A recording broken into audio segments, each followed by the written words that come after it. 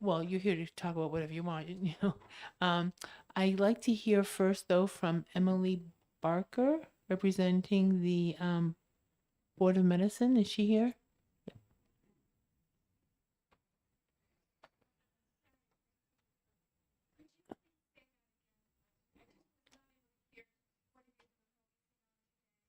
Oh, okay. So House Bill 655, as you know, was a pretty beefy bill. And all of House Bill 655 was in House Bill 2, the trailer bill to the budget. And so what we've done to make this a little bit more reasonable from our committee standpoint is that we took all the repeal portion of House Bill 655 and we took that out. The repeal portion of House Bill 655 is taken out. Okay? All that is gone. So House Bill 655 is meant to codify what's going to happen in OPLC on the organizational level and not on the board level. Okay? And then House Bill 2 still has those portions of the repeal in it. And this committee will have a work session on that on Friday at 2 o'clock.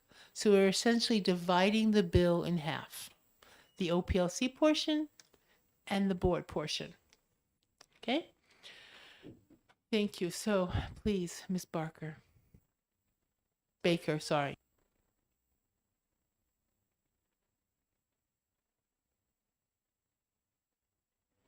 We need that because I never speak up enough.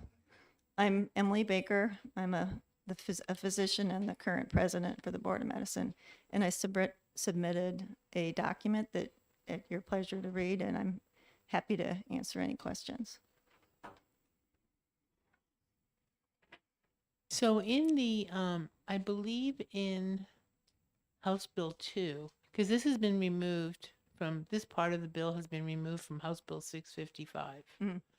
So, do you have some comments about the Medical Review Board? Can you speak to that? Because Yeah. that's a component that was in House Bill 655, and we'd like your input on that. Yeah, sure. The Medical Review Subcommittee is established in statute currently as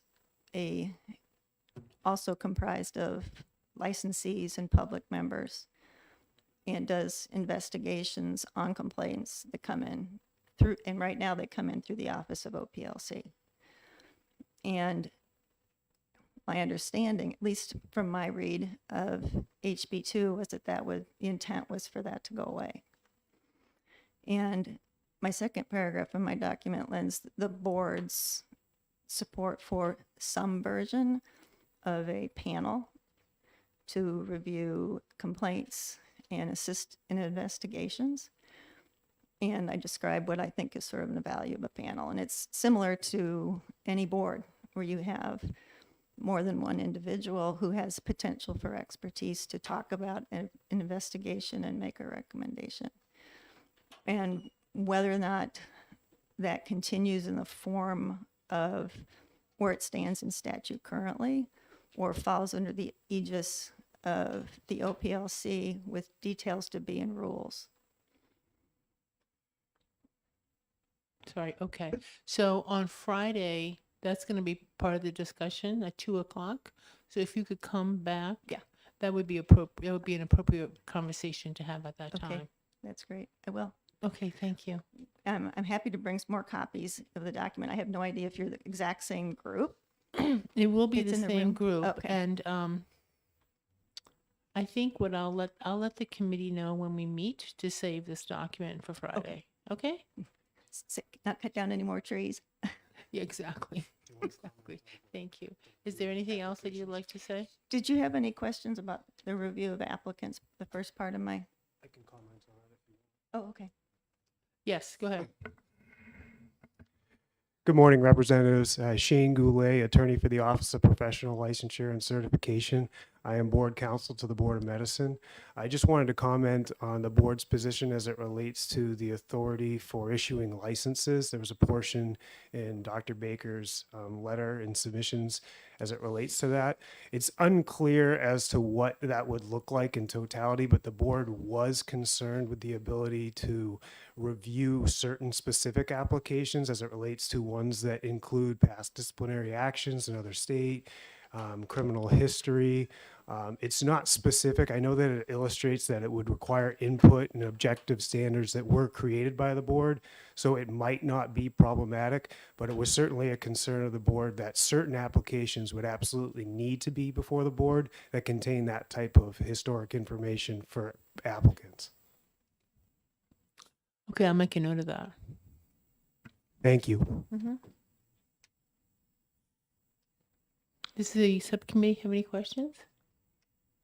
Mr. Representative Schmidt. Thank you very much, Madam Chair. Good morning, everyone. Pardon my being a little bit late.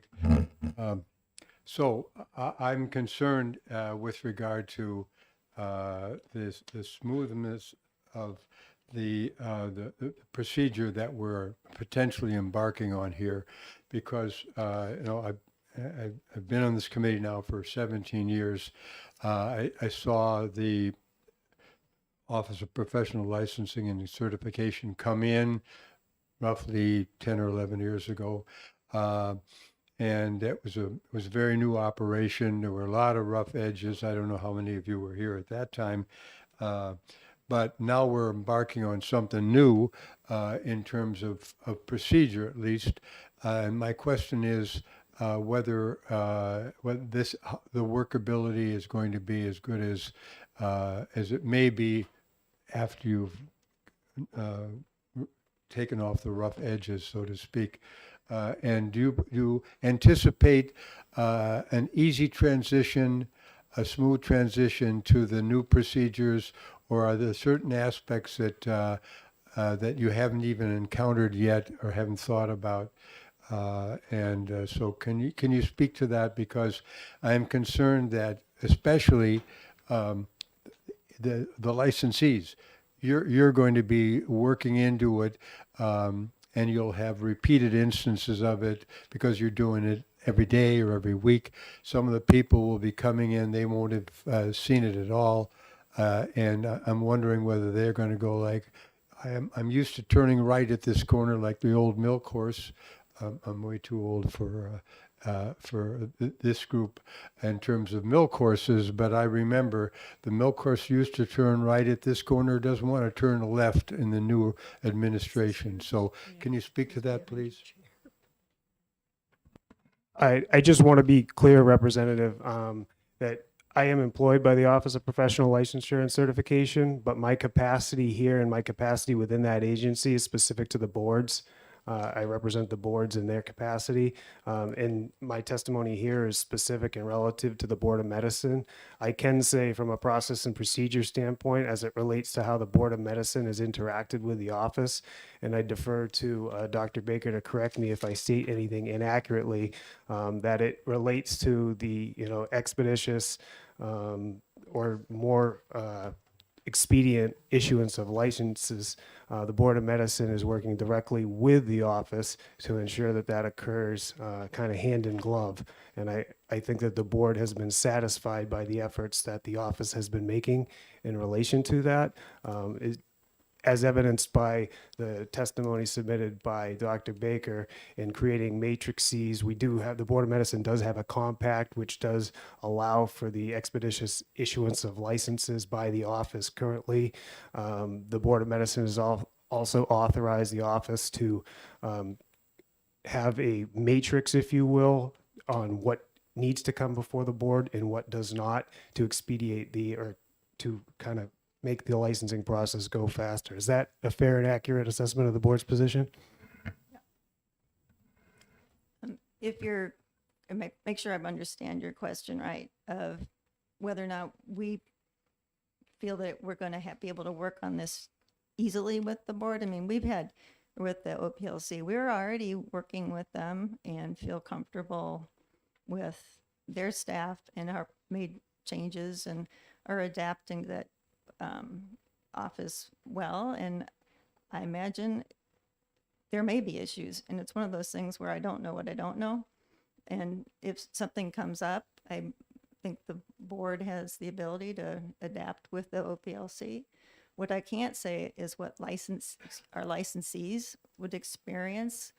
Our intent, our job is to protect the public, and whether or not the licensees find it comfortable and about the role of the OPLC is of secondary importance, so that if we can get our job done well with the current structure, we will work with it, absolutely. And I don't have any concerns about that. Follow up? I don't know how much time you want to spend on any of this, Madam Chair. so- Another 3 minutes would be good. Okay, then I'm going to defer till later. Thank you. Okay, thank you. So we'll see you on Friday at 2:00. Thank you so much. I have this card here from David something. Courtney County. Is that you? Yes. Would you like to speak? Okay. You're Dr. Conway. Okay, thank you. So will you be here on Friday as well? Okay.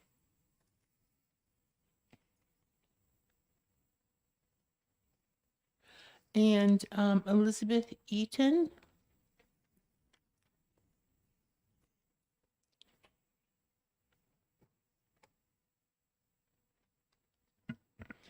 Good morning. My name is Elizabeth Eaton. I'm also an attorney with the Office of Professional Licensure and Certification, and I'm here representing 3 boards today. I represent the Midwifery Council, and I have written testimony on their behalf. I'm here for the Board of Natural Scientists, and I have written testimony on their behalf, as well as the Board of Nursing with, again, written testimony on their behalf. With the change here to the bill, some of the testimony may not apply right now. We'd have to kind of go back and reevaluate, but I would love to give this testimony to you on behalf of these boards. And I don't know that I need to explain much more than that. Okay, and this will be discussed on Friday because this is to do with the repeal section of the bill. Some of it does, correct. I would say that the Board of Natural Scientists has concerns about the application review process similar to the Board of Medicine. And so that would apply even even when you're taking out the repeals, because licensing is shifting in that first section under OPLC. Mm-hmm. Otherwise, I'd have to take a look at what we've written here and really Okay, in. so anything that, so I should say, this is the process that Representative McGuire and I have envisioned for this. The House Bill 465 amendment will have everything that's in House Bill 465, plus some comments that were made at the last subcommittee meeting up until the repeal section. That part of House Bill 655 will be taken out of House Bill 2, and it will stand alone on its own. The repeal section, we're going to take a look at that and make comments on that. And any amendments that have to be made to House Bill 2 will be made as a non-germane amendment to a bill that we will have retained in this committee, right? So that if we don't get it all right the first time around, we can amend whatever amendments need to be done, we'll do over the summer for the next year. Does everybody understand that? Okay, good. Thanks. certainly. I guess coming here, I didn't know that those parts were going to be Correct. and I'm here on behalf of boards who took votes to send testimony. And so I'm just going to send the testimony as it is, Yes. and then we can go from there. And you'll be here on Friday? Yes. Thank you.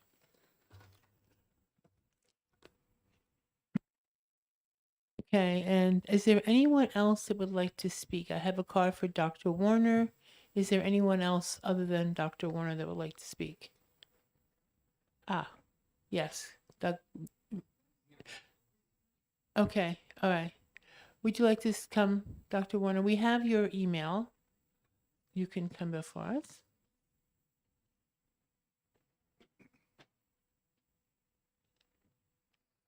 I want to give time to the subcommittee to discuss this. So, do you have any comments in addition to the email that you sent to us? Yes, I do, especially since you're looking at splitting it this way. Yeah. If you were to look in my email, there is an attached document of suggested edits for the bill, and especially I have seen the revision suggested by, actually, your name is on it now, and there are things that the Board of Mental Health Practice and the Board of Psychology. I'm Dr. Deborah Warner. I'm in Littleton. I'm speaking as an individual. I'm very well informed about these board things, having been involved in boards, but I'm speaking as an individual. Just want to make it very clear. There are things that those two boards did about 12 years ago, about the same time OPLC was generated, that were advanced and are especially good ways of conducting board business, and things like protecting patient rights and medical records privacy, which did get put into this revision, as well as other things like the protection of the allegation status and the disclosure about that, and things like that, that are very important and I believe should be promulgated across the boards. And I think it would be good to include it in the first sections, the 310 sections that are being separated out from the other parts that are the repeals, because I think they're just very good ways to do this across the boards. Some things in the first portion, the 310 section, that particularly alarm me are in the 310:9, where the OPLC is allowed to initiate investigations of its own and not requiring a board order where it's structured and has charges to be investigated and inquired about, and that there'd be limitations to that process. My concern with that is that OPLC or any state agency that doesn't have guardrails like that can do investigations on whim. They can do it on their own bias or whatever there could be. I think we have a good functioning OPLC office. I'm not charging them with anything, but without it being in the law, I think it could get out of hand, and I don't think we want that to happen. So various of my things, if you were to look at my attachment that has edits for the 310s, I believe that those are very germane to the portion that you're looking at keeping in this bill. Thank you. Thank you. Does anyone have any questions? No. Okay, thank you. All right, thank you. Do you wish to speak, Attorney Osterhout or Executive Director Courtney?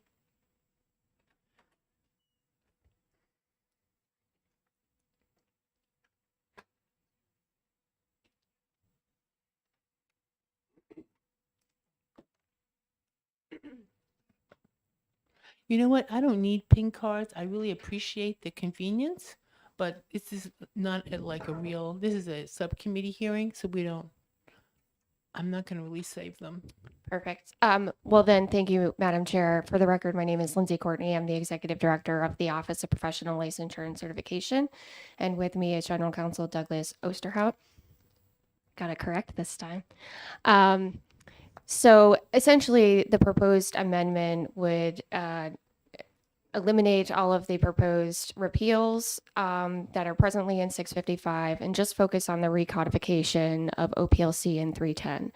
Practically, I think, as I've expressed before, it's quite difficult for individuals to know where to look when it comes to OPLC's authority, because it's tucked up before all of the other technical statutes in 310A1A. And so I think recodification is just necessary in order to provide that transparency as to what law actually applies. Additionally, one of the objectives that I think OPLC has, and certainly I think has been expressed in legislation throughout the last several years, is that there's a need to streamline the way we do business in the office.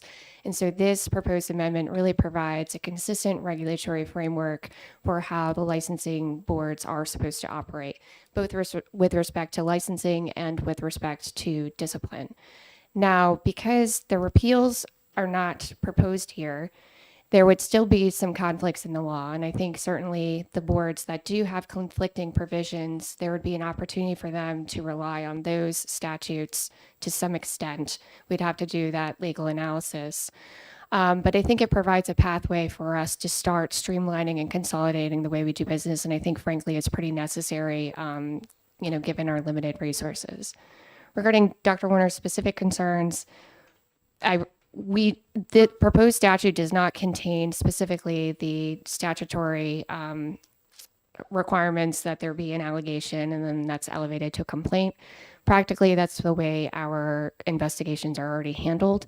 Essentially, they are screened. There's a determination of whether or not they can move forward. Once it's determined that a claim has been is potentially viable, then there's an order of formal investigation. In the psychology context, that would be when an order of formal investigation would issue and be elevated to a complaint. So practically, I don't see a distinction. In terms of the guardrails for investigation, I would say the guardrails are what the guardrails are for the board, and that our investigative authority would be limited to determining whether or not there's been a violation of something within the board's jurisdiction. We don't have plenary powers. We're not a police. We're not a law enforcement agency. So certainly there are significant limitations on what we would be able to do. I'll turn it over to Douglas to see if he has any other items that he'd like to address. With that, I'd be happy to answer any other questions. I'm hoping that after Friday, when we review the rest of House Bill 2, those conflicts will go away, between the amendment. So I hope you'll be here on Friday. I certainly plan on being here Friday. Okay, great. Representative Schmidt. Again, I want to consult with the chair with regard to how much we're going to get into details here and how much is going to be deferred until Friday. But for those of you who are relatively recent to the whole process, you may not be aware that there is a history involved in some of this that I'm concerned about, and specifically, the Board of Mental Health Practice originally grew out long before I came into the legislature, out of the Board of Psychologists. Okay. And gradually over the years, in the somewhat distant past, the Board of Mental Health Practice grew up around what had originally been the Board of Psychology. And about roughly 10 years ago, the psychologists came in to eDNA, and they said, with a new bill saying, this is not really working. We need to have our own board. This committee looked at this very carefully and ultimately determined that we were going to give the psychologists their own board again and keep the Board of Mental Health practice intact, except for the removal of the Board of Psychology. Now we're talking about putting that back together again. And I have real concerns as to whether this is a solution in search of a problem, because to some degree, to the degree that we are trying to get more efficient and smoother and easier and more uniform, that there's some theoretical benefit to that. But in the practical world, the question I have is the return on investment really justified by the amount of disruption that may be caused by this process?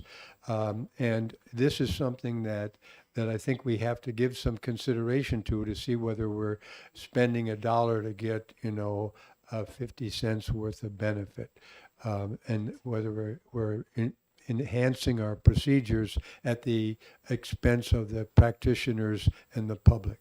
So I want everybody to be mindful of this particular aspect to see whether we are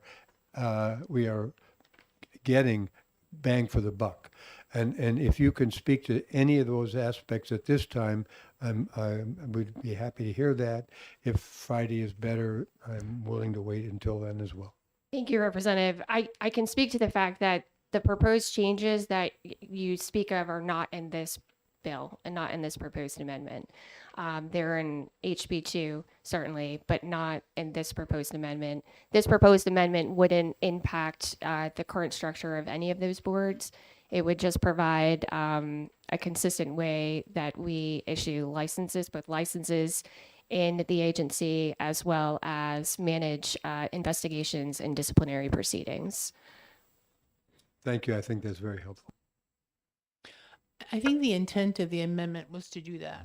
So I think the purpose of the amendment is to get part of the codification of OPLC under 310 and to allow them to go on with that and leave the rest of it in House Bill 2 so that, and that gives us more time really, because we just got House Bill 2 Thursday, gives us more time to look at those elements in it that are more complicated and that overlap with existing statutes. So that was the purpose for the House Bill 655 amendment.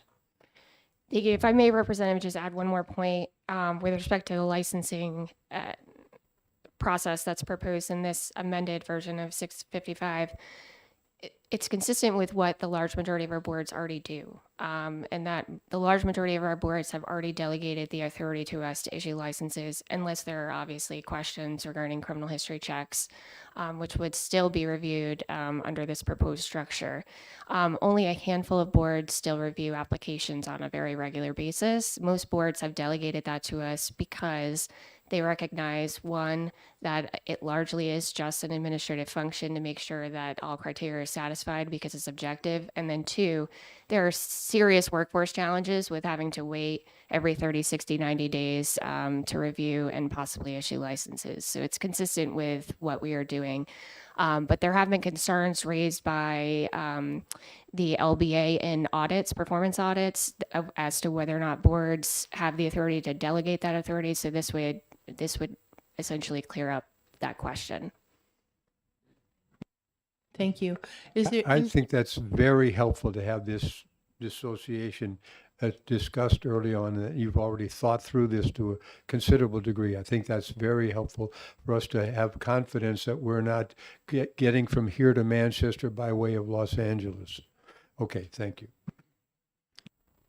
Is there anyone else who would like to speak on this?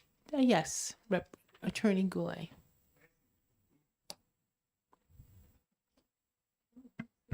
I'll be very brief. Yeah. Shane Goulet, attorney with the Office of Professional Licensure and Certification.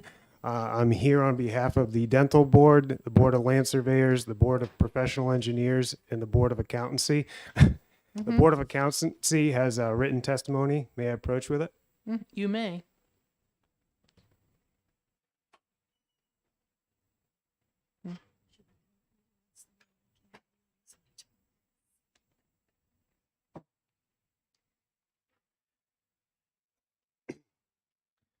I believe the Board of Accountancy's written testimony speaks for itself. To the best of my ability, I'll answer questions as it relates to that. As far as the land surveyors and the professional engineers, they did meet yesterday and wanted to put on the record that they are in opposition to 655, full stop. That was the vote that they gave me to represent to this committee today. As it relates to the dental board, they had a few specific concerns. Again, this is notwithstanding the amendment because they were not aware of that. That may or may not change their opinion as it relates to that. I couldn't make any representations as it relates to that here today. But specifically as it regards the dental board, they did have concerns with the complaint process and procedure and the vetting of the complaints. Having the complaints come into OPLC and having them conduct the investigation without any input from the board was problematic for them. They view their own professional expertise and ability to view those complaints of prime importance in utilizing those expertise. They are aware that OPLC does have the authority to contract with necessary experts, but that was their input as it related to that specific concern. The other concern when reviewing the 655 that was currently constructed prior to the amendment was that there was no consideration as to what constitute professional misconduct as it related to their specific profession. So what, if anything, they were to utilize. So that was a concern that they noted. That also applies to their reciprocal discipline because that was in the same repeal. Again, that is not concerned, given the fact that there's an amendment here today, but they wanted to put that on the record. They also had some concerns that it related to reciprocity and the issuances of licenses. As many states, they highlighted specifically Vermont, have different standards. So they were concerned about an individual's ability or a licensee's ability to go to the easiest state and then similarly be situated within this state. Now, I know there's specific language that has been authorized about similarly situated in good standing, but they did have concerns with the definition of what does jurisdiction mean? Does that mean, within the United States, continental? Are we talking about territories? Are we talking about jurisdiction globally? So that was some of their concerns. Open for questions if you have any. Thank you. Okay, and so that you're going to be here on Friday to address that? I will. Okay, perfect. Yes, Dr. Warner? Yes? Yes? While she's coming up, question of the chair. Attorney would be- Gallet passed out some information. I have it Then- right here. I Are will we be- all supposed to get that? Yes, but I was going to wait till after, if that's okay. 'Cause That's- it has to do with I'm Friday. fine with that. You're in control of the situation. I and am, yeah, thank you. Okay, thank you. Thank you.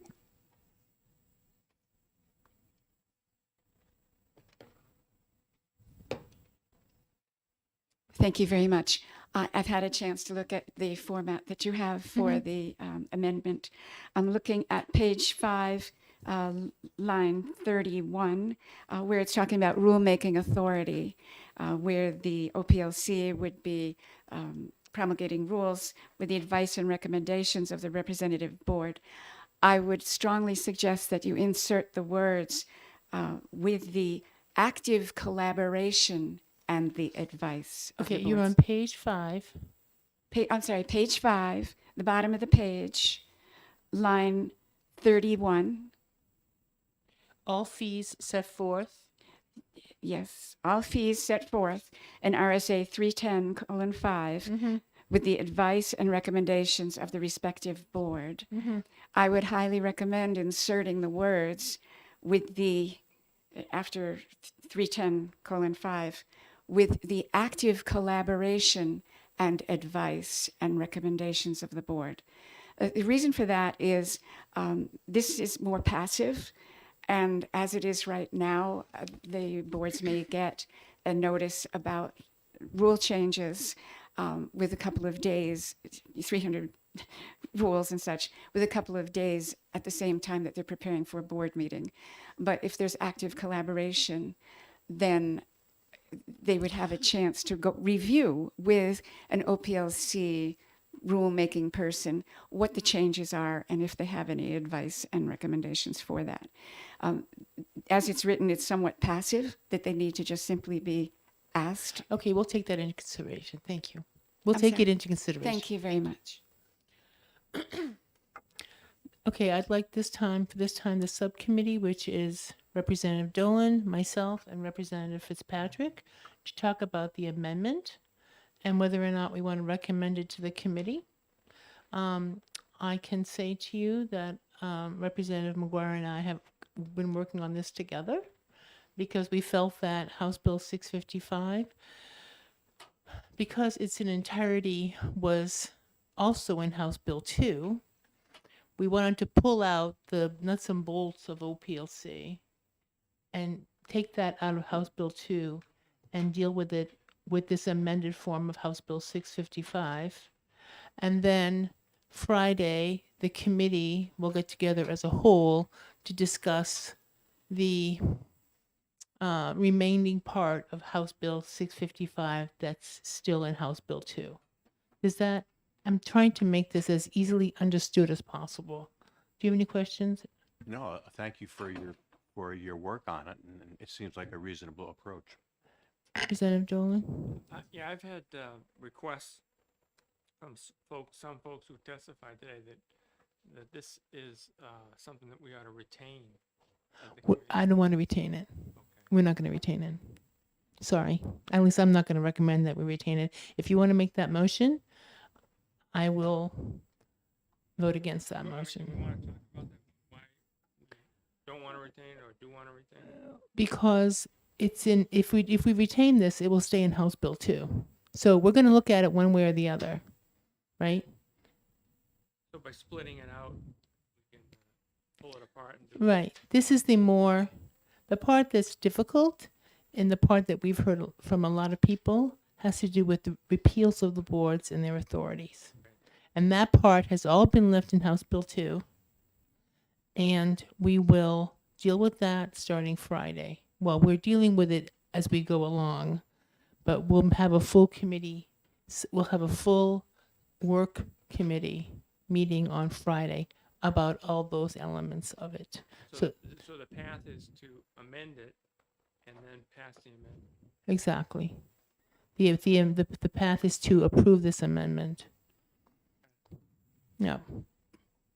So with that, May I- I'll, Question to the chair. Yeah. So I think all of us that have been confronted with this situation on very short notice, and some of this is extremely fundamental. This is kind of like ripping something out by the roots and thinking that somehow you can kind of pat it on top of the ground and make it go.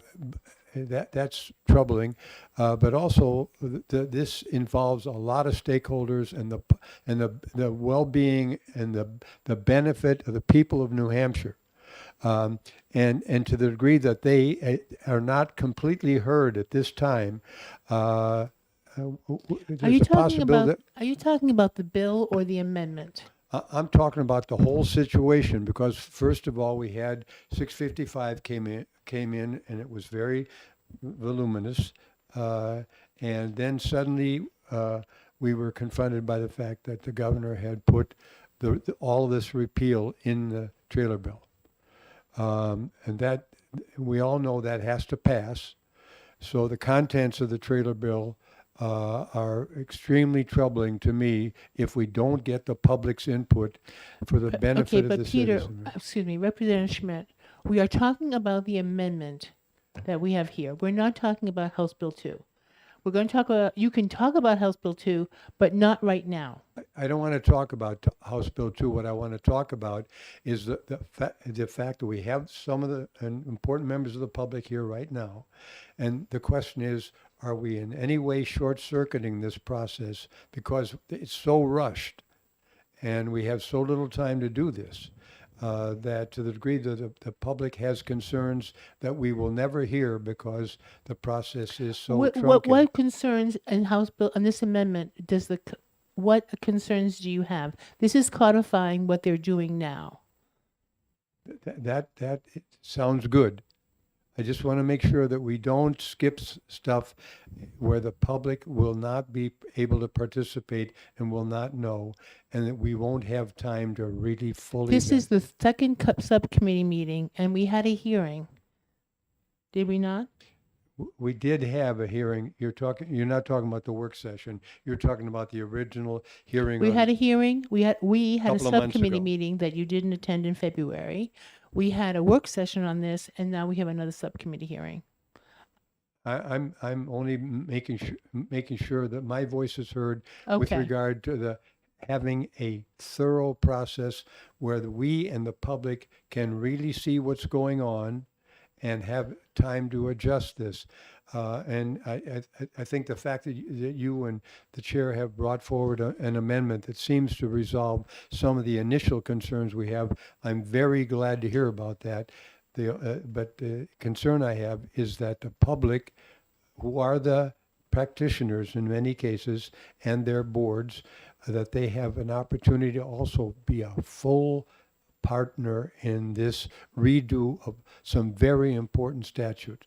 And I think I see us going in a good direction, so I'm glad to hear that the Friday meeting is going to take this up again. I just want to make sure we don't get, kind of the bum's rush here. Okay, let's remember that House Bill 2 is in finance. Okay? So we are not going to, we have really, the only thing that we can do is make recommendations. I understand. I Okay. understand the difficulty of the process. I just want to make sure that we at least are looking at it and that we recognize that we're doing a lot of important things, even in our committee. Yes. So I think I'm hearing a good process beginning. I just want to make sure that we're fully involved. Thank you. We will. Thank you for that comment. So do we have a motion on the amendment? I'll move it. You'll move it? Mhm. Dan? Second. Second, okay. So there's three of us, so we are a quorum, and, let me see, moved by Representative Fitzpatrick. Second, Representative Derlin. Okay, and that is amendment 0807. Okay, and we have, all those in favor? Aye. Aye, okay. Any opposed? Thank you. So the amendment is being recommended to the committee. That's all this does. So the amendment will be brought forth to the committee this afternoon. Okay, so this concludes the subcommittee hearing. Thank you. Thank you for negotiating through those rocky waters.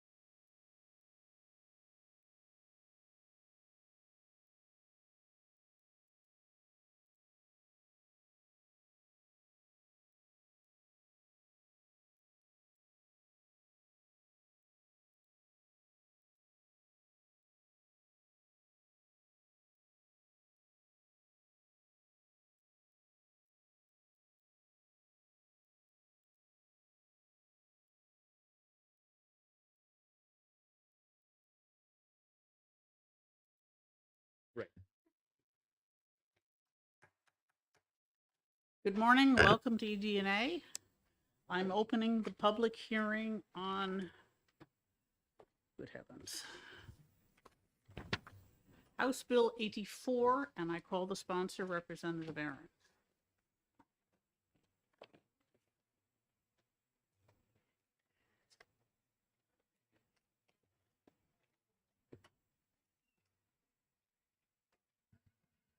Good morning, Executive Departments and Administration Committee.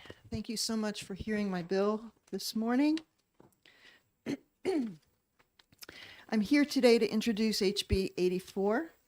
This bill adds language to RSA 21-P:37, which I've given everyone a copy of, and it directs the Director of Homeland Security Emergency Management to assemble and mobilize a municipal emergency response team in conjunction with the Department of Transportation in order to assist municipalities that have been impacted by a natural disaster. This municipal emergency response team would be comprised of existing staff that could be mobilized in an instant to respond to a natural disaster in one or more municipalities in the state.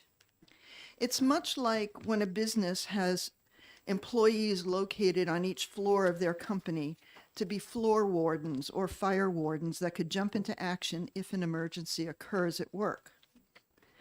A municipal emergency response team would contact the town or vice versa and be ready to help provide any necessary resources that the town may not have at hand. They could draw from state resources, things like trucks, sand, gravel, signs, etc., and deliver them quickly to where they are needed. These designated individuals would also be able to go where the disaster occurred to immediately view the damage and help with whatever the town needs if necessary. And then quickly report back to the governor so the emergency declaration process for FEMA can get started.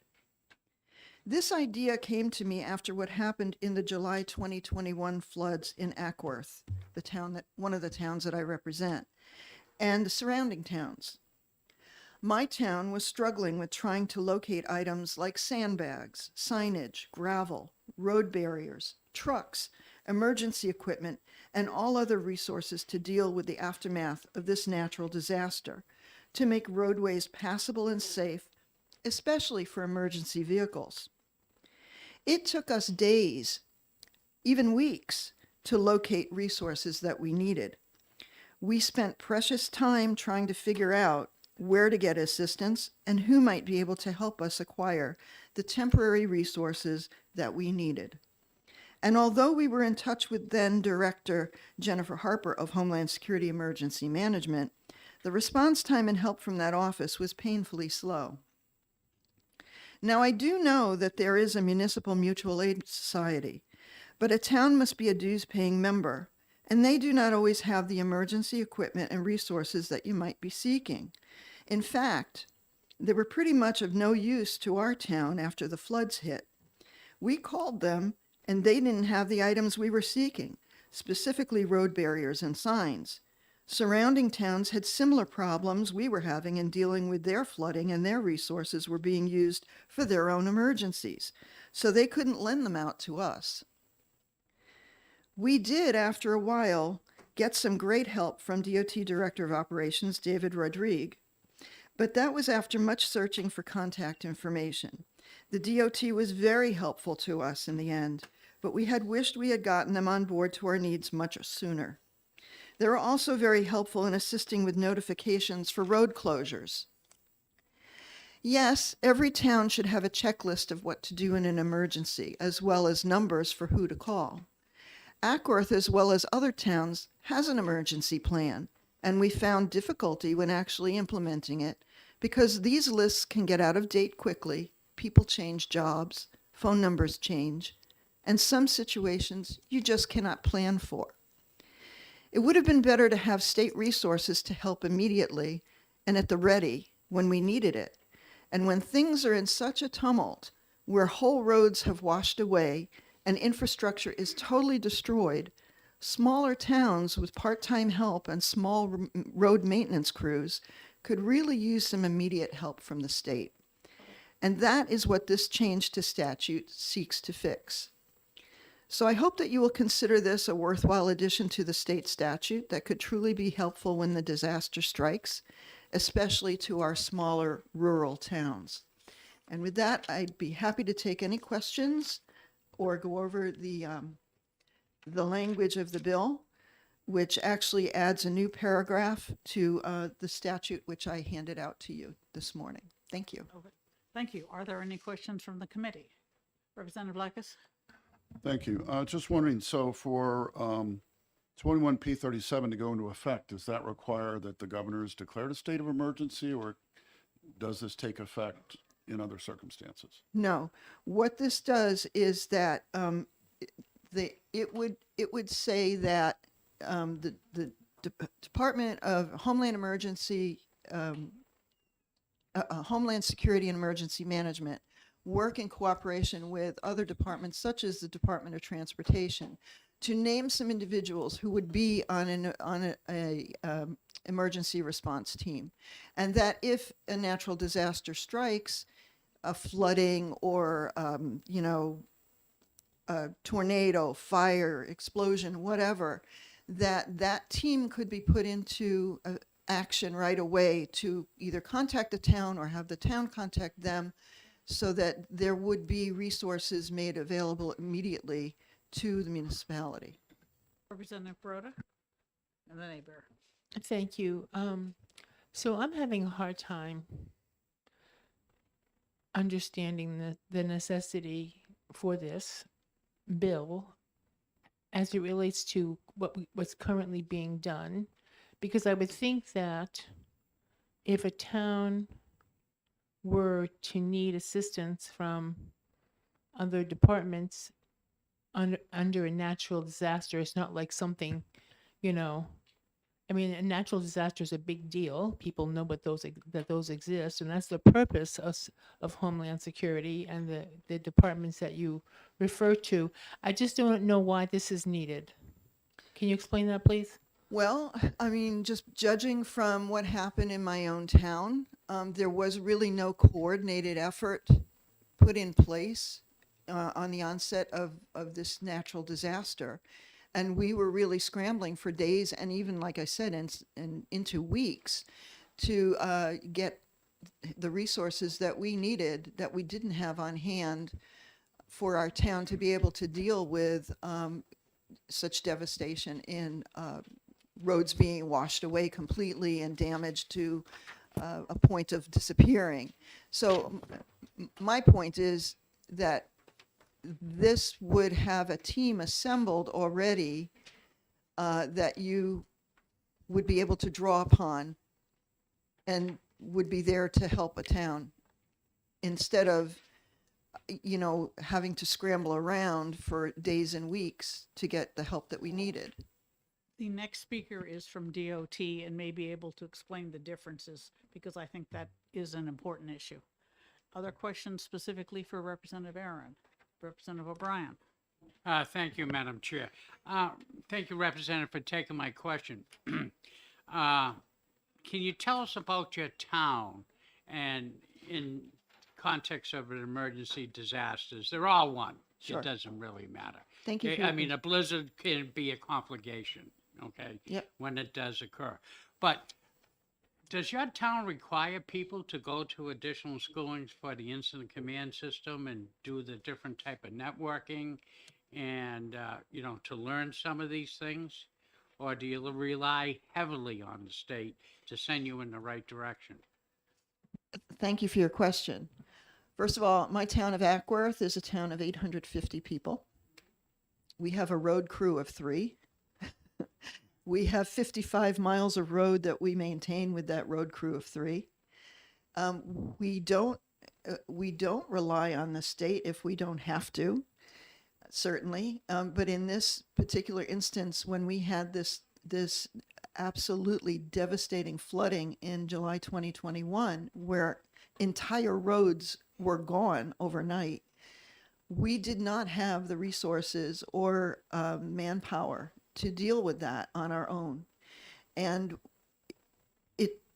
yes, we have people in our town who are trained in emergency management. We have, our volunteer firemen, we have our EMTs, all of that, people who are trained.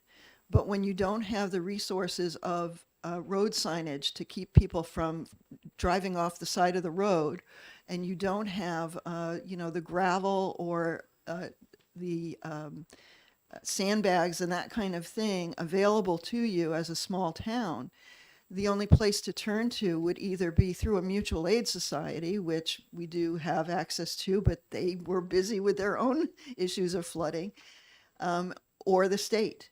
And it took us a while before we can get in touch with the state to get the resources that we needed in place. So my idea is that if they had an emergency response team in place, that they could come to us right away, it would have helped us, I think. Okay, thank you. Representative Abear, or is that for G? Okay, Representative Schuett.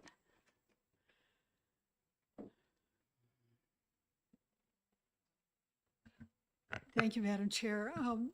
Representative, I looked up while you were speaking, and the state has had a division of emergency services since 1999. You mentioned, I believe, a contact that I understood was in Homeland Security, but did your town contact emergency services, which has been aligned with my town for many years? Do you know if they contacted them? I'm sure they contacted whoever they needed to contact, and we had very big difficulty in getting people to come to help us and get the resources that we needed. I'll be interested to hear from the DOT gentleman to see what could resolve Thank you. this. Thank you. Anyone else? All right, thank you very much, Representative. Thank you. David Rodrigo. And I'll give out copies of my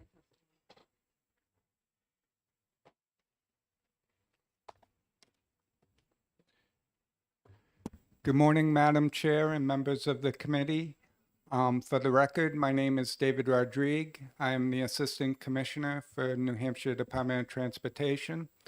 I want to start by just explaining that this particular storm was very devastating, particularly to the town of Ackworth.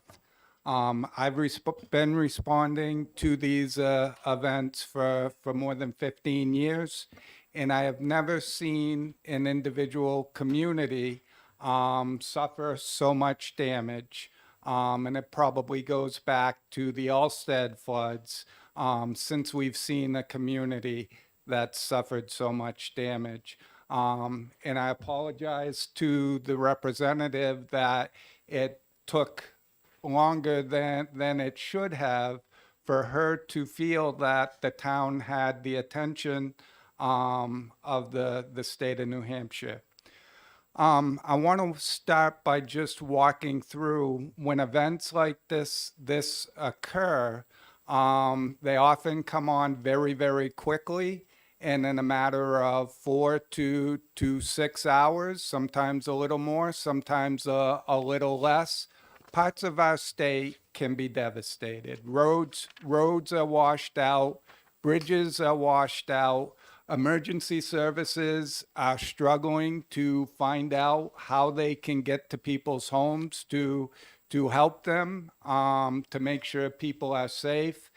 I can tell you from a DOT perspective, we become hyper-focused on responding to those events. That hyper-focus becomes on our state roads, doing our own assessments and doing our own response. At the same time, often the Emergency Operations Center is activated by the Division of Homeland Security and Emergency Management. DOT, they follow the incident command structure, and they have set up several emergency support functions. DOT sits at the Emergency Operations Center and fills two of those emergency support functions. One is for transportation and one is for public works and engineering. This type of damage falls under public works and engineering. There is a robust process in place for communities through their emergency management directors to reach out to Homeland Security through local liaisons and during calls that are often scheduled to ask for resources that they need. And at that point, our folks who are at the Emergency Operations Center work to match communities up with the resources that they need. I can tell you for a town like Ackworth and the damage that they suffered, 3 days, 4 days, it's harrowing. 1 week, 2 weeks, it's harrowing to fully comprehend what's happened to your community and how to go forward. We have worked with the Public Works community for many years to establish what we call Public Works Mutual Aid. And the idea of Public Works Mutual Aid is just like a fire department. When they face a fire that is beyond their local capabilities, they call on neighboring towns to help them. Public Works Mutual Aid is supposed to work very much the same way. Not all communities are members of Public Works Mutual Aid. The cost to be a member is $25 to join. And I'm not sure if that's a recurring annual fee or not, but it's $25. Information is available for that from T-Squared Technology group at UNH that works with Public Works communities, and also the New Hampshire Municipal Association. That group is not as mature as we would like to see it, and Representative Aaron is right on. That group has a very difficult time responding immediately with supplies and resources to help. I want to tell you, unfortunately, the DOT has a hard time responding as much as well as we would like. I, for years, have worked with others at DOT, and others have tried to get a small group in our design team or our Highway Design Bureau to help us with our state roads and quick response. Just a little bit of the numbers of people that we're talking about statewide that would be able to help with this. And where we're looking right now, the department overall typically has 156 civil engineers. That's in Concord and statewide. I'm sorry, we typically have a little over 200. Currently, we have 156. We have 43 vacancy rates, or 43 vacancies, and that's over a 22% vacancy rate. And in our Highway Design Bureau, we typically have we currently have 61 people. We have 25 vacancies, or a vacancy rate of 30%. For our winter maintenance people who are out there right now, who are the crews that are distributed around the state that drive the trucks and the equipment, currently we have 175 vacancies, or just over 25%. Well, I agree 100% with what Representative Aaron is asking for in this bill. I fear that we would be making a promise that we are not staffed to keep, even when we're fully staffed.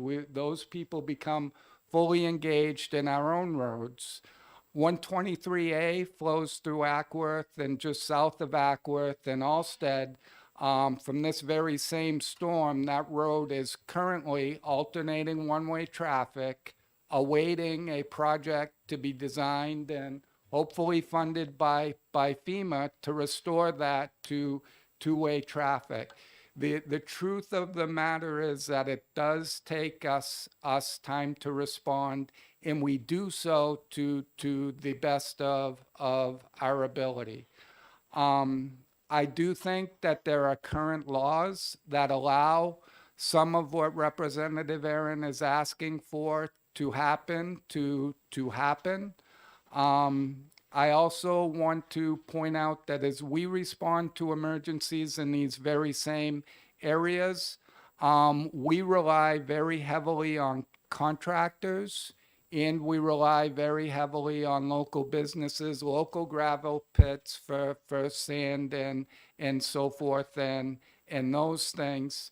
What I would really ask for, and we should probably find a way to provide it on our own, is to work better together to strengthen Public Works mutual aid and to strengthen our process to make sure as these events occur, the emergency management directors are connected with Homeland Security, and we're getting the request for resources and able to respond. But I just want to add, no matter how good of a job we do, 48 hours, 3 days after a storm, it takes time for us to figure out the full extent of the damage that we suffer during these events. And I'd take any questions.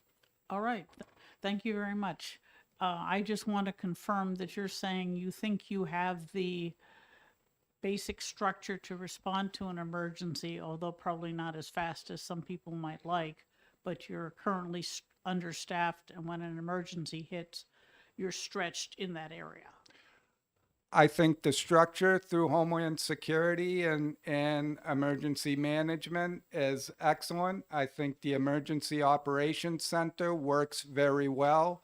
We have DOT representatives in there that can help work with communities to find resources. But yes, it takes longer than communities would like during those times. Absolutely.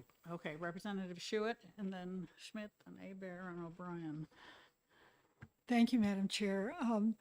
Mr. Rodrigue, I'm curious, has your department done any kind of outreach to try and expand this Public Works mutual aid idea?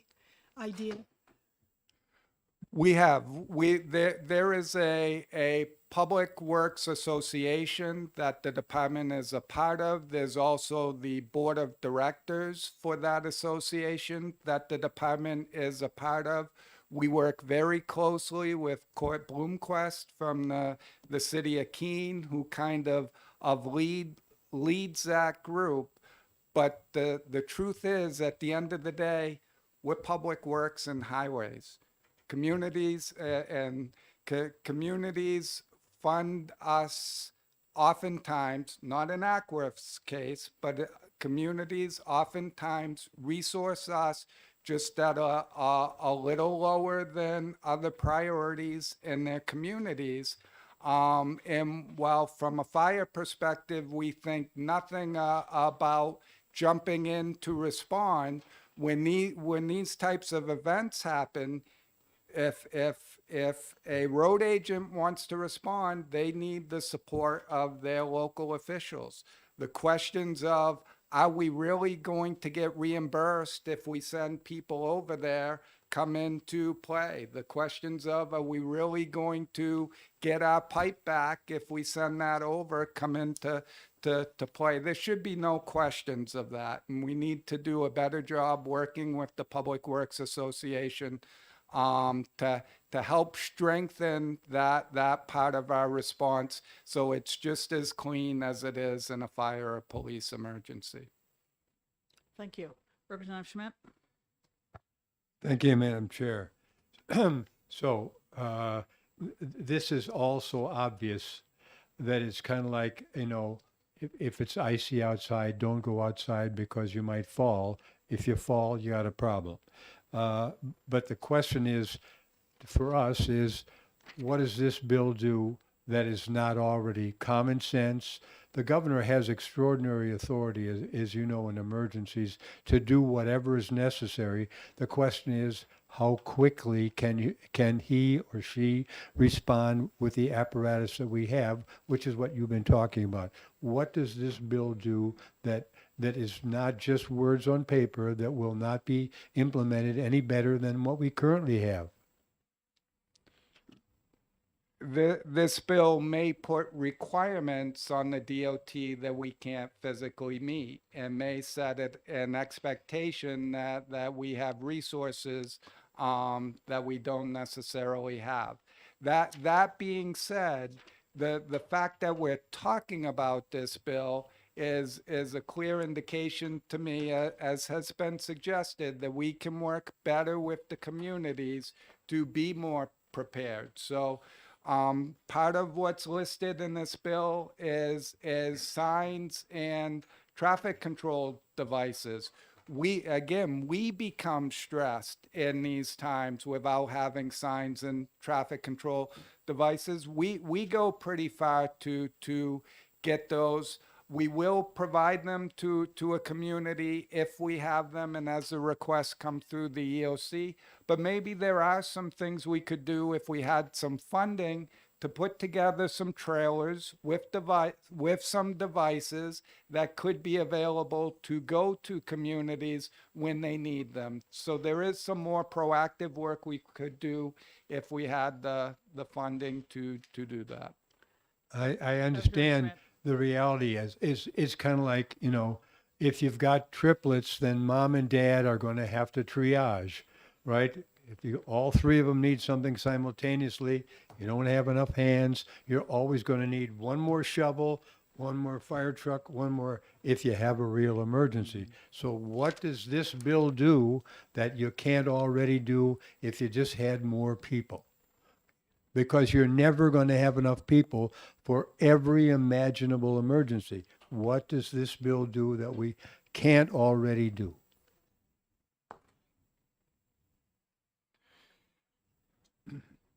So what this bill requires is that team be mobilized, be ready to go, and be mobilized in the event of that an emergency occurs. We do not have that team available and ready to mobilize at this point. So that's what the bill would do. Thank you. Representative Abear? Thank you, Madam Chair. Thank you for taking my question. So what I'm hearing is that you need at your level and with mutual aid and with the DOT, you guys need to be reinforced more than what this bill would do, to your answers to Representative Schmidt. Yes, this bill puts the burden and the requirement on the DOT with the resources that we have. We would not be able to meet the requirement of this bill with the resources that we have, without expense to responding to our own DOT assets, and without the expense of continuing the work that we're doing on the projects that we have in the pipeline. Follow on? Follow up?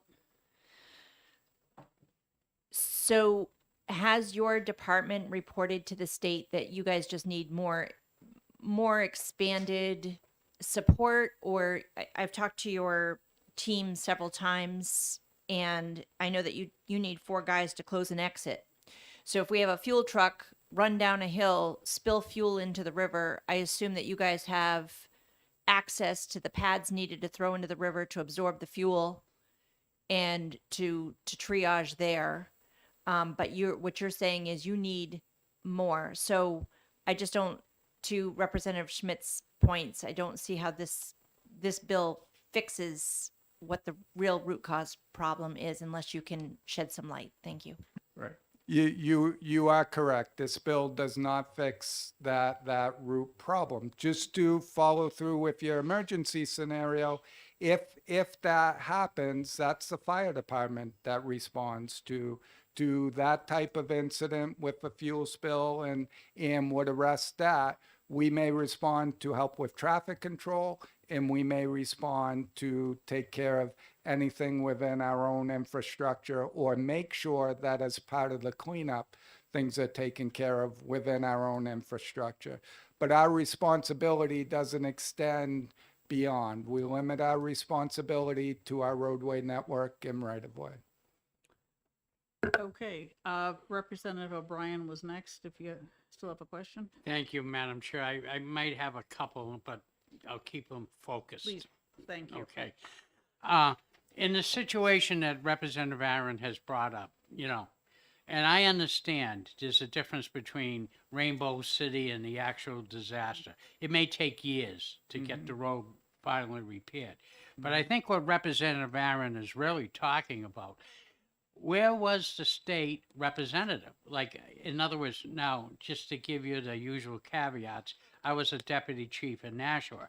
If I needed something, do you think I'm going to call on the crane and be on the phone for an hour trying to get a crane if I needed a building to be torn down? I delegated that authority through the incident command system. Do you have that? In other words, will you at least send a supervisor to look at the situation, then say, okay, we can handle this, we can handle that, and be part of the command system?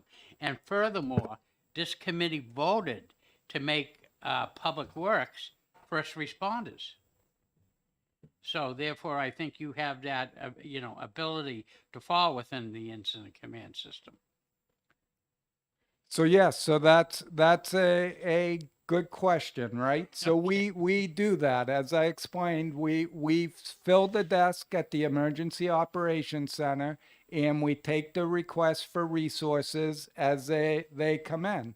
As our supervisors, we are focused on our state roadway network and responding to that and making sure that the bridges people drive over to get to those locations can be used safely. They typically suffer damage as well. And again, we become focused on our own infrastructure first. Okay, I'll take that. It just seems to be a gap within. And if we're going to include you as part of the first responders, then I think there needs to be better training along that type of lines. In other words, the fire chief, police chief, or whoever's the IC, incident commander, doesn't need to make the phone calls. He needs to delegate and say to like DOT, you handling this? Yeah, we got a bridge in trouble. We got this, we're going to block it off. Good. I don't want to see you again until it's done, and that's traditionally how it operates. And that's a gap that we are hoping Public Works Mutual Aid will help fill. So that's your communities you're asking, so you're not taking the DOT from Route 10 and with so many vehicles per hour to a much lower volume of road to take care of that problem there. The perception is we got so many people, you just take them from somewhere else, right? So during this same storm that, again, devastated Ackworth, we had damage in Gilmanton, we had damage in Loudon, we had damage to Alton. So the perception that we can take people from other places, can we? At peril. And thank you for answering the questions. And Madam Chair, I'm going to end it at that. I think when we get to executive, we could peel the banana on this one. All right, thank you. Representative Broder, did you have a question? No. Okay, Representative Lekes. Thank you.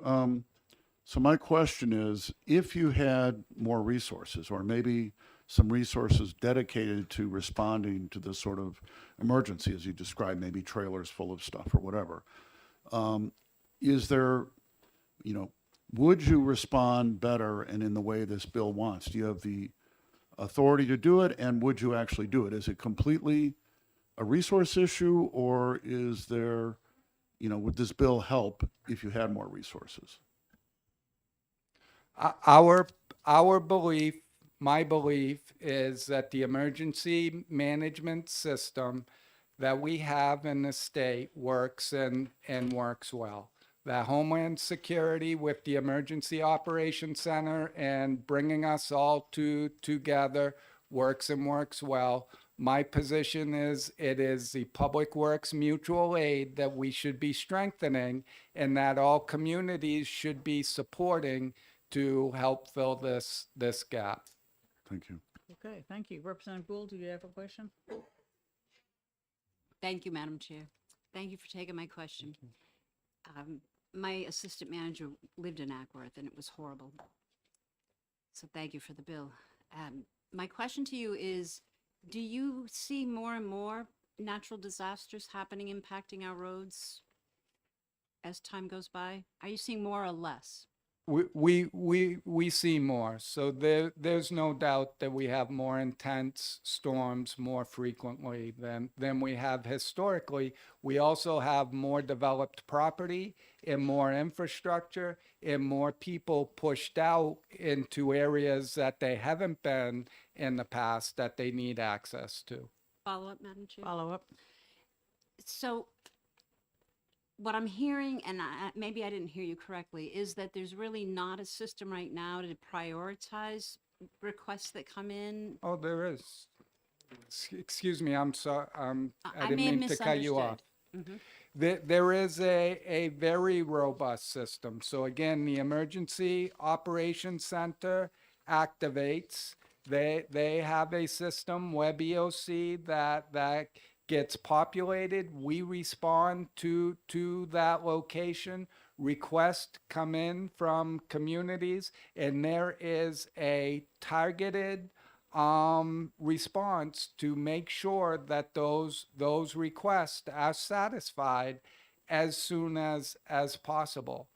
In this case, what we're hearing from Ackworth and Representative Aaron is it wasn't enough. They needed boots on the ground to help. When this storm unfolded, as it was unfolding, I was in the field looking at state assets and damage to state assets, not in Ackworth, but we were available to take the calls and respond. But it's difficult for the town to know exactly what they need, exactly where they need it, and to come up with a plan with something as devastating as that. So what I hear from Ackworth is they needed boots on the ground with them, with their emergency management director, helping to respond. And the solution that's being presented is that should be the DOT that comes in and supports them on the ground at their location. The current structure would support that, would be Public Works Mutual Aid, which is a significantly larger pool statewide that would fill that gap. And admittedly, we have some work to do to improve that process. Thank you. Representative Gerhard? Thank you, Madam Chair. In the interest of time, I'll just take a yes or no on this. Are there reports as to the actions that you did or didn't take for incidences that occurred, such as this flood? Yes. Thank you. Okay, excellent. Any other questions? Representative Schuett? Thank you, Madam Chair. Just one more quick one, I think. Would you say that the problems encountered in this incident have spurred your department to perhaps respond a little more quickly? Again, I am very proud of our emergency response before and after this event. So no, I don't think it has caused us to respond more quickly. I think it brings to light that if there is an expectation that DOT is staffed to send a person, even one person, never mind a team, to each individual community as an emergency is unfolded or in the immediate aftermath, we are not resourced to do that, and we do not and cannot provide that service. If we can get there days later, one or more of us become focused, because it's not till oftentimes 2 or 3 days later that you know exactly where the damage is concentrated, which communities are hit hardest and need the work. We can provide them a little level of support, but again, not that team to come in. Ideally, we would be leveraging, just as DOT does in our response, we leverage our contractor partners, private contractor partners. That's why it's so important that we have our rented equipment program and work with contractors to rent their equipment and sometimes their people and equipment to respond to these things. That's how we're able to do it more quickly, not with our people. Towns need engineers and other folks from the private sector to come in and help as well to fill that gap. Thank you. Any other questions? Seeing none, thank you very much. Thank you. Is there anyone else who wishes to testify on House Bill 84? All right, seeing none, I'm going to close the public hearing. And since we are running late, I will go into the public hearing on House Bill 127. I do expect to vote on that bill this afternoon in our scheduled executive session. Which bill are you referring to? 84, House Bill 84. Okay, thank you. I'm Tony Lucas, representing Hillsborough District 38, the towns of Hudson and Litchfield. So House Bill 127 is identical to House Bill 275. Initially came in 2021. It became a 2022 bill. I think it was retained. That passed the House and the Senate and was vetoed at that time by the governor. The reason for this is the question of, who represents the people if there's going to be an extended state of emergency. Clearly, the governor needs some power to act on his own to deal with an emergency in the moment. We are not a very rapidly responding organization. And what this bill allows is the governor to declare a state of emergency for up to 21 days and renew it up to 3 times. So that's a total of 84 days. After that point, I think that to continue it beyond that, the representatives of the people, both the House and the Senate, should both agree that it needs to extend. And that's based on actually what's in the Constitution. If you look at Part 1, Article 37, it's in the government of this state, the 3 essential powers therewith, the legislative, executive, and judicial, ought to be kept as separate from and independent of each other as the nature of a free government will admit, or as is consistent with that chain of connection that binds the whole fabric of the Constitution in one indissoluble bond of unity and union and amity.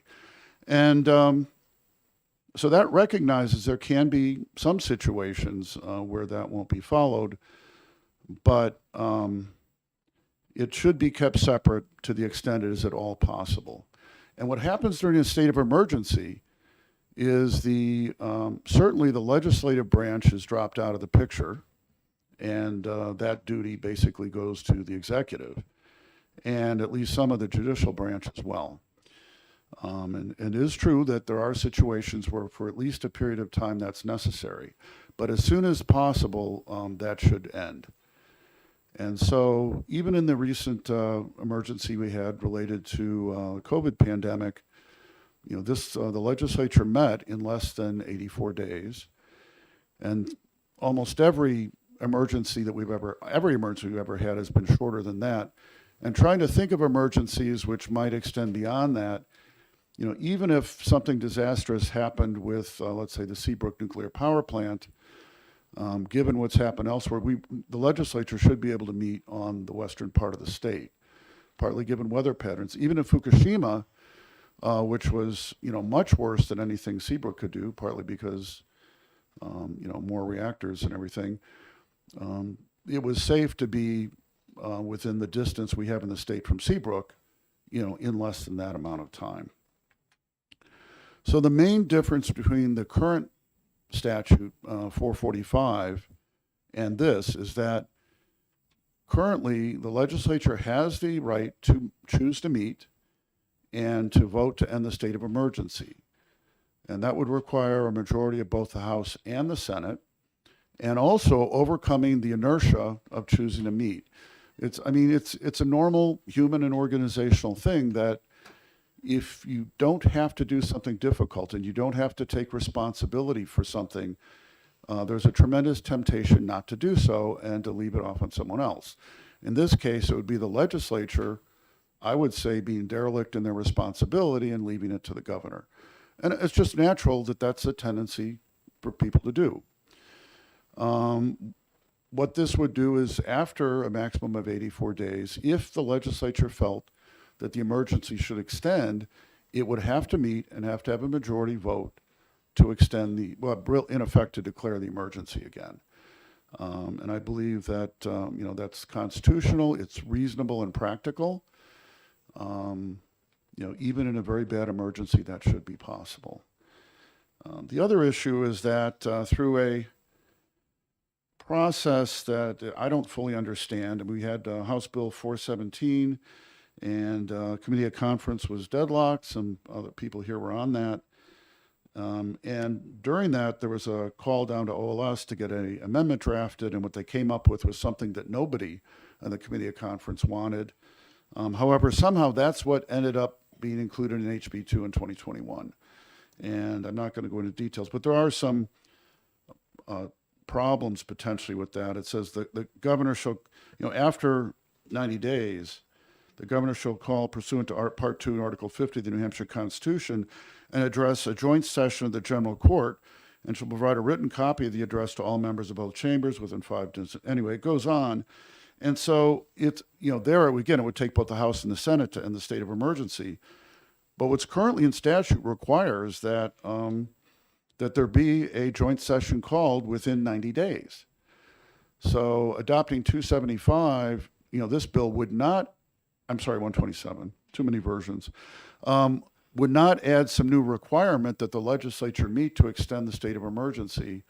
But there's a requirement now in statute that the legislature meet within 90 days, which is about the same amount of time. The real substantive difference to think about is, all these bills we're hearing here, for them to go into effect, requires a majority of both the House and the Senate just to pass normal bills. And I believe that to, in effect, suspend part of the Constitution, if we want to continue that a long time, it should require at least the same threshold of the House and the Senate, a majority in both, voting to continue the state of emergency, because I think that's much more serious than just passing, any of the bills we pass. And the people need to be represented in that process. Thank you. Thank you, Representative Fleckus. Are there any questions? Representative Schmidt. Thank you, Madam Chair. Thank you. So you referenced earlier in your statement that that they're in a state of emergency, that it tends to elicit a response from the responsible authorities. But is it not also equally the case that such situations lend themselves to people yelling for the sake of attracting attention to themselves, not to solving the emergency? Thank you. People will do all sorts of things. People do that in response to requests for bills. But that doesn't mean that we should appoint the governor as dictator and the legislature should step down and not bother legislating. Is that really the alternative, Representative? Representative Schmidt, please don't debate with the people testifying. Well, I wouldn't think of doing that. I'm so glad to hear that. Are there any other questions? Representative O'Brien. Thank you, Madam Chair. Thank you, Representative, for taking the question. Coming from the emergency field, so to speak, you can only report to one God. Okay, that's the best way that the situation works. You haven't got other people. That's why we delegate, as we mentioned, with the incident command system and everything. Do you find it that would be counterintuitive? At least the governor's establishing. He has declared an emergency, if it goes too long, sometimes they do. But what I'm trying to get at, you need just to have one person able to make that. And when you get the House involved and the Senate involved, then it starts to become like perhaps maybe political. I understand the issue. Two things. One is the legislature, I don't see the legislature micromanaging the emergency response. The only thing that they're deciding in this case is after 84 days, is it appropriate for this to remain an emergency where the governor continues those emergency powers? It's either yes or no on that. And if the governor is permitted to continue, then he'll have the emergency powers he normally has, and he'd be the one God to report to, so to speak. And everything's political. I mean, everything we do is political. Making all the decisions are political.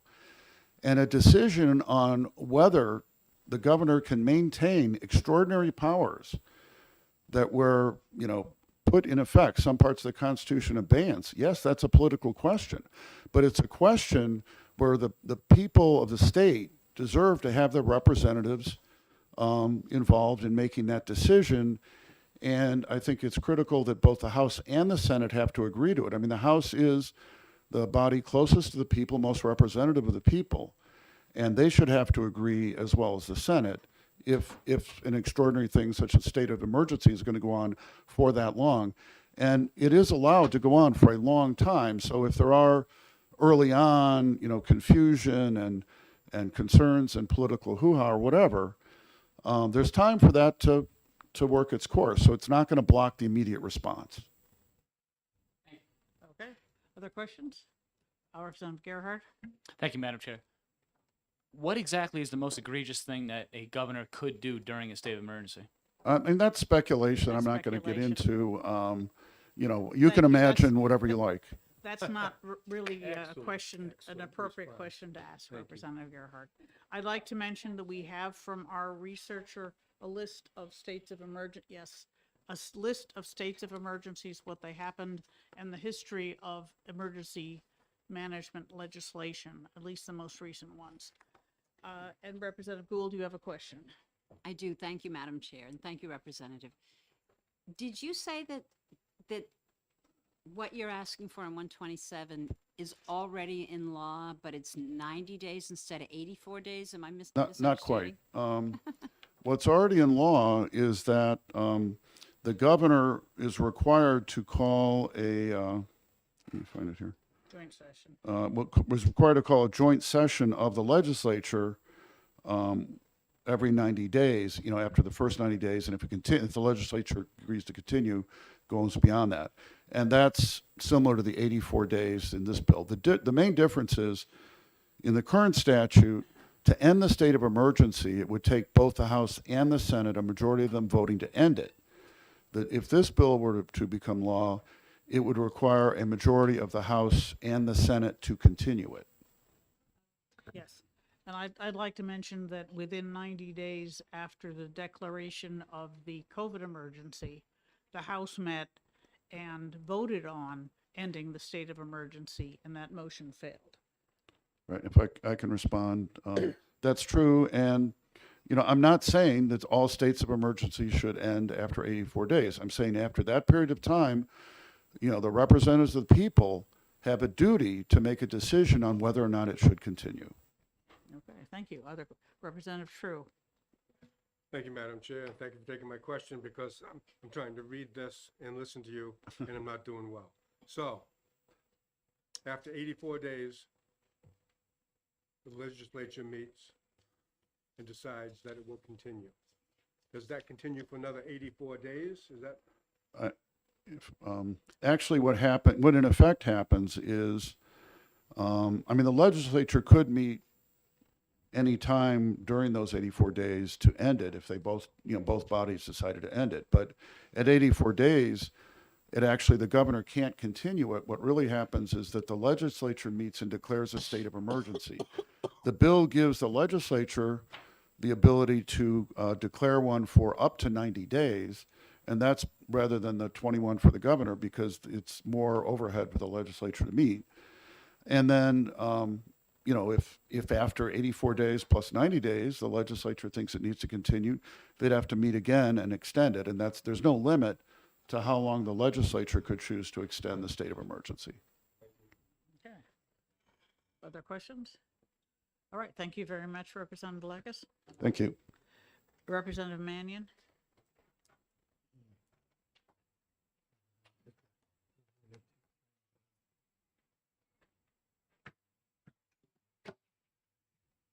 Thank you, Madam Chair, members of the committee. My name's Tom Mannion.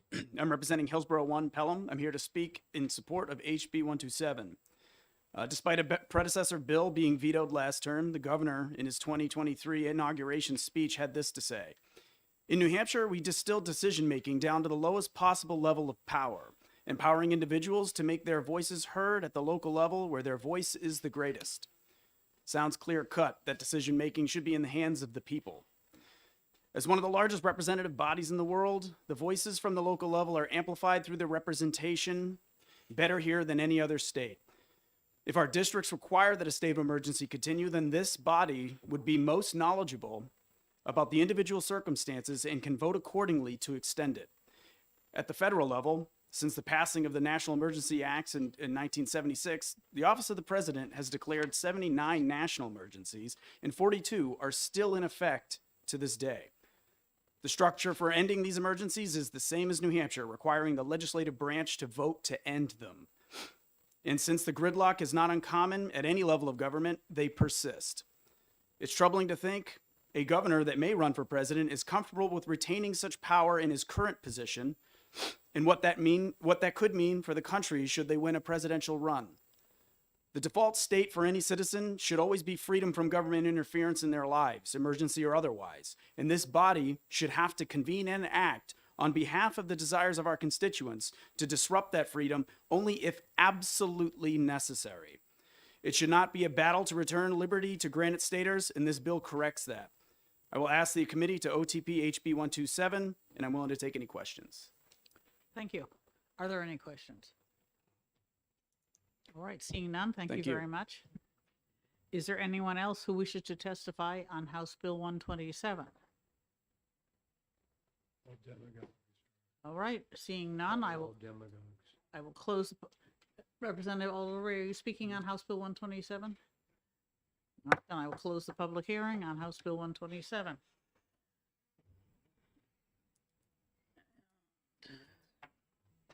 We have a, yes.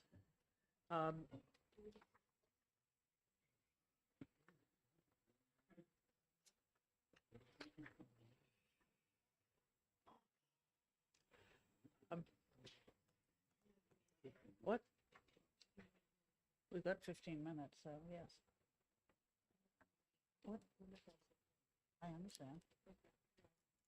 All right, under the circumstances, I think we should go into executive session for House Bill 127. Representative Lekis, you have a motion. Yes, I move ought to pass for House Bill 127. I'll second. Okay, we have a motion and a second. Do you wish to speak to your motion? I think I just did. And then just to reiterate, I mean, you know, having a state of emergency and suspending the normal legislative and to some extent constitutional process is something that is truly extraordinary and should only be done if absolutely necessary and only for as long as absolutely necessary. 84 days for that's a long time. I actually would have preferred somewhat less, but that was a reasonable compromise. So, and I think that it's critical if it's going to continue beyond that, that both bodies, the House and the Senate, have to agree, as they do for any bill, that it continue after that. Thank you. Okay, Representative Simon, do you wish to speak to your second? Yeah, just briefly, I would add to that, just because sometimes it's easy to wrap your mind around. It's almost 3 months. It's a very long time for the governor to have that kind of levity, and we do have a responsibility to our constituents to weigh in their concerns as well. So. Okay. Any further? Representative Yes, Representative O'Brien. Well, thank you, Madam Chair. I was going to speak on the bill if it is open at this time.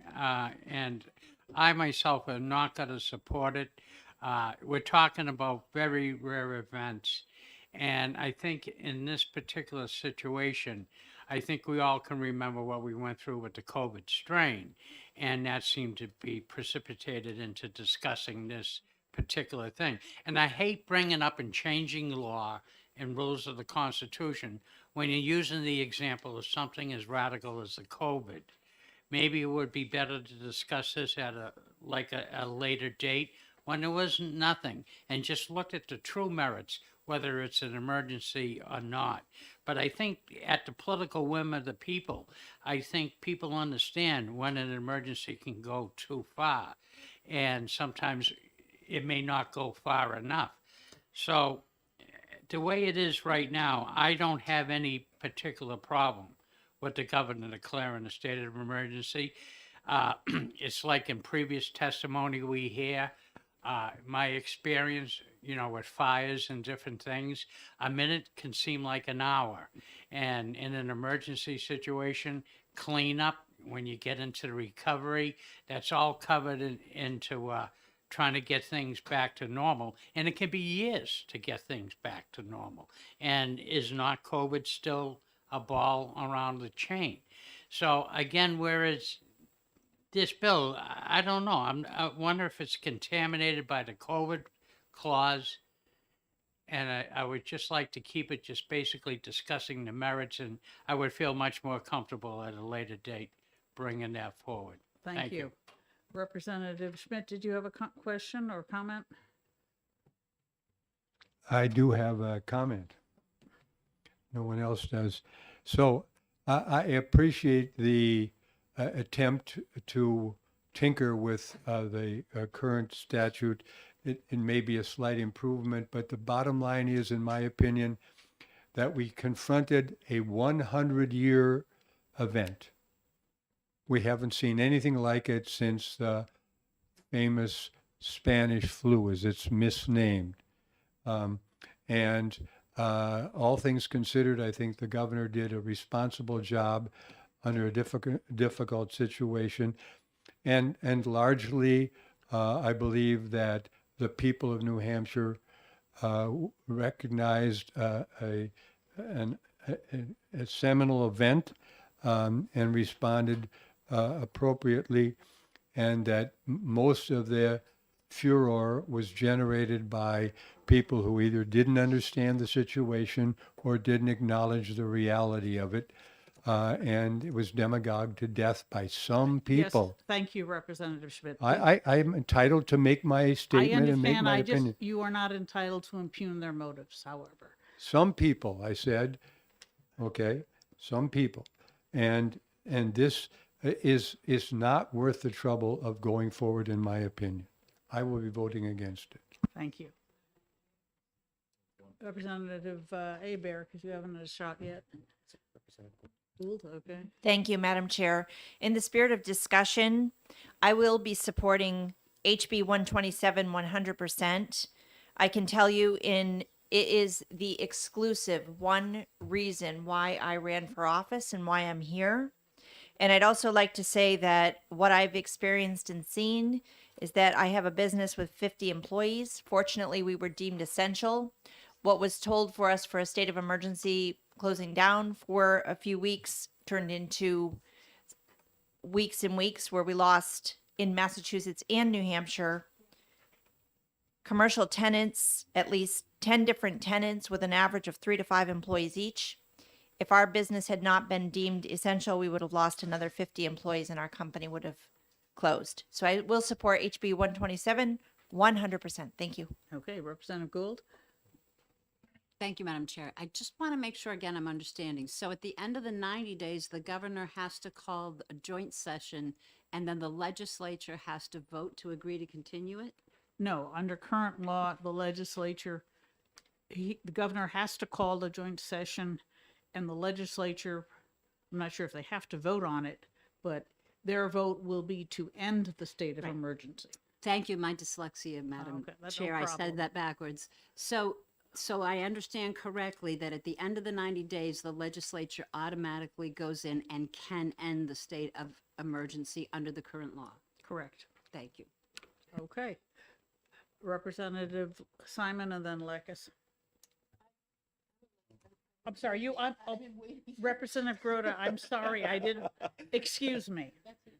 So I am not going to support House Bill 127 because we have this authority already, and this is really for me splitting hairs. And it's not as if the governor is a dictator, and he has very limited powers if you compare him to other governors, and he does have access to the agencies that are the ones who work during these crises. And therefore, I do believe that in these situations, that position has the ability to weigh decisions carefully. And since the House can meet to terminate the state of emergency on their own, this is not necessary. Thank you. All right, thank you, Representative Lekes or Simon. All right, thank you. Just to respond to some of the comments. Yeah, actually, the last one. The governor, under normal circumstances, has very limited powers, but under a declared state of emergency, has very extensive powers. And I'm not, and this is not. Well, the COVID situation brought this statute to people's attention because I didn't even know it was there, and many people I've talked to didn't. This is not about whether the COVID emergency was handled correctly or not. That's not my concern. And actually, I am fairly confident that if this law were in place prior to COVID, that the legislature probably would have met and probably would have voted. They may very well have voted to extend the state of emergency.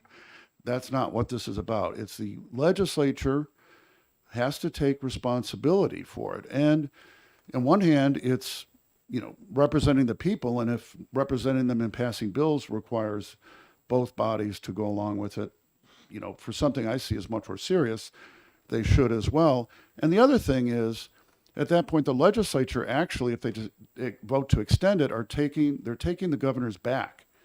They're helping to support him in what he believes is necessary. And I think that's important.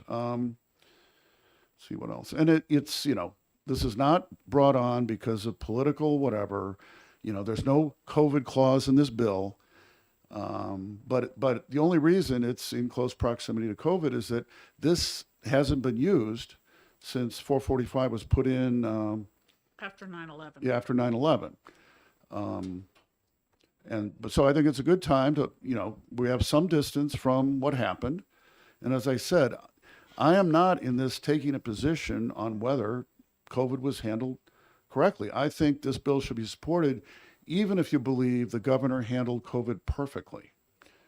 Because for one thing, it is the responsibility of the legislature to when it's possible, to weigh in on this. And second of all, you never know what's going to happen in the future. And the problem is you can say, well, it's a 100-year event. But the issue is once you're in the emergency, you can't do anything about it. If you have to think about it ahead of time and make any adjustments to what should happen during an emergency beforehand, not when another emergency occurs. Okay. Representative Golan. Thank you, Madam Chair. I will not be supporting this. We keep hearing over and over about the legislature having a say.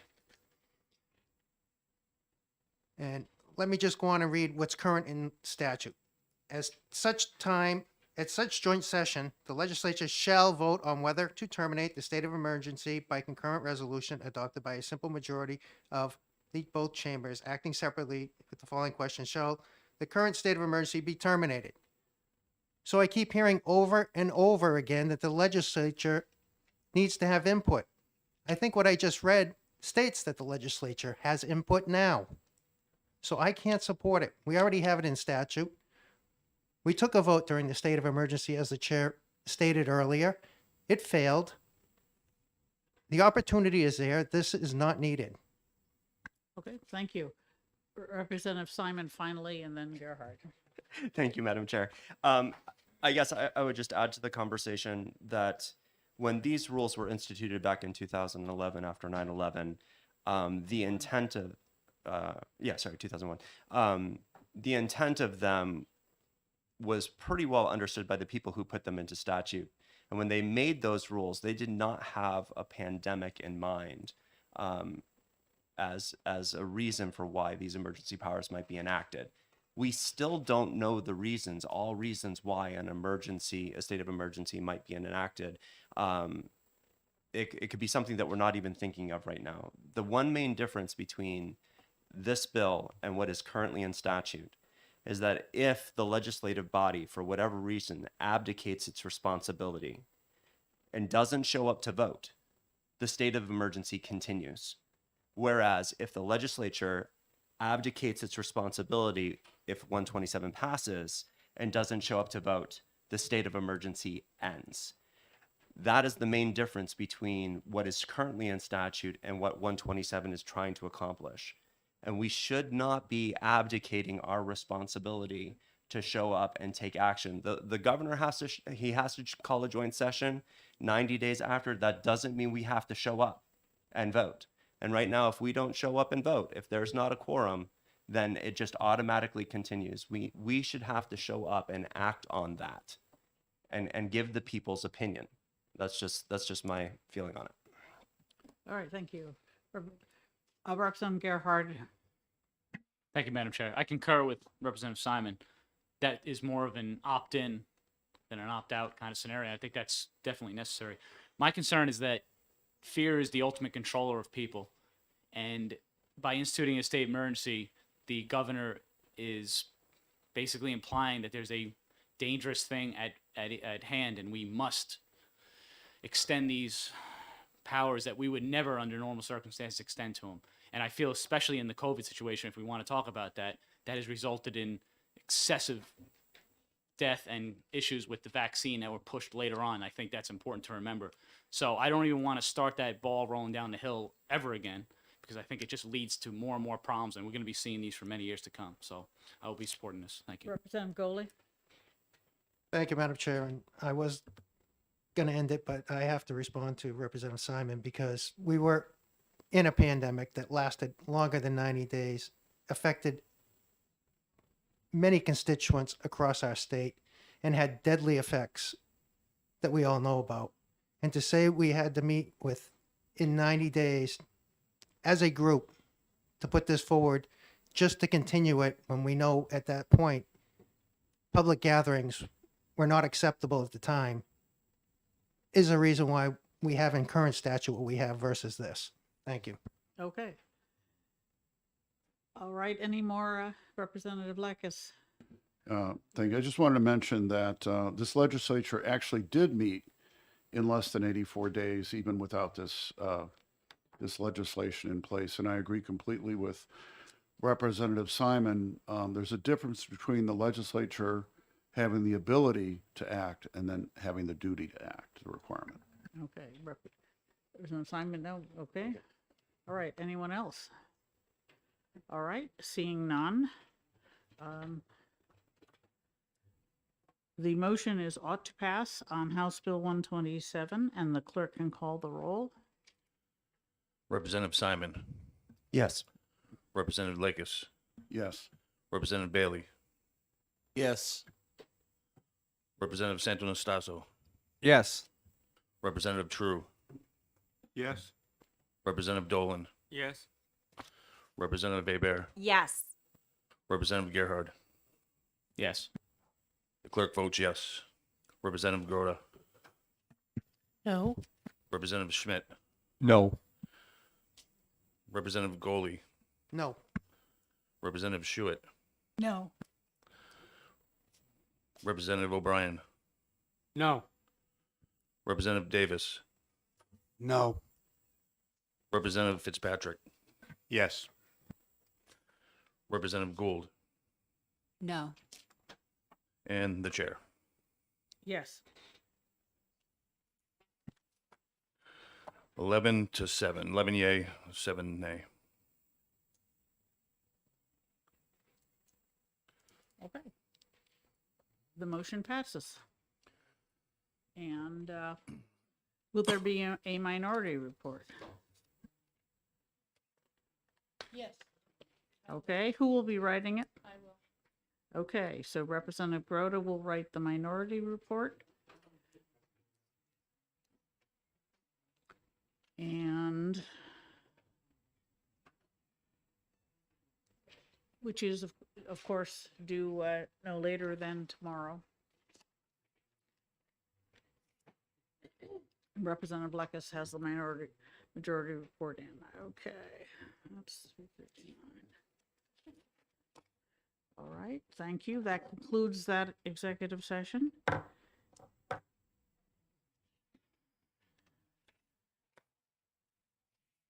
right. And I'm opening the public hearing on House Bill 339. Since it turned out to be much more interesting to more people than I imagined when I set this up, I'm going to ask you, based on the emails and calls I've gotten, not to concentrate on saying Israel is wonderful or Israel is awful, because that's something that everybody has probably made up their minds on. So we don't need to debate that here. What we need to discuss is what would the effects of the bill be and why we want to do it. I hope that that is not too much of a problem, and I will start with the prime sponsor, Representative Spillane.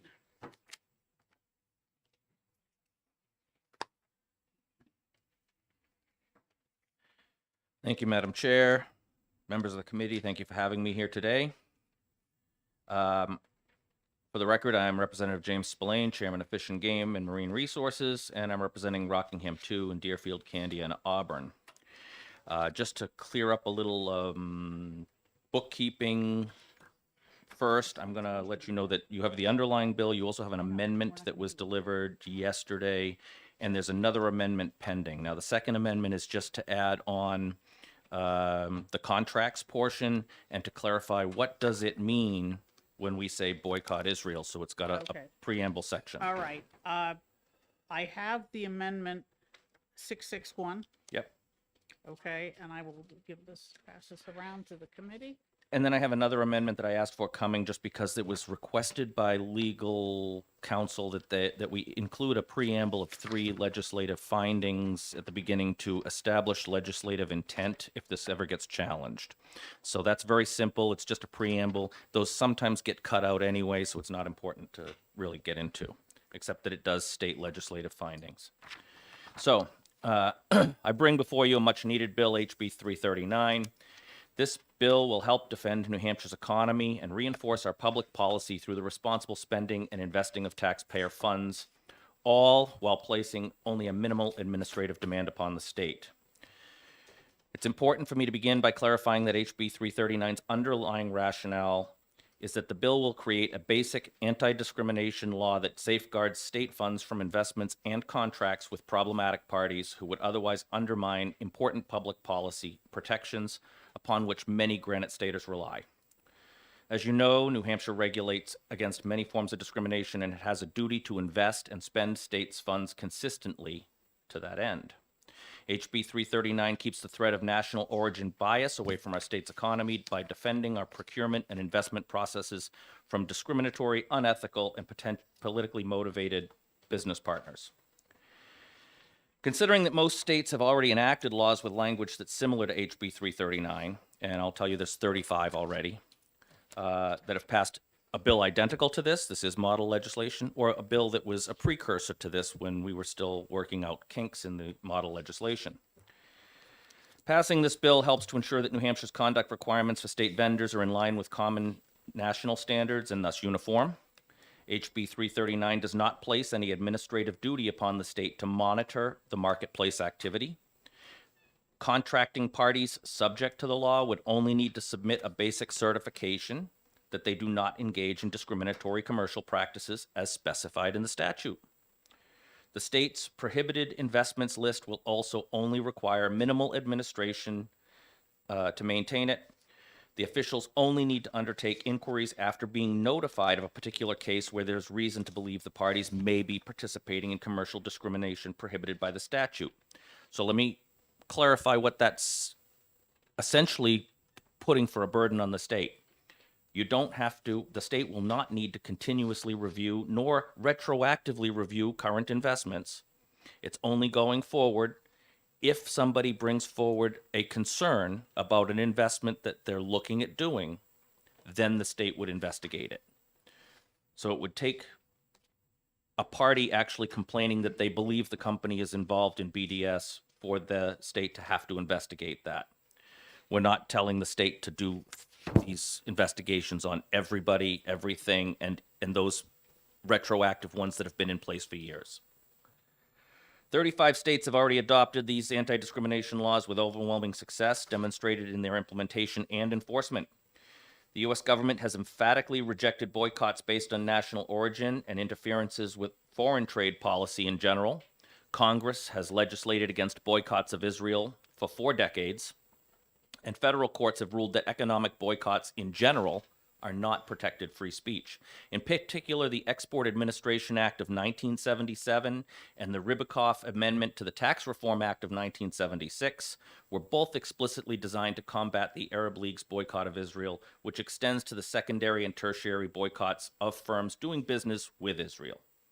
Federal court decisions applying the statutes have ruled that they do not violate First Amendment because economic boycotts are not protected speech, but are instead a form of commercial activity. The United States government continues to monitor these efforts through the Department of Commerce Office of Anti-Boycott Compliance, which is the OAC. There's other countries that are also opposed to these boycotts of Israel and any boycott in general of national origin discrimination. In October of 2015, the Supreme Court of France ruled that the BDS movement's actions demonstrate an attempt to discriminate against a particular country, in this case Israel. The ruling was based on France's law dealing with freedom of the press, which forbids discrimination, hatred, or violence toward a person or group or people, grounds of their origin, their belonging or not belonging to an ethnic group, a nation, a race, or a certain religion. In passing HB 339, you would demonstrate the New Hampshire legislature's willingness to forego business opportunities with parties whose discriminatory commercial practices make them otherwise unfit for dealings with the state. And in exchange, we safeguard New Hampshire's precious trade opportunities with a country that's on the cutting edge in every sector. 85 companies listed on the New York Stock Exchange and the 3rd highest number of companies listed on the NASDAQ exchange after US and China. The bill protects New Hampshire companies from interference and discriminatory boycotts as much as it protects their Israeli trade partners. This bill is protecting New Hampshire's right to free trade with Israel. The trade directly benefits our state's entire economy and the quality of life of all of our citizens. It encompasses many vital sectors.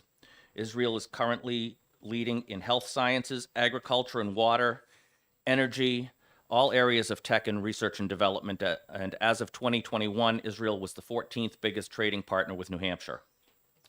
The trade was valued in billions of dollars. And with that, I'm happy to answer any questions, although there are others speaking behind me who may be better suited to answer specifics. Yes, I think we will try to keep our questions down. We've had similar bills, so we should be familiar with the concept. All right, thank you, Representative Spillane. Are there any questions? Seeing none. Representative O'Leary.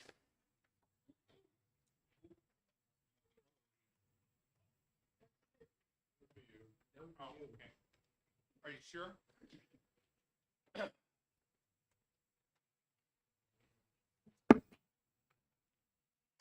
Thank you, Madam Chair. Good morning, colleagues. My name is Jordan Ullery of Hillsborough 13 Hudson. I'm seated on Ways and Means in this House. It is my pleasure to speak on this important bill regarding the need to focus upon the revenues in our pension systems. Some of you are aware pension systems across the nation are in danger of collapse. New Hampshire is no exception. Some of the reasons include the federal government's Gatsby standards, which radically changed our system from pay-as-you-go to pay into a fund first. That's oversimplified, but it's a good start to describe it. Another is ill-advised and risky investment in feel-good, or what I like to call Solyndra-type investments. The latter is rapidly developing into a source of concern as the fiduciary responsibility to the employee seems to be being set aside in favor of some very harmful investments or non-investments, as the case may be. As one can see from the fiscal note attached, there is an indeterminable effect upon this bill, as it does not prevent investment to accumulate revenue. Rather, this bill prevents non-investment, divestiture, or boycotting of revenue generation. That is abrogating the fiduciary responsibility to fund things including our retirement accounts. Even the U.S. judiciary has noted that the primary goal of investing by a government entity is a responsibility to the recipients of the revenue. It's not a form of social action. BDS actions endanger the residents of New Hampshire by unfairly and deleteriously restricting the ability of an investment to produce revenue for investors. New Hampshire is a trading partner with Israeli companies to the tune of, as was stated earlier, billions. Some of this is in joint defense ventures, some in education, some in environmental research, some in medical devices. We see the benefits of this revenue generation when we did our budget estimates. UNH and Dartmouth both receive hundreds of thousands of dollars in educational grants that provide for professors and produce outstanding results in agriculture or core research. One only needs to take a look at what has happened in the Negev Desert to see how the benefit of agriculture takes place. Several businesses, such as but not limited to Mill Power, L3 Communications, and over in Portsmouth, SpongeJet. These are direct recipients of the trade relationship between Israel and New Hampshire. A BDS scheme would put your neighbors out of work, quite literally. In addition, there are hundreds of employees of Elbit and Merrimack, which works closely with other defense industries, small and large, here in New Hampshire. Elimination of jobs through a boycott would reduce tax revenues to New Hampshire through reduced BET, BPT. And of course, the secondary effect would be people leaving New Hampshire, so you'd have the property taxes and then the accumulation defect there. This bill protects New Hampshire residents from demonstrably bad and risky investments directly affecting our pension funds and our employees. It is very likely that the BDS investments run contrary to both the New Hampshire and U.S. constitutional restrictions on discrimination. It is seemingly obvious that BDS policies as a whole violate a host of international treaties and norms against discrimination. This bill merely, but clearly, states that one will not engage in systemic discrimination. Rather, that they must focus on the fiduciary responsibility to ensure the best possible return and fund growth for our workers. Nothing in this bill demands investment in a specific company, nor companies from any region in the world. Neither does this bill prevent investments in whatever company except as specified.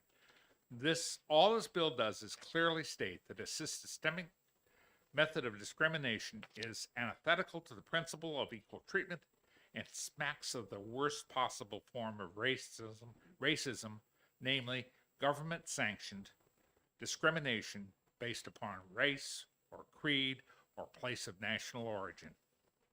The investment fund is an organ of state government and needs to comply with both its fiscal responsibilities and state law to ensure the best possible investments for our pension fund, for our state employees.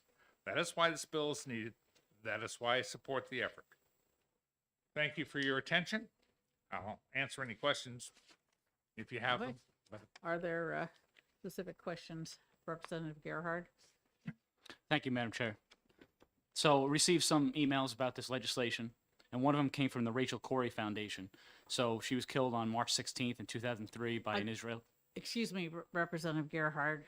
We are not going to debate whether Israel is worthy. We're going to concentrate on the details of the bill. Well, I'm Is this addressing about their the email.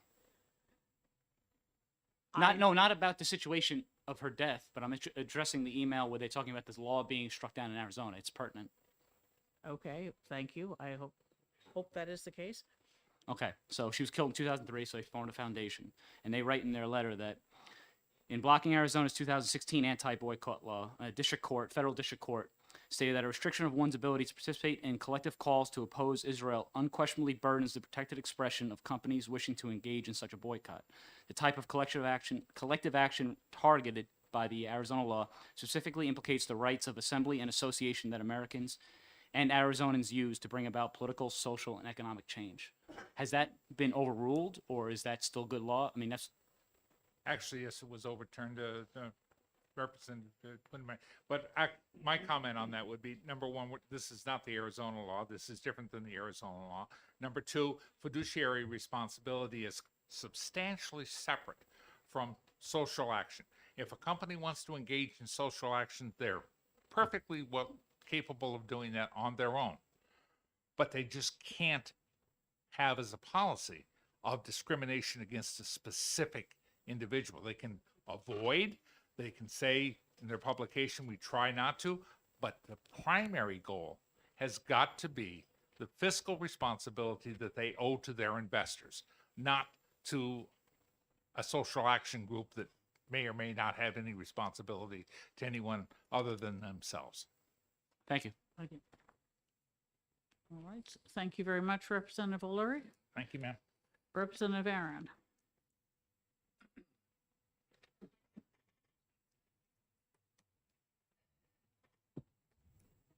Thank you. I'm going to be brief. And for the record, I'm Representative Judy Aaron, representing Sullivan County District 4, which is Ackworth, Goshen, Langdon, Leominster, and Washington. Most of you know me as a staunch supporter of Israel and a person of the Jewish faith. I come here today in opposition to this bill. And it's not because I support any of these companies that deal with BDS activity, but I really truly believe that our investment team here for our state, that political policy shouldn't be interfering with their investment strategies. Our investment team should be using investment criteria in order to be making the decisions that they make on a daily basis. If BDS supporting companies are a bad investment, then they won't be investing in them. And for the most part, I'm sure maybe these companies are bad investments. So I really think that while this bill is well-intentioned, just as similar bills have come before you with regard to not investing in companies from China, I think that this is a well-intentioned bill, but I don't think that it's something that we should start going down that road of dictating to our investment teams what they should and shouldn't invest in. And that's what I have to say today. All right, thank you, Representative Aaron. Are there questions? No, I believe that was clear enough. All right, Representative Edwards.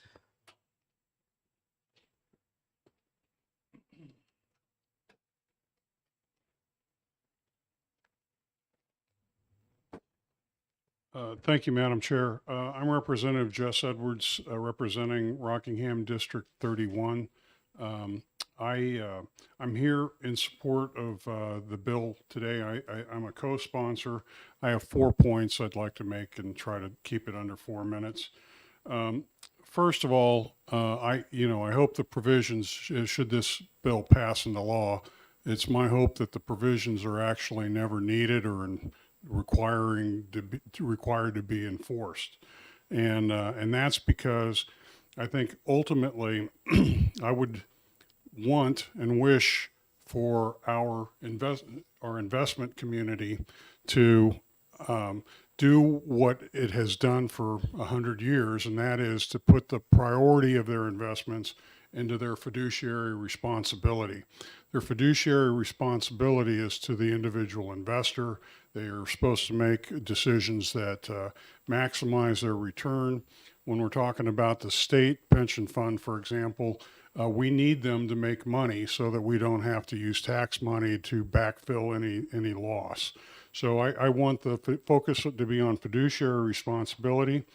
I think that this bill is asking for our society to be more tolerant and more inclusive. We have laws all over our books that bar discrimination. This is another, I think, in a long line of efforts for us to avoid explicit discriminatory practices. And the discrimination aspect here is pretty obvious. When people ask me what I think about investing in companies with ESG policies and why I might oppose them while supporting this bill simultaneously, I would say it's because the principle, the theme here is consistent, is that we want to have the people who make our investment decisions be able to have the flexibility to be inclusive and focused on their fiduciary duty above sort of political considerations. In my past, was a product manager, and I worked for Eastman Kodak. We had a business partner in Ra'anana, Israel, just outside of Tel Aviv, a company named Algatech. And Algatech was kind of a premier technology company dealing with medical imaging systems. And initially, when I took that role, I was concerned that the Middle East was kind of off limits to us from a marketing perspective. But I was very happy to see over the years in that role that many of the Muslim nations had taken a look the other way approach to the fact that we marketed an Israeli product within our solution set. And we closed an enormous deal in Saudi Arabia with the King Fahd Hospital that required a lot of cooperation and the sending of Israeli engineers into Saudi Arabia to work with their counterparts.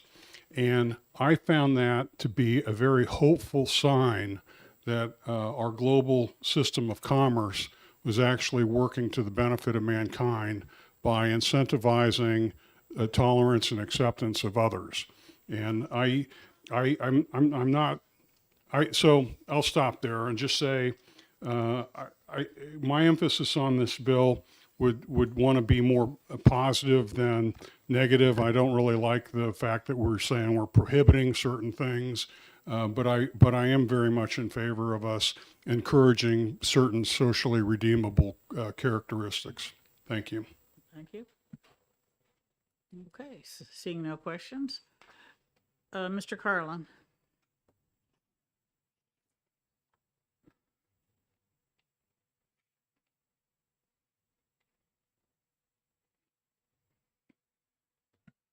Thank you, Madam Chair. For the record, my name is Marty Carlin, representing the New Hampshire Retirement System. NHRS has not taken a formal position on this bill. Our board has not weighed in on it at this time. Provided written testimony, which is the same as the testimony provided a few weeks ago for House Bill 457. I'm not going to waste your time by reading that today. It expresses a general concern about any sort of legislation that would limit the investment horizon of NHRS in order to meet its fiduciary duty to act in the best interests of members at all times. Regardless of how well-intentioned any piece of legislation is, creating that precedent opens the door for future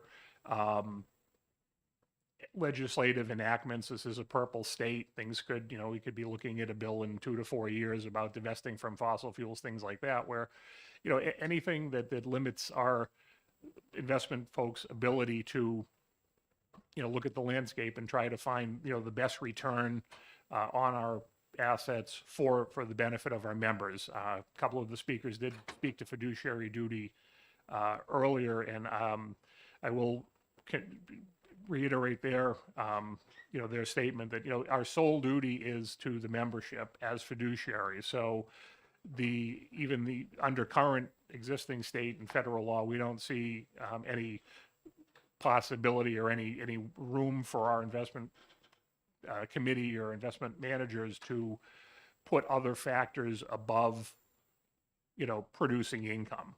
So what I'm saying is we wouldn't, invest, for a purely social or political gain already. So I just wanted to establish that as well, and I'd be glad to answer any questions. Thank you. I think we remember the last one. Thank you. All right. Craig Downing.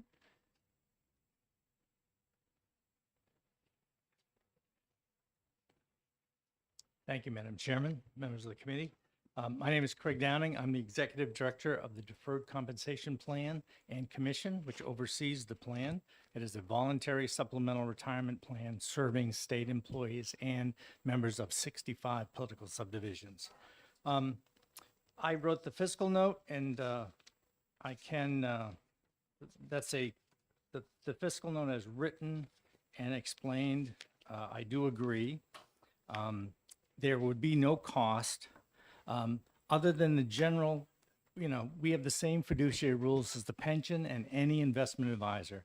We have to choose by the prudent investment rule investments for the sole benefit of those members and their beneficiaries. Again, restrictions on that can place a problem. The commission really doesn't get down and do individual companies. But in a review of for this legislation, there was a couple of companies in Europe that would fit the bill. One of them is very large, and the companies I use here are examples. I'm assured that it is in an index. So we have an index for international funds. There's global funds, mutual funds, which hold a variety of assets in and outside the country. And I'm sure this company is big enough to be in there. My reading of the bill shows me that if we have the Vanguard International Index Fund and it holds this company, that is fine. It is, my reading of the bill is if the company itself, and just using the company X in the United States, International Fund, if they are against Israel, then that would be a problem. And then I'm relieved to know that we don't have to go back retroactively, so that means that there would be no changes of our current investments in the plan. I'm happy to take questions. Thank you. Don't see any questions. Thank you. Representative Birch?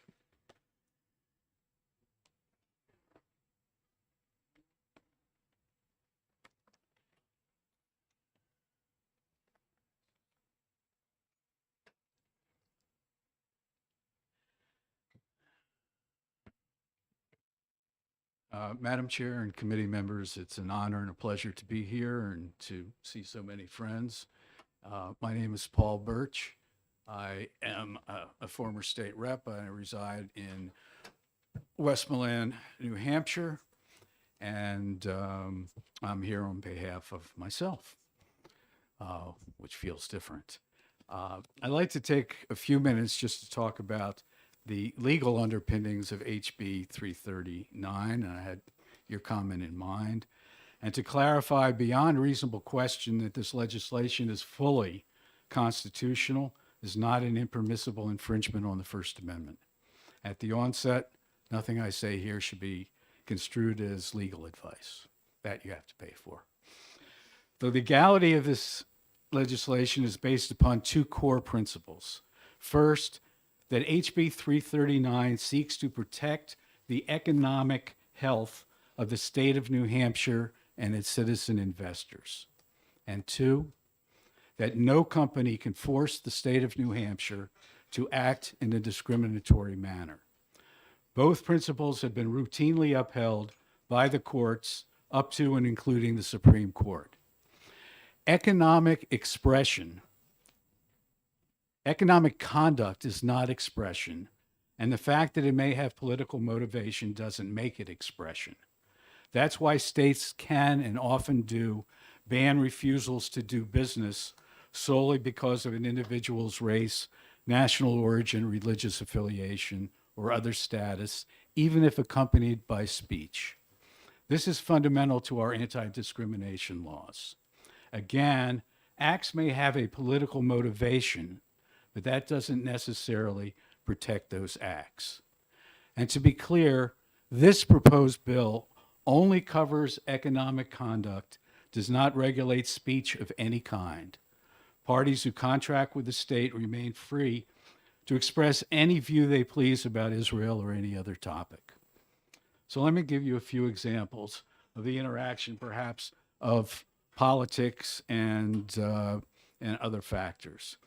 I saw a case the other day where a person was arrested for blocking traffic, and this person was holding a political sign. And she said, well, this is my First Amendment right to express my opinion. And as the courts determine, it's not protected as the state has a strong reason to keep the roads safe. You may support Russia in the Russia-Ukrainian war, but you can't send military stuff to Russia and claim it's protected by your First Amendment right to support Russia. We hear around here from time to time that the phrase taxation is theft, but failure to pay your taxes is not protected by claiming the First Amendment. You still have to pay your taxes, whether you take a political stand against taxation or not. There's a case, Rumsfeld v. Fair, and this had to do with, under a federal law, banning college recruiters, military recruiters on campus. And it was said, well, they're banning them is expressing a First Amendment right. And the U.S. Supreme Court said no, because it's not inherently expressive. So I'm going to go back one more case, way back when. Some of you are possibly of an age to remember when draft cards were burned. And certainly it was said, I probably said it, that burning the draft card is a politically expressive act protected by the First Amendment. And they went up to the Supreme Court, U.S. versus O'Brien, and it set up a four-part test. And I think this bill fills all four parts of the so-called O'Brien test. Is it within the constitutional power of the government? The government regulation, first, it's justified if it's within the constitutional power of the government? Yes. It furthers an important or substantial government interest? Yes. The interest of the government is unrelated to the suppression of free expression, and the incidental restriction on free expression is no greater than necessary to the furtherance of the government effort. All of these are checked off in HB 339. Note, the companies can say what they want. They can petition, lobby, carry signs. They can participate in a boycott themselves if it's otherwise legal. But it can't force the state of New Hampshire to abandon its anti-discrimination policy or its policy to invest only in safe and prudent investments.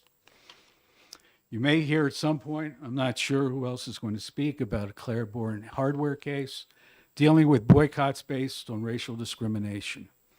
The Supreme Court affirmed that rights to speak, petition, and assemble are protected by the First Amendment, but it did not create a right to economically discriminate whenever the discriminator has a political motive. And another case decided around the same time, the International Longshoremen's case, held that a prohibition on secondary boycotts could apply to politically motivated boycotts. A secondary boycott, they're intended to pressure the target into ceasing to do business with a third party. And I'm going to close basically with a case that's higher up than the Arizona case. It's the recent Arkansas Times case just looked at by the U.S. Supreme Court. It's right now the highest authority in the United States. It's the only Federal Circuit Court of Appeals to rule, and which the Supreme Court only a week or so ago unanimously, it seems, refused to consider overturning. And this is the quote: "The legislature's motive for passing Act 710 was primarily economic. It repeatedly expressed concern for the commercial viability of companies that refuse to do business with Israel and the effect this could have on the state's finances. For example, section blah blah points out that companies that make discriminatory decisions on the basis of national origin impair their commercial soundness.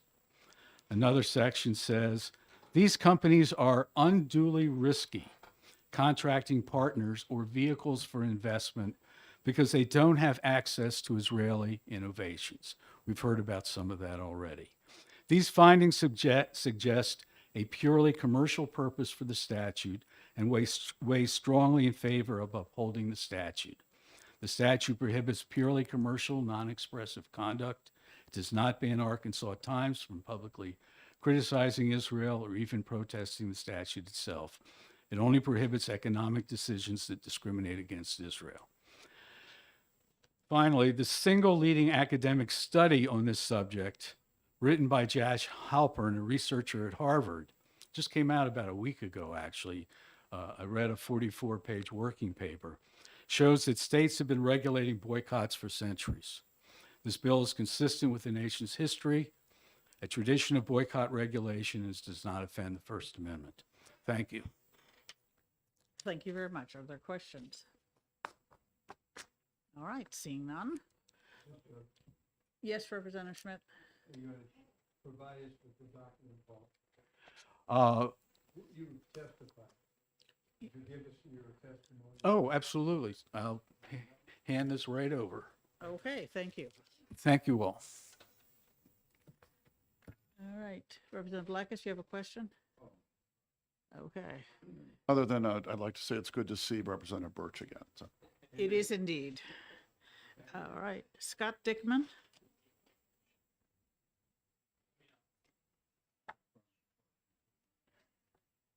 For my copies versus.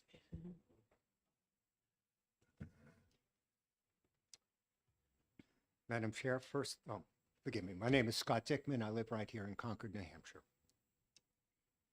Madam Chair, firstly, I thank you, each and every one of you, for providing an opportunity to address this committee, a model of democracy at work, where disagreements about proposed legislation can all be heard and debated.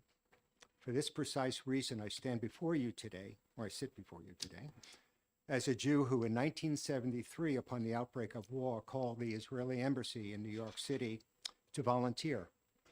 Flown into Israel by the government with several other volunteers, I lived there for several years, motivated by a protective love for that country. And I tell you this to negate the proposition that individuals opposed to this legislation are anti-Semitic. Any such suggestion is at the very least deceitful and used to avoid any discussion of Israeli policies towards Palestinians. I personally oppose BDS, yet I ask that you defend free speech of all Americans by opposing any effort to pass deeply misguided legislation that undermines the very same core principle of American democracy on display at today's hearing. I firmly believe that legislating against boycotts, which are a form of speech protected under the First Amendment, opens the door to much broader government control of public discourse. Wouldn't we reject this framework in any other context? So too then, in the fight against all forms of anti-Semitism, we must uphold our most fundamental democratic principles.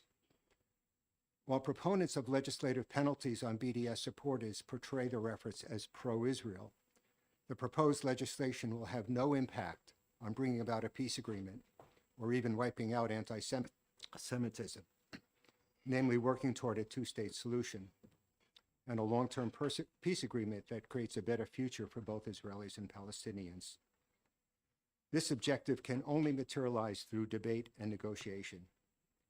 In conclusion, I ask you to oppose any legislation that seeks to silence or suppress free speech and nonviolent activism. I repeat, nonviolent activism. As isn't that the holy grail of American democracy? Negating free speech is the least constructive avenue towards a negotiated solution to this or any conflict. And I have to add, listening to some of the prior testimony, that I've heard reference to the anti-discriminatory benefits that this legislation carries in its tow. And I find that difficult to digest. And I think the legislation is flawed for this reason. There is BDS, and then there is something referred to as limited BDS, which refers only to the boycott of goods and services in the occupied territories. The occupied territories violate international law, and that's been well established by the United Nations. Could you please focus on the bill? I appreciate the history lesson, but And I apologize for that background, but herein is the distinction that pertains directly to the bill. The suggestion that opposing BDS is to preserve non-discrimination violates the notion that there is unfortunately the political underpinnings of this, which can't be negated. There is a BDS, limited BDS, which seeks to oppose commerce with the occupied territories, which violate international law. okay, thank you very much. And sir. so I would ask that the legislation, at the very least, be amended to oppose BDS only in regard to the territory within the national defines of Israeli territory, which is to the west Yes, of the Green thank you. Line. Thank you very much. All right. Cheryl LeBrun.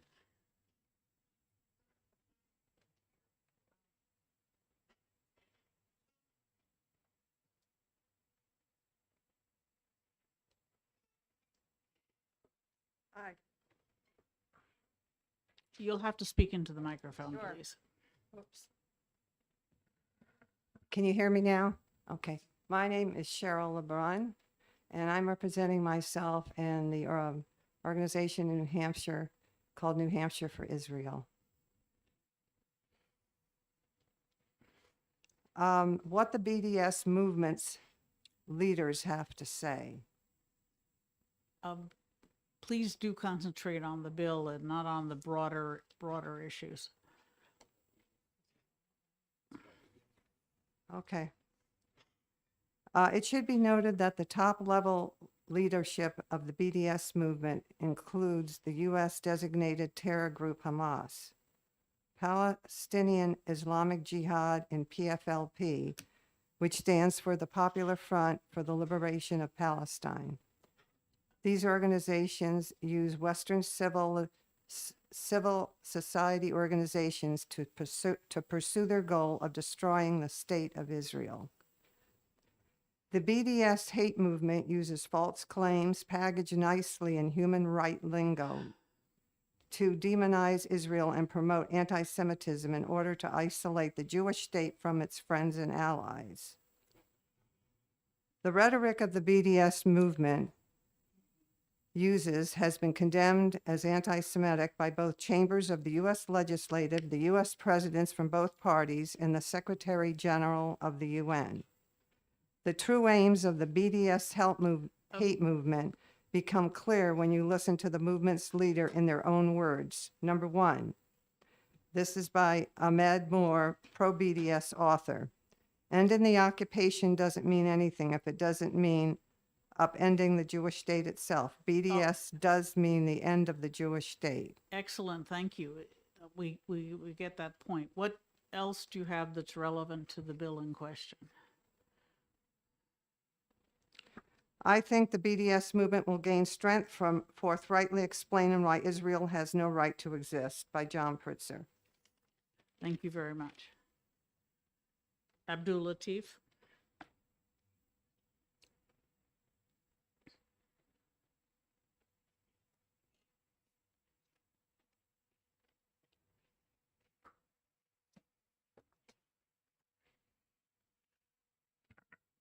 Honorable members of the House of Representatives, thank you for having me. It's my first time speaking at a government building, so I apologize if I stutter. I'm a little bit nervous. My name is Abdul Latif. I am a resident of Lebanon, New Hampshire. I am an ethnically Jewish practitioner of the Muslim faith.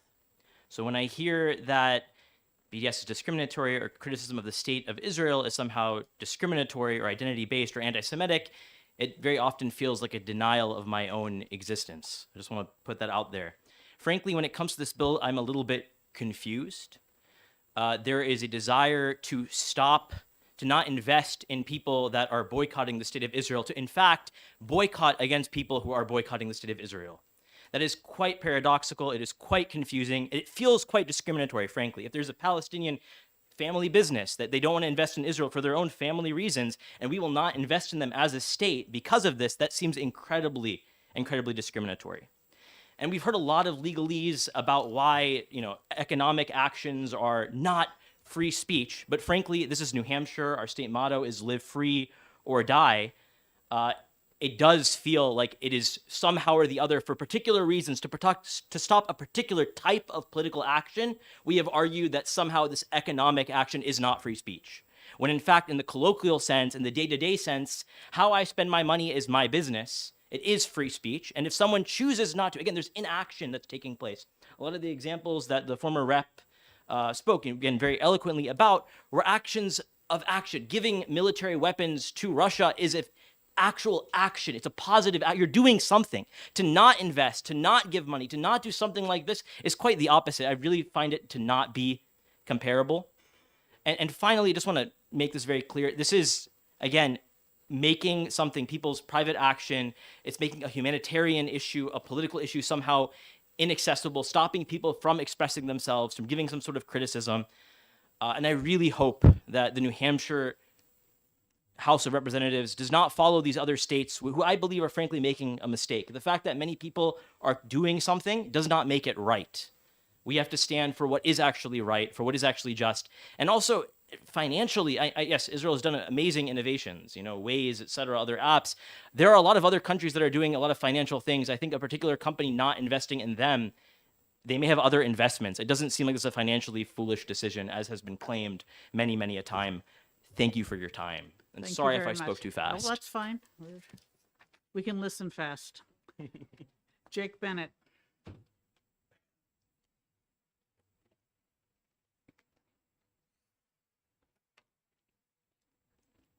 Thank you, Madam Chairwoman and Committee.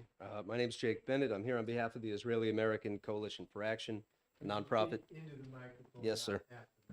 Yes. That's All right, there better. we go. All right.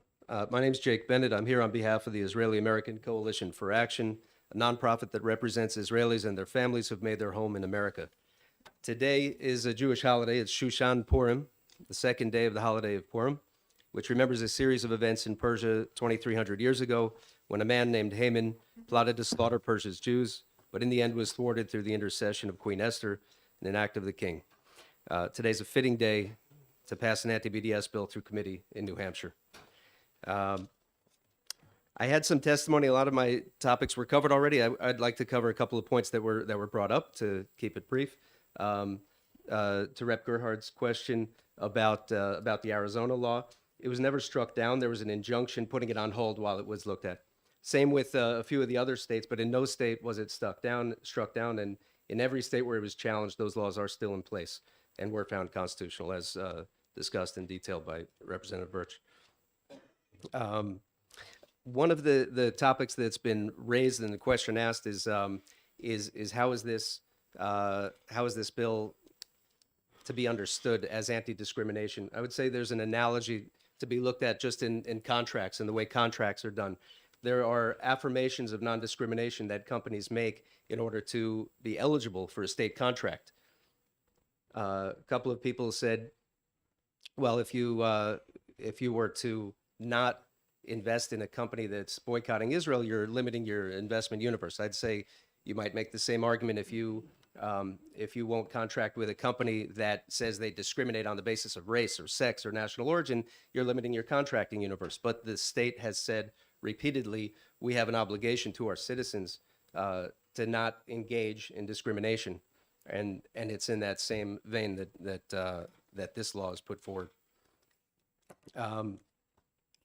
There was a topic raised by a gentleman who spoke about limited BDS, also known as territories only BDS. American law, U.S. federal law, and the 2015 TPO treats Israel as an economic monolith. So that means you can't differentiate. And the fact is, as we saw in the case of Unilever, when they said we're going to do a territories only boycott, similarly, when Airbnb in 2019 said we're going to do a territories only boycott against Jews and only allow Arabs to list their homes for vacation rental, but not Jews, this went against American trade policy, because the fact is Israel is a small state. It's about the size of New Hampshire. It's 10,000 square miles.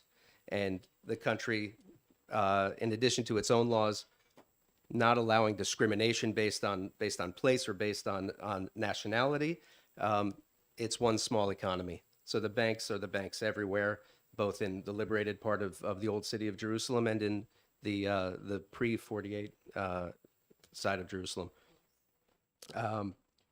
Likewise, the same gas stations serve all over, the same telecom company when you get your cell phone. There's no way to break up Israel. And also, from a moral perspective, discrimination against a Jew for living in the biblical heartland is as egregious as discriminating against one who lives in Tel Aviv. And another comment that was made that it's against international law. Well, U.S. policy is that it is not illegal for Jews to live in the biblical heartland of Judea and Samaria, and this is in keeping with a U.S. law passed through Congress in 1924 that recognized the League of Nations mandate for the creation of a Jewish state in those lands, which was never abrogated. So the fact that all the Jews were kicked out in 48 by the Jordanians from those highlands of Judea and Samaria and then returned after 67, that expulsion never made it a legal thing in Yes. international law. Excuse me, Yeah. please don't debate the other testifiers. Just talk You got about it. the bill. Yes, ma'am. I would say one more analogy for those who find it hard to understand what BDS has to do with discrimination. If a Chinese American were boycotted because of someone's hatred for China or China's policies, it would be readily understood as an act of racist or national origin-based discrimination. Similarly, when people boycott, not only the BDS movement boycotts not only Israel and Israeli companies, but also Israeli American-owned companies, Jewish companies, and those who do business with them, the analogy should be clear. So I think that'll do it. If there's any questions, I'm happy to address them. Thank you very much.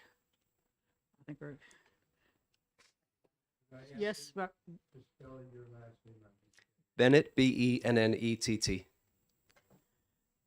yes, Representative Gerhard. Thank you, Madam Chair. I just want to clarify. I did look that case up, and it turns out the guy had an 18. Please, we don't want to debate case law. No, here. no, I don't want to debate. I just want to clarify that. So he had a contract for $18,000. The legislature changed the law to make it $100,000 or greater, 10 or more employees. So it was deemed moot. It wasn't overturned. I just want to clarify Yes, that. that's So correct. It was deemed moot. They weren't. And the legislature issued a statement at the time. They said, we want to make it very clear that we don't want to impede anyone's First Amendment rights. And in the case of an independent proprietor, sole proprietor business, there could be some gray area or murkiness. So let's make it clear. And so they said exactly those changes you did. Okay, you mentioned. thank you. Thank you. All right, Ramsey Alsharik. You'll have to spell your name. I'm afraid I can't quite read it.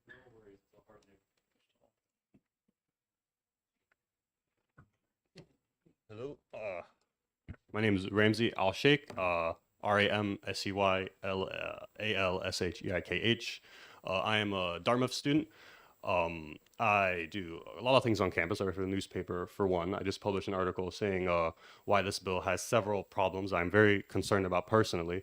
Number one being probably its unconstitutionality. We live in a state whose motto is live free or die. If I remember correctly, it's not live for Israel or die. It's about American citizens and their rights as guaranteed in the Constitution. Contrary to what some words that have been spoken here, boycotting is a valid form of political expression if it's being used to that end, not to benefit any economic actors.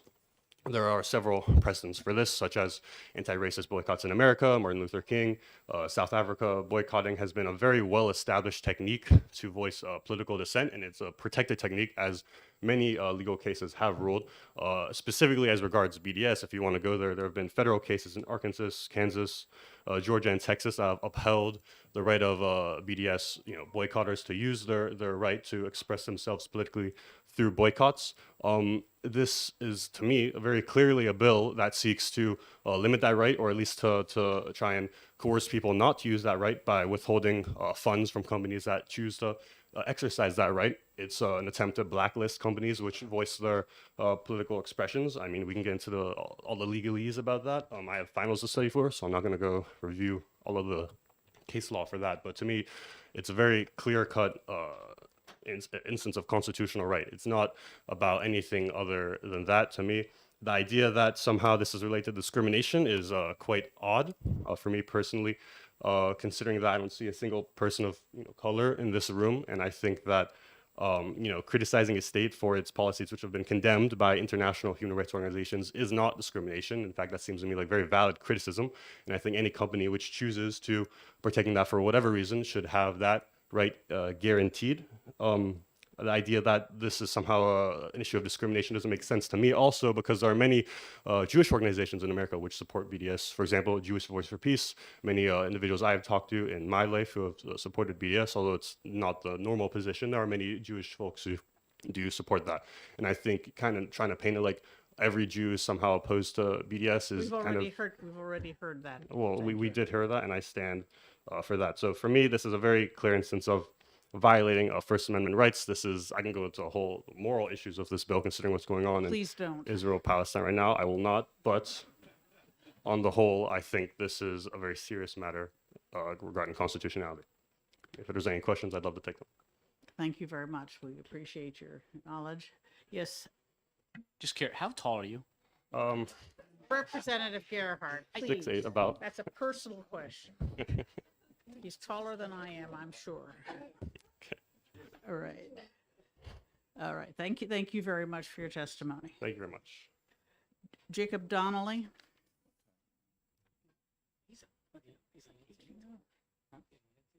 No.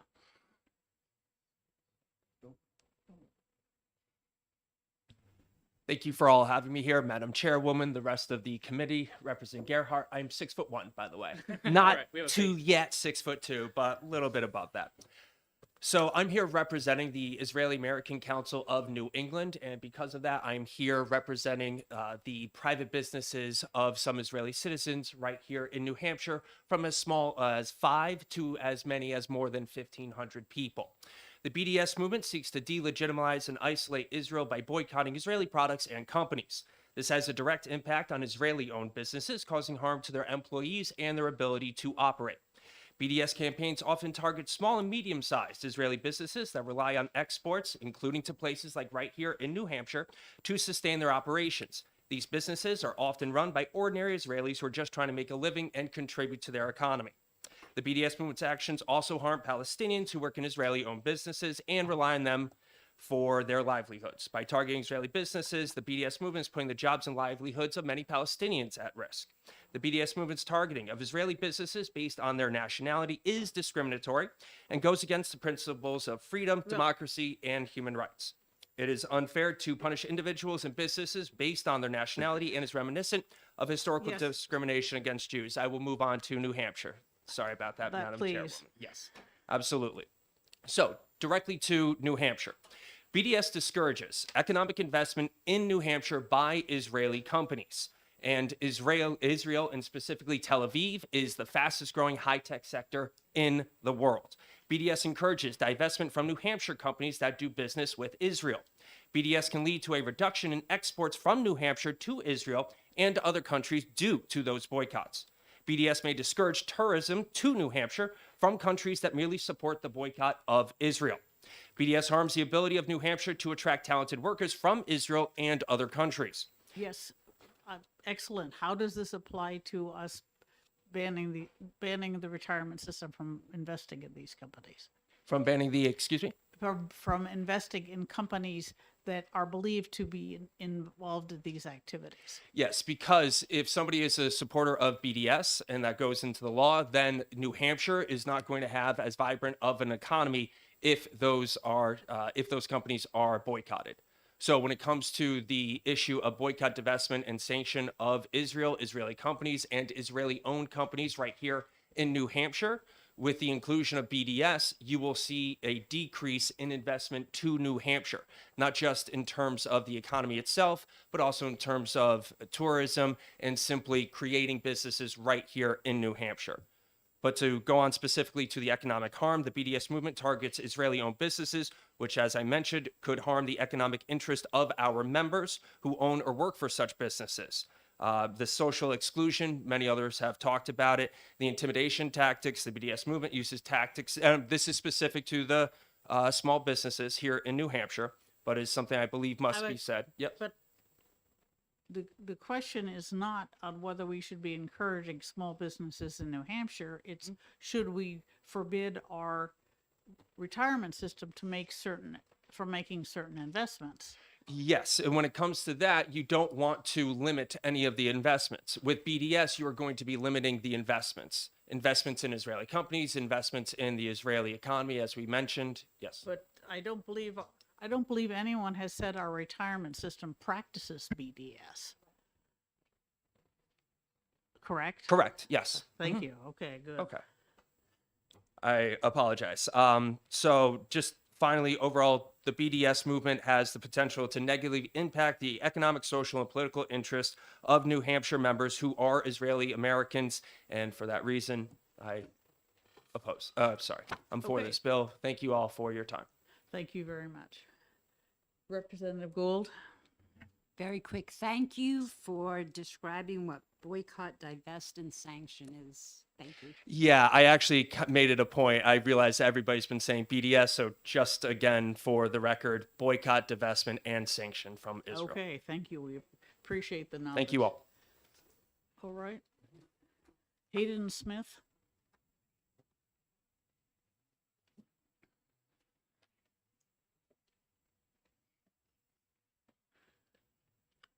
Good afternoon, members of the committee and Madam Chair.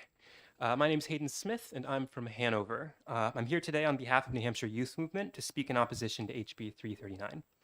Our movement is a signatory on a statement signed by 9 other pro-peace, pro-human rights solidarity organizations in New Hampshire that oppose this bill.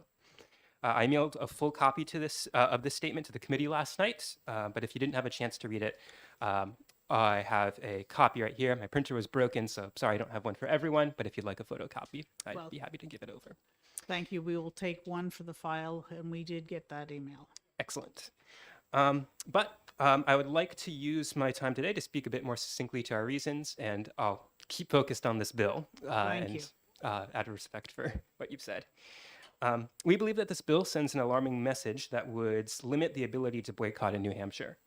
Boycotts are an effective form of a nonviolent protest that has been used to protest civil and human rights abuses in multiple contexts, ranging from the time of the American Revolution to the Civil Rights Movement. In a more international context, you might also be more familiar with boycotts protesting the apartheid regime in South Africa only a few decades ago. Today, some individuals and businesses do employ boycotts to peacefully protest against the Israeli government's involvement in anti-Palestinian violence. And I'd like to emphasize against the government actions of the Israeli government, not against Israelis for being Israelis. Unfortunately, this has not stopped several states from attempting to restrict the right to boycott. Similar and perhaps even harsher restrictions than this bill have already been implemented in several other states or are still being debated. You might be familiar with some examples in Arkansas lately. While we acknowledge that HB 339 would not officially ban companies in New Hampshire from taking part in a boycott, we want to emphasize that this measure would still represent a blacklist by blocking the investment of state funds. This measure still represents a government penalty for companies that hold a certain opinion about international affairs and participate in a legitimate form of peaceful protest. We believe this constitutes an inappropriate form of state interference, regardless of where you feel it falls on the First Amendment. If passed, it would also carry this bill would also carry the implication that New Hampshire is taking a stand on the Israeli-Palestinian conflicts. We know that this is still a highly controversial topic to discuss, but we feel it would be inappropriate for New Hampshire to be weighing in this manner. Even by passing this law, it is still picking a side. We're not asking the general court to officially weigh in on the conflict, but we do ask the legislature refrain from inflicting punishment for boycotts and other legitimate forms of protest. And with that, I urge you to report HB 339 as inexpedient to legislate. Thank you for your time, and I'm happy to take any questions. Thank you. I don't see any questions. Jeffrey Salloway. Thank you.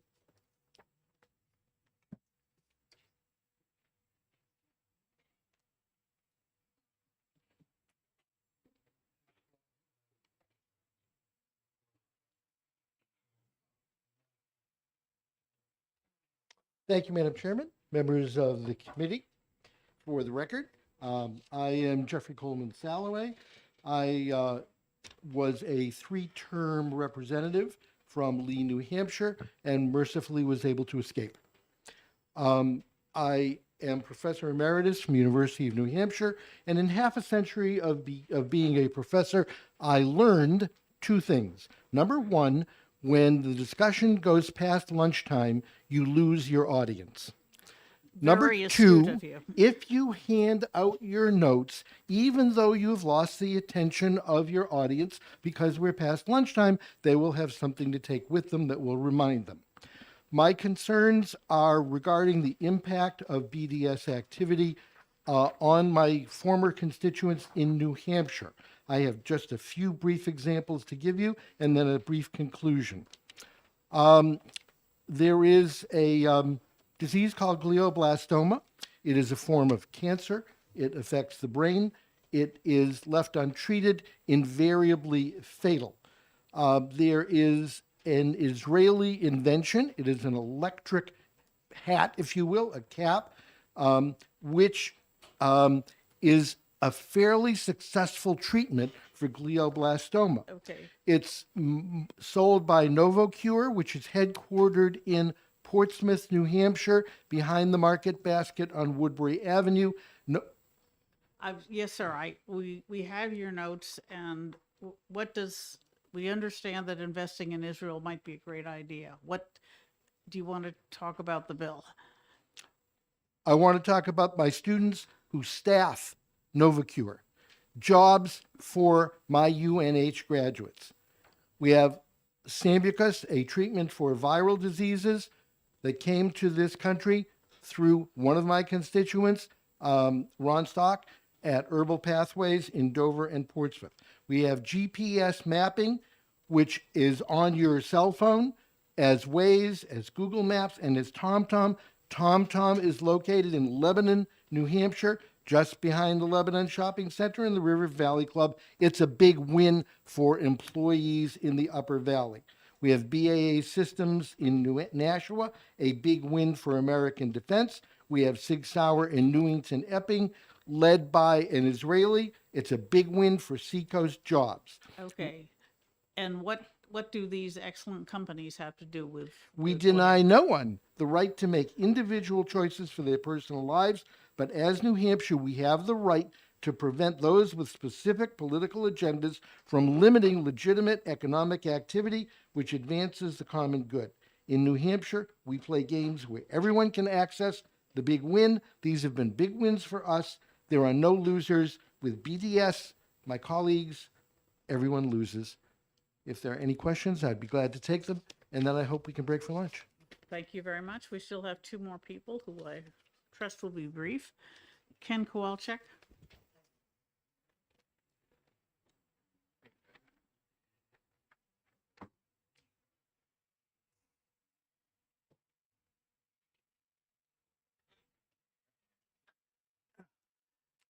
Thank you very much for hearing us today. My name is Ken Kowalczyk. I'm retired from a career in the Foreign Service, the State Department, and now living in Hampton, New Hampshire.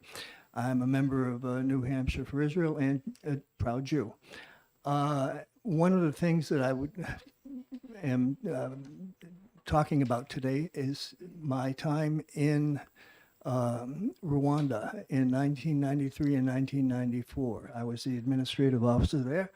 Excuse me, could you please explain how that has to do something with this bill? It has to do with the D in BDS. I suggest to you that the D is demonization. Demonization of one people to another. I know exactly what that can lead to. And this is the real issue that we have to face when we're looking at boycott, demonization, and sanctions. And, I have a prepared statement which I will give to the people talking about this. The fact that anti-Zionism is now the new anti-Semitism. So there's a lot of anti-Israel rhetoric of the BDS hate movement. And where does all this anti-Zionism lead? Last week, a New York federal court sentencing hearing of Massoud, a man convicted of violently attacking Jews in New York City on at least 3 occasions, proved once again that some anti-Zionism is really nothing more than anti-Semitism. His attorneys actually argued that his case of assault of innocent American Jewish people was because he is an anti-Semite. But no, it was rather he was seeking to promote social and political goals, and that he resorted to violence because he felt so deeply about the occupation of Palestine. In their filing, the prosecutors showed the court the defendant's messages How is in this which relevant, sir? Okay. We have gone a great deal longer than I expected, and I really hope you I could concentrate understand. on the bill. I would like to, I only have one copy, unfortunately, which I'll leave with that gentleman. But I do want to close in saying that when a car rams a bus stop full of men, women, and children in Tel Aviv or Jerusalem, and another car rams a group of men, women, and children in Charlottesville, saying Jews will not replace us, both incidents are really identical. They're quite the same. So remember that when you vote on BDNS, we should have nothing to do with BDNS. This group, us as New Hampshire citizens, and this legislature. Thank you very much. Thank you. Matt? Salurit? That's somebody whose name I can't read.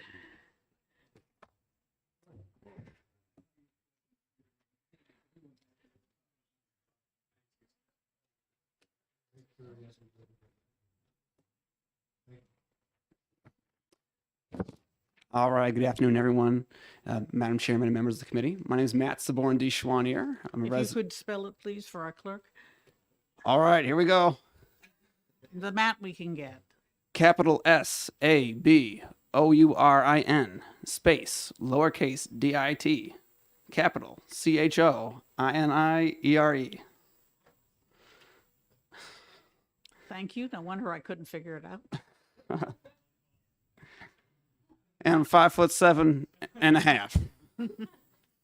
Cool. So, testifying in opposition to this legislation today. I'm a American veteran, a former Air Force captain, deployed to Kuwait for a little bit, spent 12 days in Iraq as well. My deployment was for 6 months in support of the ISIS campaign. I'm also a member of the USS Liberty Veterans Association as well. New Hampshire should not be punishing granite state businesses for their position on Israel. There's a good few reasons to boycott them. The USS Liberty was an American spy ship that was attacked by the state of Israel on June 8th, 1967 by the Naval Air Forces of the state of Israel. Of a crew of 294 officers and men, Yes, sir, including 3 please, civilians. Please concentrate on the bill Yeah. rather than on the history lessons that are no doubt fascinating. Perfect. Yes, ma'am. So this particular incident was never investigated by the D.C. government. The Center for Legislative Archives has no files in the records of House and Senate committees related to an investigation of the 1967 USS Liberty incident. The only individual who was ever punished from that event was the fighter pilot who did not comply with the order to attack. Many American politicians will describe the relationship between America and Israel as our greatest ally with an unbreakable friendship. Just watch any video of Donald Trump or Nancy Pelosi speaking at the American Israeli Public Affairs Committee. It's unacceptable given the status of this uninvestigated incident and our more recent Middle East foreign policy. The state of New Hampshire should not be punishing Granite State businesses for the position on Israel. That's their decision to make. Instead, the state of New Hampshire should be pressuring the D.C. government to conduct a proper investigation of the USS Liberty incident and provide restitution to its victims. Thank you. Any other questions? Yes, Representative Gould. Thank you, Madam Chair. This is a yes or no. Do you support 339? House Bill 339? Opposition to it, recommend ITL. Thank you. Thank Yeah. you. Okay, cool. There's nothing Okay. else. Okay, cool. Thank you very Cool. much. I gotta go to work. I'll see you guys later. As well. John LeBrun.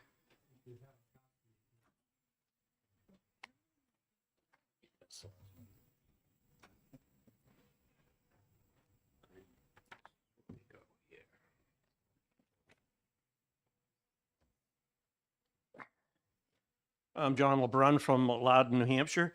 I'm here to support House Bill 339. I thank the committee for letting us speak.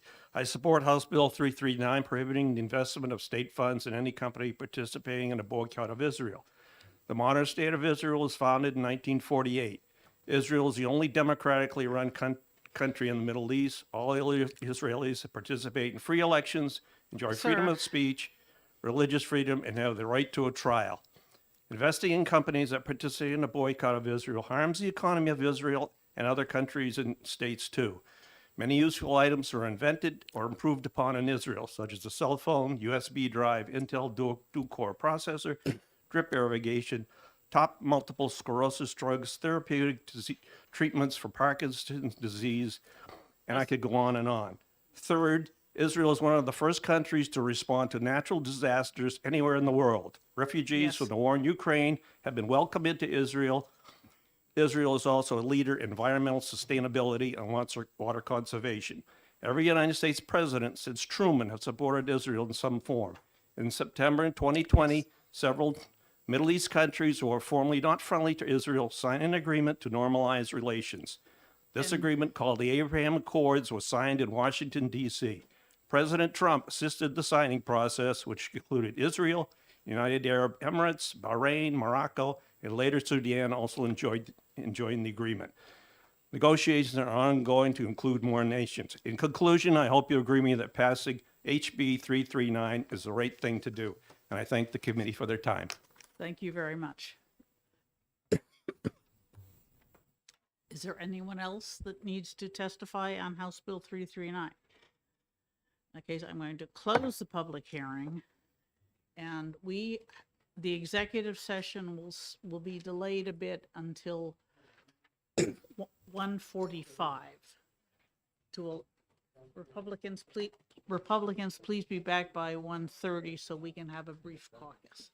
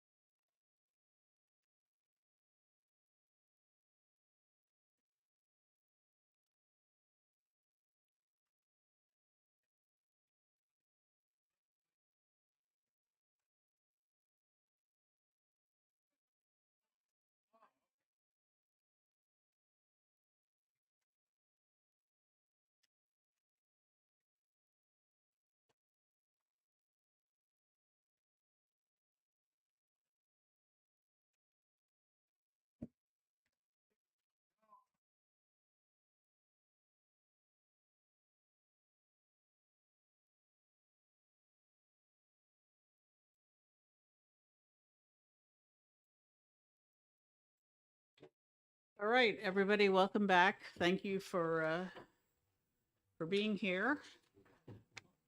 Let's see, where's my list? Oh, there it is. All right, for everyone's information, House Bill 457 and 559 will not be voted on today because the subcommittee is meeting on Friday. We will be execing them on Friday also, probably about 1:30, 2 o'clock before our scheduled meeting on House Bill 2 and OPLC reorganization. The exec is not in the calendar because I have to announce it from the House floor. And I would also like to mention that next Wednesday, we have a few hearings on bills that I expect we will be able to vote on that day. And I'm hoping not to have to come back for anything on them.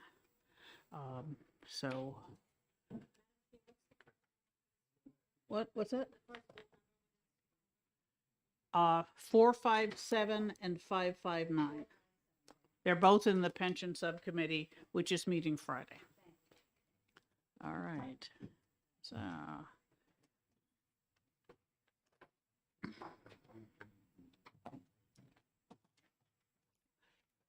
All right, so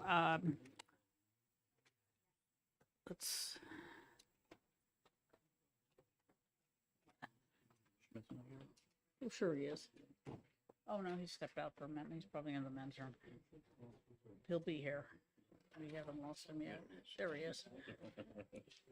Okay, so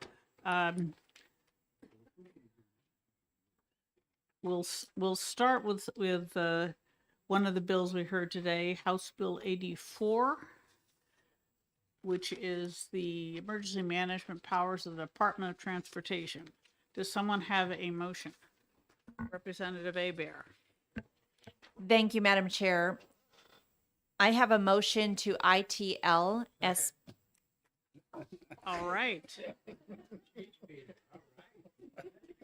Well, I'm glad to hear you've got support. Okay. Do you wish to speak to your motion, Representative Abear? Thank you, Madam Chair. I do wish to speak to my motion, and thank you, Representative Schmidt, for your comments and encouragement, as always. Kind of guy I am. As the testimony that we heard mainly from DOT is that we already have a lot in place that we are not necessarily building underneath us or holding the accountability or strengthening to take over this piece of what we're looking for in this legislation, and therefore I don't think this is necessary at this time. Thank you. Representative Schmidt?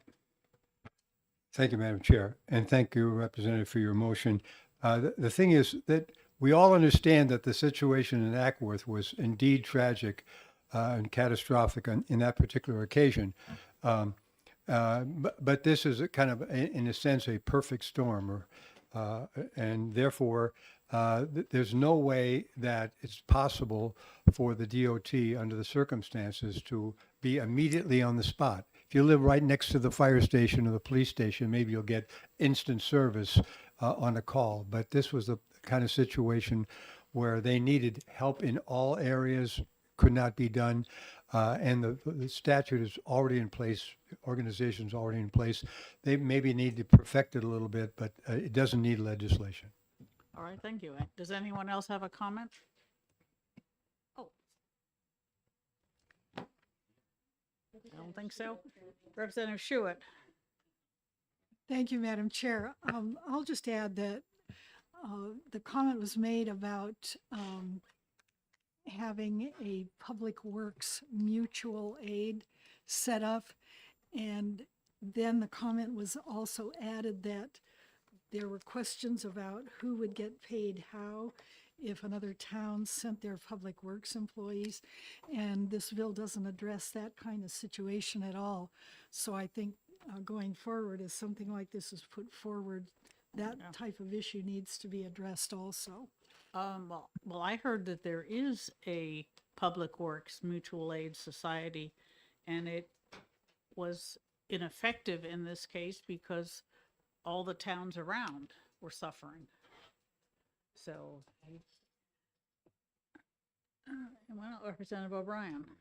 Thank you, Madam Chair. In the audience today was former fire chief from Hudson, Robbie Buxton, who now is Homeland Security, and something like this in the future. We can't dwell upon the past, but let's look at the future. And I was able to have a brief conversation with him, and although I am sympathetic to Representative Aaron's plea with this, I don't think what had happened in the past would happen today, So what happens is seems to be the fault of the incident command system and the whole thing in general. If we have people at the state level that are willing to supply this resource, because that's what it's there for. These things can quickly get out of control over the capabilities of your average police chief or fire chief. You need the help. And that's where the state will come in and to rely on resources through delegation. So I think as we move forward, that would occur. And also, too, sadly, I do recommend that the good people of that community join the mutual aid compact and to help out. That would go a long way into assist. But like you say, it's regional. When something like this happens, it can affect globally other communities right next door to you. So I'll leave it at that. Thank you, Madam Chair. Representative Gould. Thank you, Madam Chair. Living in a small community and representing people in small towns, I really appreciate the need for this, and I was very, very, very encouraged by DOT's statement that they are looking very carefully at this and that it's brought up the need for them to take it more seriously because we know that there's going to be more and more of these disasters. So thank you for the bill. Okay. Anyone else? Okay. And we have a Representative Susie is with us, and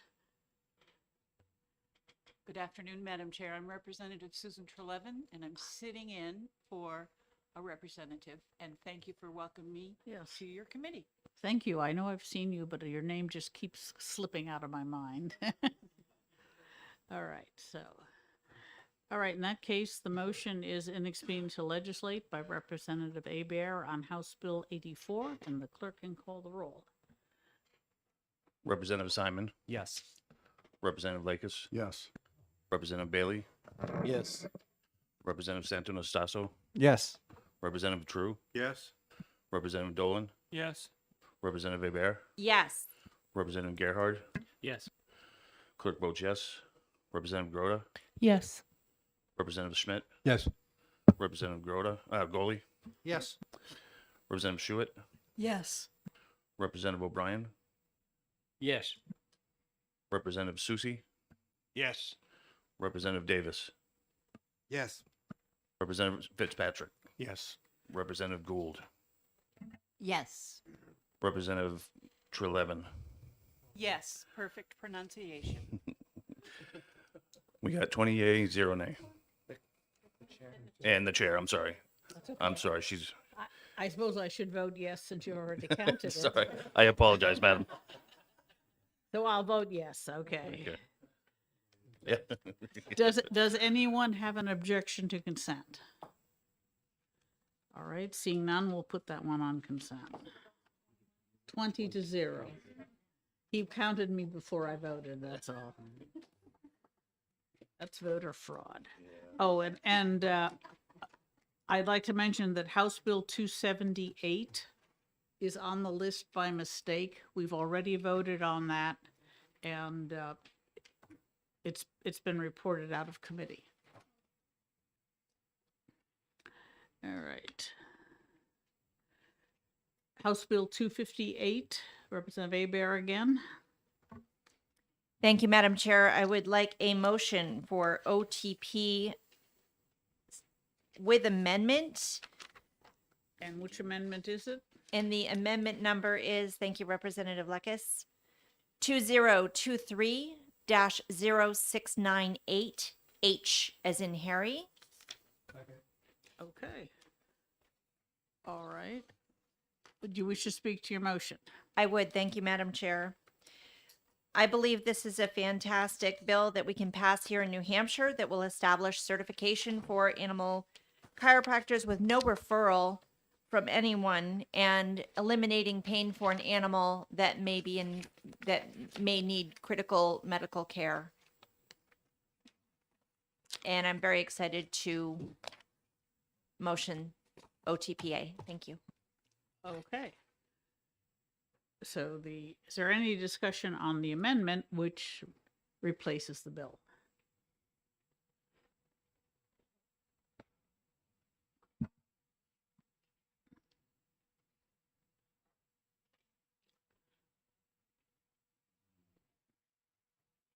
Representative Schmidt? I'm happy to point out that that this is definitely an urgent matter for people who are in the situation of a suffering, of being animal owners that are suffering, or owners of animals that are suffering. And so the owners are suffering too, because trying to get to a veterinarian, I understand, is difficult because there's a long waiting period, and therefore all they are going to do is get referred. Is there a cost in that?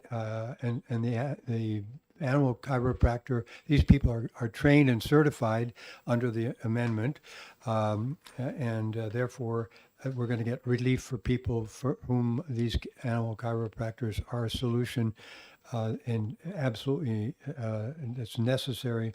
And the sponsor of the bill will be delighted, I'm sure, when she finds out that we're solving this problem. So thank you. Anyone else? Okay. In that case, the motion is to adopt Amendment 0698H for House Bill 258. And the clerk can call the roll. Representative Simon. Yes. Representative Lakis. Yes. Representative Bailey. Yes. Representative Santonastasso. Yes. Representative True. Yes. Representative Dolan. Yes. Representative Weber. Yes. Representative Gerhard. Yes. The clerk votes yes. Representative Groda. Yes. Representative Schmidt. Yes. Representative Goley. Yes. Representative Schuett. Yes. Representative O'Brien. Yes. Representative Susie. Yes. Representative Davis. Yes. Representative Fitzpatrick. Yes. Representative Gould. Yes. Representative Trelevin. Yes. And the chair. Yes. 20 yea, 0 nay. Okay, we've adopted the amendment. The motion is ought to pass with amendment by Representative Hebert, seconded by Representative Schmidt. Is there any further discussion? All right, seeing none, in that case, the clerk will call the roll when ready. Representative Simon. Yes. Representative Lakis. Yes. Representative Bailey. Yes. Representative Santonastasso. Yes. Representative True. Yes. Representative Dolan. Yes. Representative Weber. Yes. Representative Gerhard. Yes. Clerk votes yes. Representative Groda. Yes. Representative Schmidt. Yes. Representative Goley. Yes. Representative Schuett. Yes. Representative O'Brien. Yes. Representative Susie. Yes. Representative Davis. Yes. Representative Fitzpatrick. Yes. Representative Gould. Yes. Representative Trelevin. Yes. And the chair. Yes. 20 yea, 0 nay. All right, the motion passes. Any objections to consent? None. All right, seeing none, we'll put that on consent. On House Bill 274, that was Representative Schuett, subcommittee, and I believe the motion is to retain, and I'll make that motion. I'll second. I'll second. Okay. And the reason we're retaining it is that it's a fairly complicated bill with a major revision to the rulemaking process. Some parts of it are unconstitutional, and therefore we're not going to pass it as is, but we think we can work on some of the other concepts. So retaining it seems like the easiest way to deal with it. Any Representative Grota, do you wish to speak to your second? Nope, it's pretty good. Okay. Anybody else want to discuss it? Okay, in that case, the motion is to retain House Bill 274. And the clerk can call the roll when ready.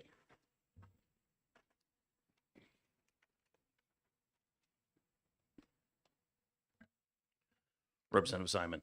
Yes. Representative Lakis. Yes. Representative Bailey. Yes. Representative Santo Yes. Representative True. Yes. Representative Dolan. Yes. Representative Aber. Yes. Representative Gerhard. Yes. Clerk votes yes. Representative Grota. Yes. Representative Schmidt. Yes. Representative Goley. Yes. Representative Shewitt. Yes. Representative O'Brien. Yes. Representative Susie. Yes. Representative Davis. Yes. Representative Fitzpatrick. Yes. Representative Gould. Yes. Representative Trelevin. Yes. And the chair. Yes. 20 yeas, 0 nay. All right. Being retained, we don't have to decide what calendar goes on. Representative Schuett, you have a motion on House Bill 284. Yes, Madam Chair. Let me pull it out here. I would move amendment 2023-0645, which I believe you all have. Somewhere. Okay. And I'll second that. Thank you.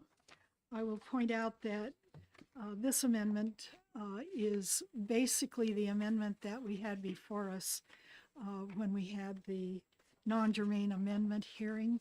The only addition is section 6, because during that hearing, it was pointed out by the administrator of the Hillsborough County Nursing Home that there, if you will recall, there were many items that Hillsborough County has to do to go to bid. And unfortunately, this one line, line 30 in this amendment was left out of that amendment. So the new amendment is basically what you saw before, adding that line. Okay. I have nothing to say. Anyone else have a comment, question? Excellent job. Thank you. The motion is to adopt Amendment 0645, and the clerk can call the roll. Representative Simon. Yes. Representative Lakis. Yes. Representative Bailey. Yes. Representative Santo Yes. Representative True. Yes. Representative Dolan. Yes. Representative Aber. Yes. Representative Gerhard. Clerk votes yes. Representative Grota. Yes. Representative Schmidt. Yes. Representative Goley. Yes. Representative Shewitt. Yes. Representative O'Brien. Yes. Representative Susie. Yes. Representative Davis. Yes. Representative Fitzpatrick. Yes. Representative Gould. Yes. Representative Trelevin. Yes. And the chair. Yes. 20 yeas, 0 nay. 0645.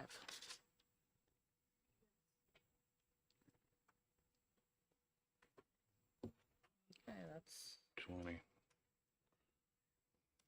and a motion of ought to pass with amendment is, Yes, I will make that motion and just say that the underlying bill, House Bill 284, which the amendment just adds the language to. In the underlying bill, we heard if bidding proposal details are made public at times, that can, how shall I say, disadvantage or advantage people who previously bidded. So this language would protect that a little bit so that they can get a fair bidding process if they come back with a new bid request. okay, okay, seconded by Representative Goley. And do you wish to speak to your second? I do not. I think we spoke on it. The amendment replaces the whole bill, and we haven't discussed. No, no, no. The amendment No, does it not doesn't replace the whole bill. Sorry. Yeah, I thought that the basic bill clarified that non-confidential information can be revealed in the course of a bid, such as we canceled the solicitation because all the bids were too high, or what the schedule would be, or something like that. No information about other bidders or other bids. Right. Just about the process. Yes, we heard that sometimes that could dampen competitiveness. Okay. Anyone else? Okay. In that case, the motion is ought to pass with amendment on House Bill 284 and by Representative Schuett, and the clerk can call the roll. Representative Simon. Yes. Representative Lakis. Yes. Representative Bailey. Yes. Representative Santonastaso. Yes. Representative True. Yes. Representative Dolan. Yes. Representative Abear. Yes. Representative Gerhard. Yes. Clerk votes yes. Representative Groda. Yes. Representative Schmidt. Yes. Representative Goley. Yes. Representative Schuett. Yes. Representative O'Brien. Yes. Representative Susie. Yes. Representative Davis. Yes. Representative Fitzpatrick. Yes. Representative Gould. Yes. Representative Trelevin. Yes. And the clerk. I'm sorry, and the chair. Gosh, Thanks for the I'm promotion. sorry. Yes. Stay nice, Representative. 20 yeas, 0 nay. Is, okay, the motion passes 20-0. Any objection to consent? All right, we'll put that one on consent also. House Bill 358 being my bill, I'm going to move ought to pass with amendment, and I don't have, do we have that amendment here yet? 258? No, okay. Is that the amendment that I gave? Yes, that was a different one. I've had it for a while.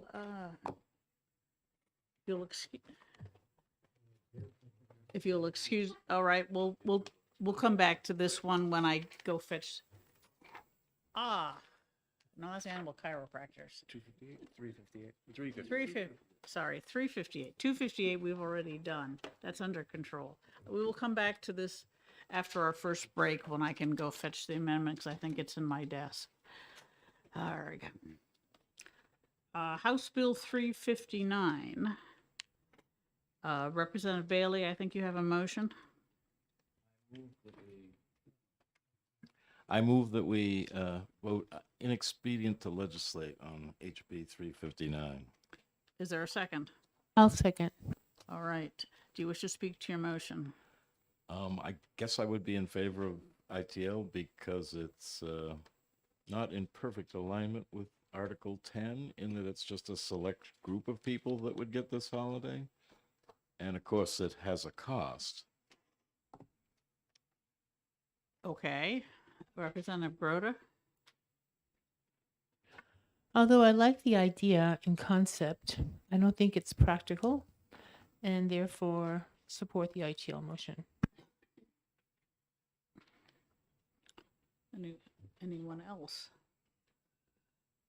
Yeah, I'm opposed to the idea. The election day is in fact a legal holiday, but I don't know it doesn't matter who gets it off because most of us are busy going out to vote for it.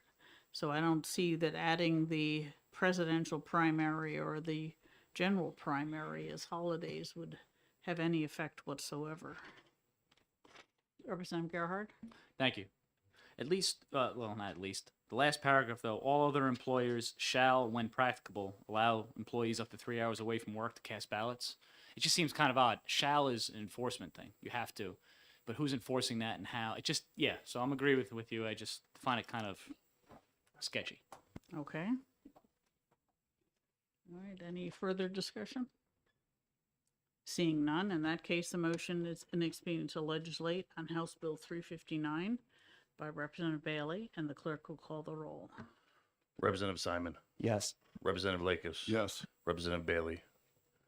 Yes. Representative Santo Yes. Representative True. Yes. Representative Dolan. Yes. Representative Abear. Yes. Representative Gerhard. Yes. Clerk votes yes. Representative Groda. Yes. Representative Schmidt. Yes. Representative Goley. Yes. Representative Schuett. Yes. Representative O'Brien. Yes. Representative Susie. Yes. Representative Davis. Yes. Representative Fitzpatrick. Yes. Representative Gould. Yes. Representative Trelevin. Yes. And the chair. Yes. 20 yeas, 0 nay. That motion passes 20-0. Is there any objection to consent? All right, seeing none, we'll put that on consent. House Bill 457, we will defer until Friday. House Bill 461, Representative Simon. Thank you, Madam Chair. I would like to move Amendment 2023-0782H. Second. Okay. Do you wish to speak to your motion? Yes, please. So essentially what the amendment to this bill does is it reduces the amount of people who could have been affected by the original legislation to high-level employees in both Group 1 and Group 2 of the retirement system. So fire chiefs, police chiefs, superintendents, principals, positions of the like. And what it does is if a municipality decides to move a full-time person in one of those positions down to a part-time position in order to avoid spreading costs to other municipalities because they're no longer paying into the retirement system, it basically requires that the municipality continue to pay the UAL portion of that position as determined over the average of the last few years, and then 20% penalty on top of it. That would stay in effect for 15 years or until the position was reinstated to a full-time position. I think I hit everything there. And so it seems like a pretty common sense measure to me to keep municipalities from making decisions that is basically going to force higher expenses onto other municipalities. Amendment number again? It is 0782. Okay, Representative Schmidt, do you wish to speak to your second? This is a practice which is unfair to all the other communities in the state and therefore and harmful to the UAL situation as well. So we don't want to let this spread. So I'm supportive of the bill as amended, with amendment. Other comments? I'd like to say that I've seen it happen, and it's done by, well, in some cases, the town may feel that they've got a superior person that thinks he can do it. But it's very difficult to realistically say you're replacing a full-time superintendent or police chief or a director of your city operations with a part-time position. It's particularly with the limited hours that retirees from are limited to. There's just no way that you can do the job in that little time without violating your limits on hours. And it's unfair to other towns, and it's unfair to the people of that town when the high-level person's coming back from retirement is unable to fully perform the job within the hours they're allowed to work. So this closes a loophole that in some cases towns have said that, well, it's cheaper. We don't, we only have to give them a part-time salary with no benefits, so they don't have to pay into retirement. And however advantageous that seems to be for one town, it is not advantageous for the system as a whole. All right. Anyone else? Representative Blackus? I agree. And, even if it is workable for them to come part-time, we should remove the incentive for them to do so, and then they can make that decision based on the merits, not trying to save paying into the UAAL. Good point. All right. Anyone else? Representative Schmidt? Well, one of the aspects is when you're in a top position like this, ordinarily you're expected to work independent of the clock and to be available on a virtually full-time basis whenever you're needed because you are the top dog.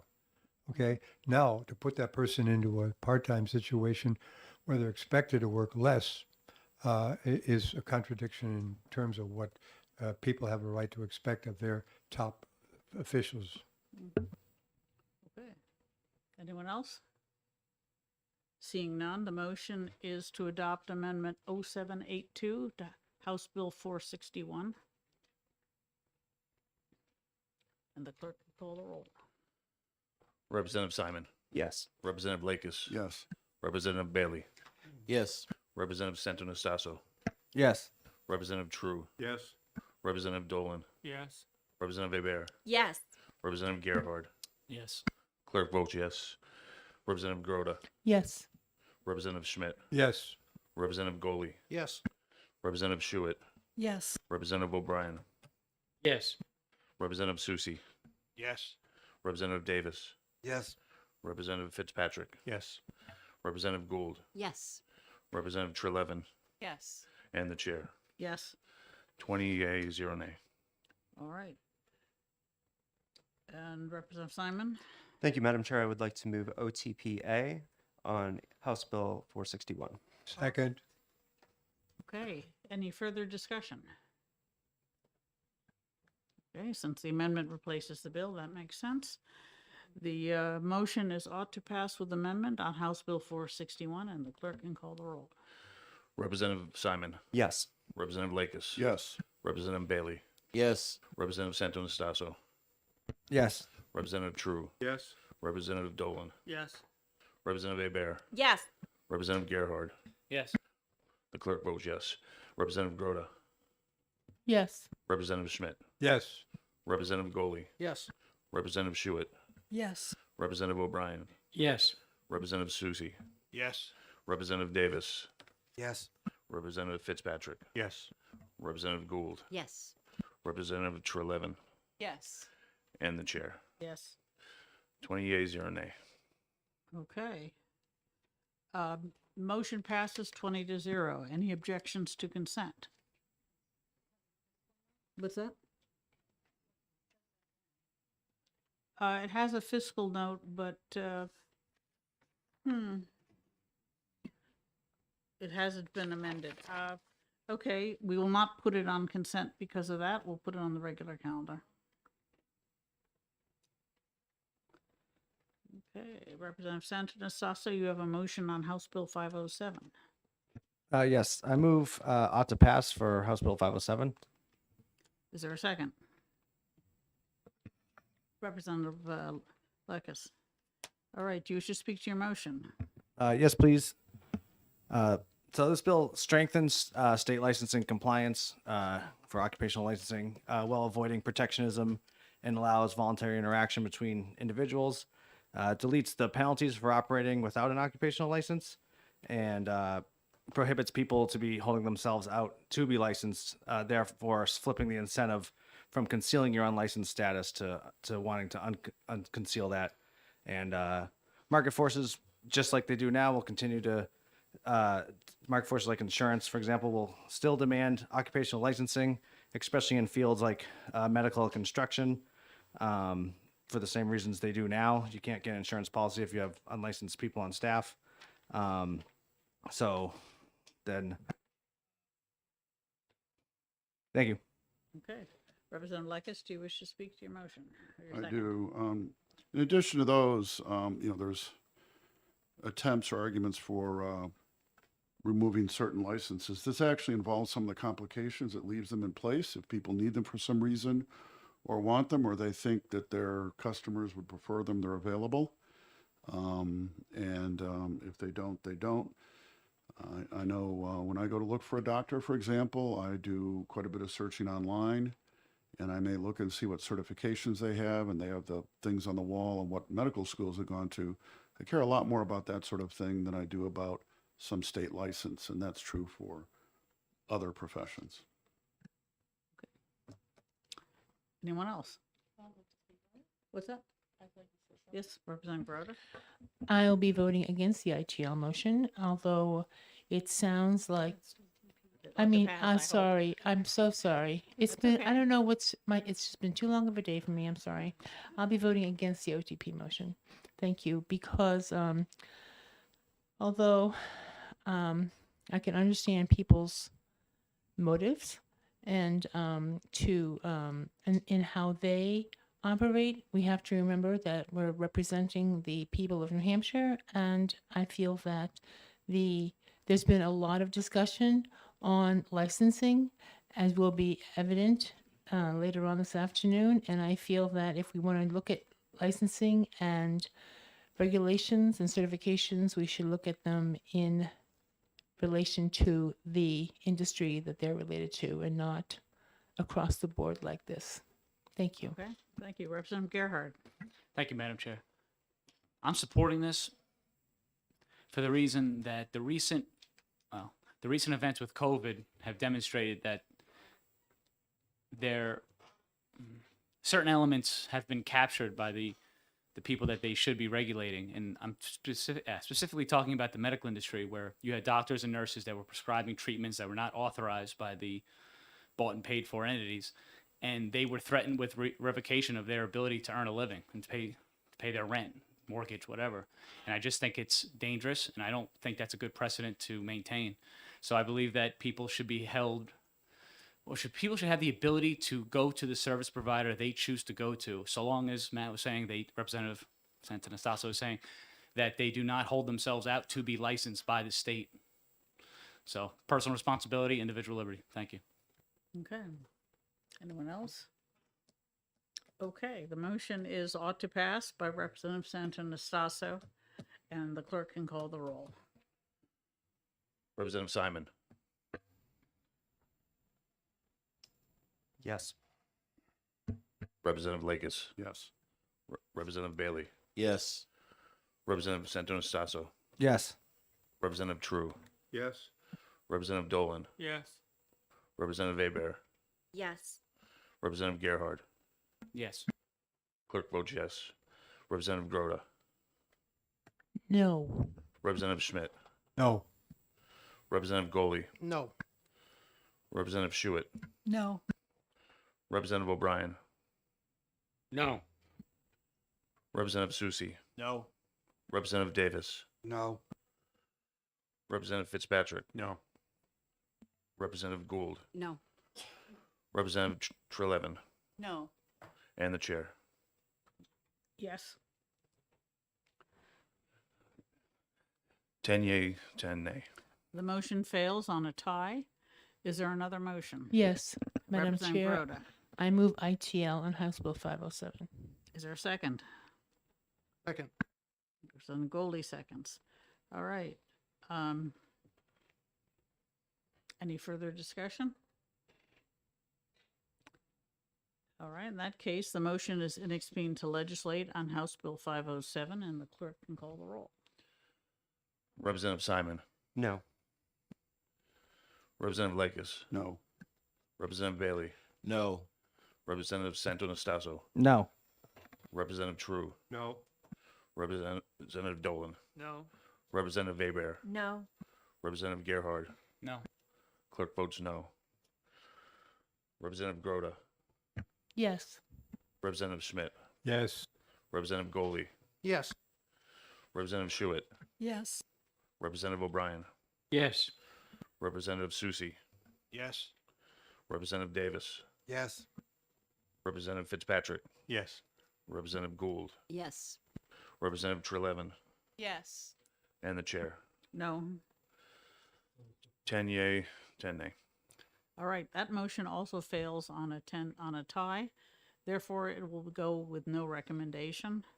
Representative Santanastasso will write, has written the report for ought to pass. Representative Broder, you'll write for ITL. Okay. Incidentally, I would like to very much thank Representative Santonastasso and the other people who sent in their committee reports prior to the meeting, so we're way ahead of schedule on some of them. All right. House Bill 339, Representative Groder, you have a motion? Oh, is this the one that I heard that you heard this morning? Yes, it is. Yes, I move ITL on House Bill 339. Is there a second? Second. Okay, by Representative, seconded by Representative Blackus. Please to speak to your motion. If I don't have to, I'd rather not speak to my motion because I think based on the testimony, it's self-evident why the bill should be ITL'd. Okay, Representative Blackus. Sounds good to me. Okay. Let me just take that back. I feel like this morning we heard enough about the subject. That's why I'm saying that. Okay. Okay. I would have to agree with you. All right, anyone else? Actually, I do. Yes, Representative Gerhard. Thank you. I will be voting ITL on this as well. And I just want to kind of elucidate my reasons for that. And one of the members of the public that testified earlier talked about the incident in 1967 where Israel attacked the USS Liberty. 34 sailors were killed, 173 were wounded in action, and there's been no investigation of this that was legitimate. So I just feel that there are reasons that people are boycotting, and I don't think it's for some kind of obscure reasons. They actually have legitimate reasons, and I think we should respect that and not keep the state from investing in these companies. So thank you. Well, in the interest of fair disclosure, I'll say that not only do I have relatives in Israel, I've invested in a number of Israeli companies, and I still support the ITL because I believe that we should not tie the hands of our retirement system with political agendas, however much we may support them. Representative Blackus? Yeah, I agree with that. And just briefly, it's a bad precedent to set because there are many different potential political agendas that people might want to influence the investment. And the other thing is that putting constraints on them may reduce the return, and even every small bit of reduction in return in the pension system is costing just about every taxpayer in the state money, and I don't want to do that. Okay. Anyone else? Okay. In that case, the motion is inexpedient to legislate on House Bill 339, and the clerk can call the roll. Representative Simon. No. Excuse me. Representative Lakis. Yes. Representative Bailey. Yes. Representative Santonastasso. Yes. Representative True. Nay. Representative Dolan. Representative Hebert. No. Representative Gerhard. Yes. Clerk votes no. Representative Groda. Yes. Representative Schmidt. Yes. Representative Goley. Yes. Representative Schuett. Yes. Representative O'Brien. Yes. Representative Susi. Yes. Representative Davis. Yes. Representative Fitzpatrick. Yes. Representative Gould. Yes. Representative Trelevin. Yes. And the chair. Yes. 15 yay, 5 nay. All right. The motion passes 15-5. That will be on the regular calendar. Is anyone interested in writing a minority report? Okay, Representative Hebert will write a minority report.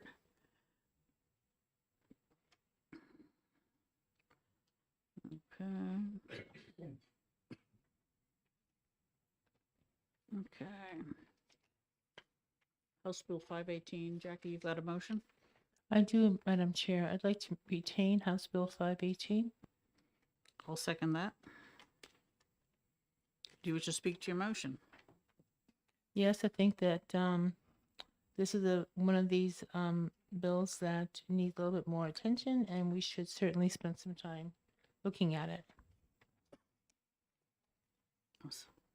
I'd like to say that it addresses the idea of regulation of licensed occupations. And we have a couple of major bills that we're looking at that we obviously have not looked at as thoroughly as we might like in some areas. And this bill could very legitimately be amended to address some of these revisions that we haven't had the time to do right now. Anyone else? Okay. In that case, the motion is to retain House Bill 518, and the clerk can call the roll. Representative Simon. Yes. Representative Lakis. Yes. Representative Bailey. Yes. Representative Santonastasso. Yes. Representative True. Yes. Representative Dolan. Yes. Representative Aber. Yes. Representative Gerhard. Yes. Clerk votes yes. Representative Groda. Yes. Representative Schmidt. Yes. Representative Goley. Yes. Representative Schuett. Yes. Representative O'Brien. Yes. Representative Susie. Yes. Representative Davis. Yes. Representative Fitzpatrick. Yes. Representative Gould. Yes. Representative Trelevin. Yes. 20 yea, 0 nay. All right, the motion passes. And the chair. And the chair. I'm going to vote yes. I'm sorry. That's okay. My fault. I was asleep. I'm sorry. Yes, I was thinking very hard at him. I did not. All right. I didn't need to. Okay, House Bill 532, Representative Abar, you have a motion. Thank you, Madam Chair. I would like a motion to kill, ITL HB 532 FN. And I'll second. All right. Sorry. Thank you. Moved by Representative Abar, second by Representative Lakis. You should speak to your motion. I would. Thank you, Madam Chair. In subcommittee, I supported this, and I went home that weekend and I tossed and turned on this forever. And the main reason why I supported it is because I am pro-business. I made that very clear. However, I think that we're using licensing in a different way here, as well as setting a precedent for other industries to say, well, I want to be licensed so that I can obtain insurance. It's not the way that we use licensing in New Hampshire. Also, with the pending bills coming at us with licensing, it's most likely the insurance companies are going to start to require certification instead of licensing is where I think this is going. So that is my motion. Thank you.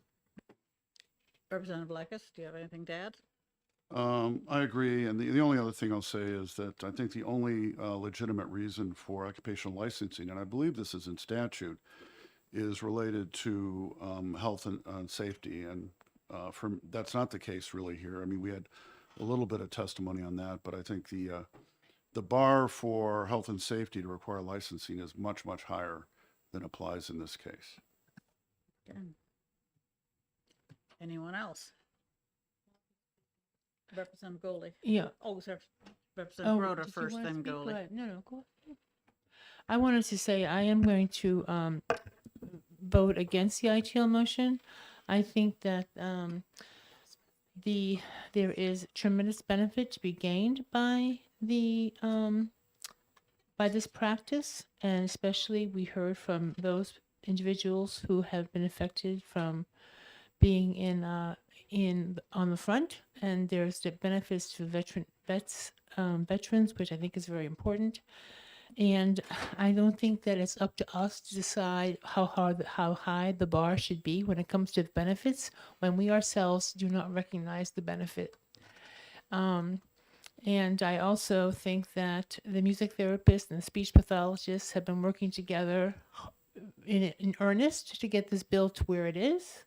And therefore, I think and licensing is how you get insurance reimbursement in New Hampshire. So I think that this is a bill that deserves to be brought to the floor. And I'll be voting against the ITL motion. Representative Goley. Thank you, Mr. Chair. And I too will be voting against the motion of inexpedient to legislate. Most of us were here for the public hearing and heard how this is a different type of treatment that affects people in different ways, helps some people a lot more than others, and is beneficial. And the problem that bothered me was a number of individuals had to pay out of pocket for this.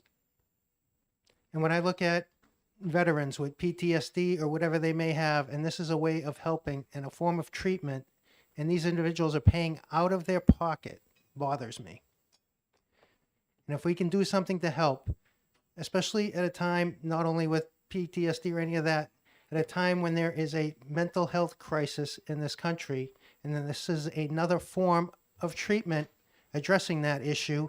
And we've heard time and time again that this should be an all hands on deck to help treat mental health. That I cannot support inexpedient to legislate. This is another tool in the toolbox, and I think it's important to have that available and paid for and covered. So I will go against the ITL. Thank you. Okay. Representative Schmidt. Thank you, Madam Chair. Well, they say music hath charms to soothe the savage beast. And in point of fact, there is a common recognition that music has a strong impact on people. It can fire you up, it can calm you down or whatever, but that doesn't mean that you can be a therapist just by playing a record or playing an instrument for that matter, although that probably is even more soothing to some people depending on the instrument. So the other important reality is this bill already passed the House, passed this committee, passed, I think it passed the Commerce Committee as well, passed the House, and would probably be in law right now. The pandemic hadn't killed off the process in the Senate. We know that there are successful businesses out there who are continuing, but they're struggling because they are not compensatable by insurance. Simple matter.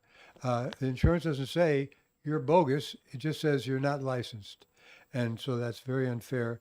And we're depriving our citizens of the kind of treatment that other sciences provide for the simple reason of not being covered by insurance, and they can't afford it otherwise. So that ain't right.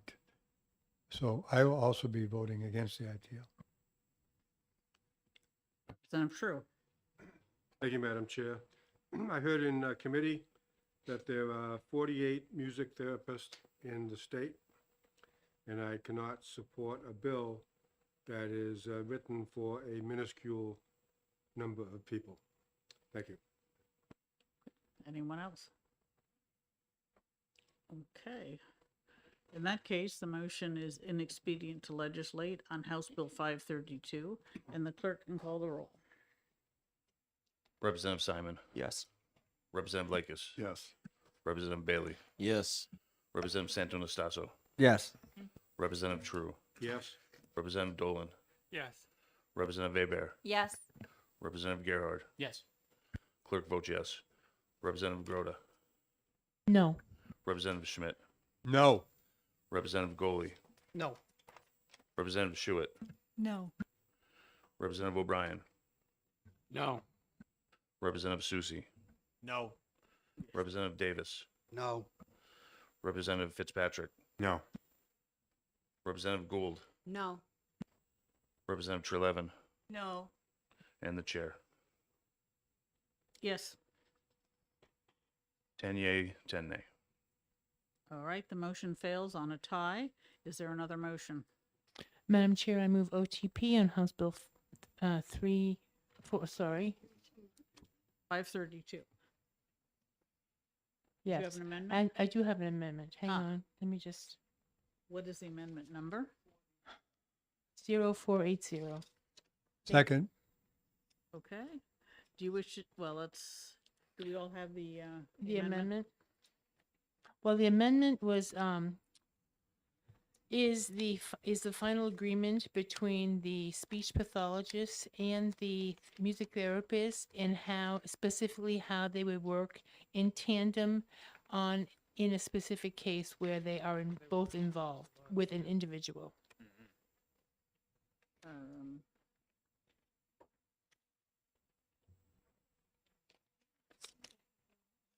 I don't have it. Yeah. All right, we will recess this until we can get copies of the amendment. You have the first. amendment, but just a moment. I may have one copy. We'll get more copies then. Okay. We'll pause. All right, and while Representative Lekis or Or- someone is getting You copies of want the to get them? amendment, Okay, thanks. I'm passing out amendments, the amendment to House Bill 358. Okay.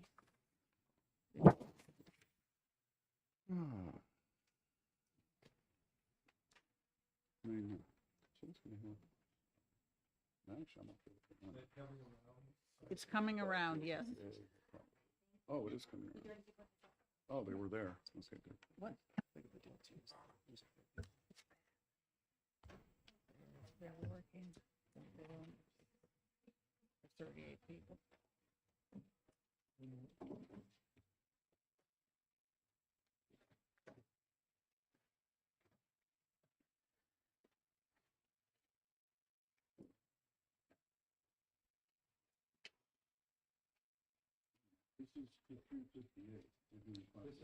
Yes, yes. That is an amendment that I didn't have, and now you have it. It was referenced earlier that she would come up with the amendment. Just reminding everybody else, but Representative Lekis Okay. was recalled on his own. So you've got somebody getting an amendment, or? Brad's getting an amendment. Okay, fine. All right. Do you want to take a break for a few minutes while he gets it, or do you want to go on to 358? Yeah, let's go to 358 if that's okay with you. Okay. On House Bill 358, I'm going to move ought to pass with amendment 0648. I will second that. Okay. And I will mention that the amendment replaces the paragraph that was problematical at the hearing, that is to send the notice to the policy committee, and a whole lot of other stuff that look difficult to implement, and simply says that the rulemaking measures shall be sent to all members of the general court. So that ensures that everybody gets a copy of it. If they are concerned about a rule, they're notified when the initial draft is open for public comment, and they can comment. This will not cause any delays because it is the public comment period.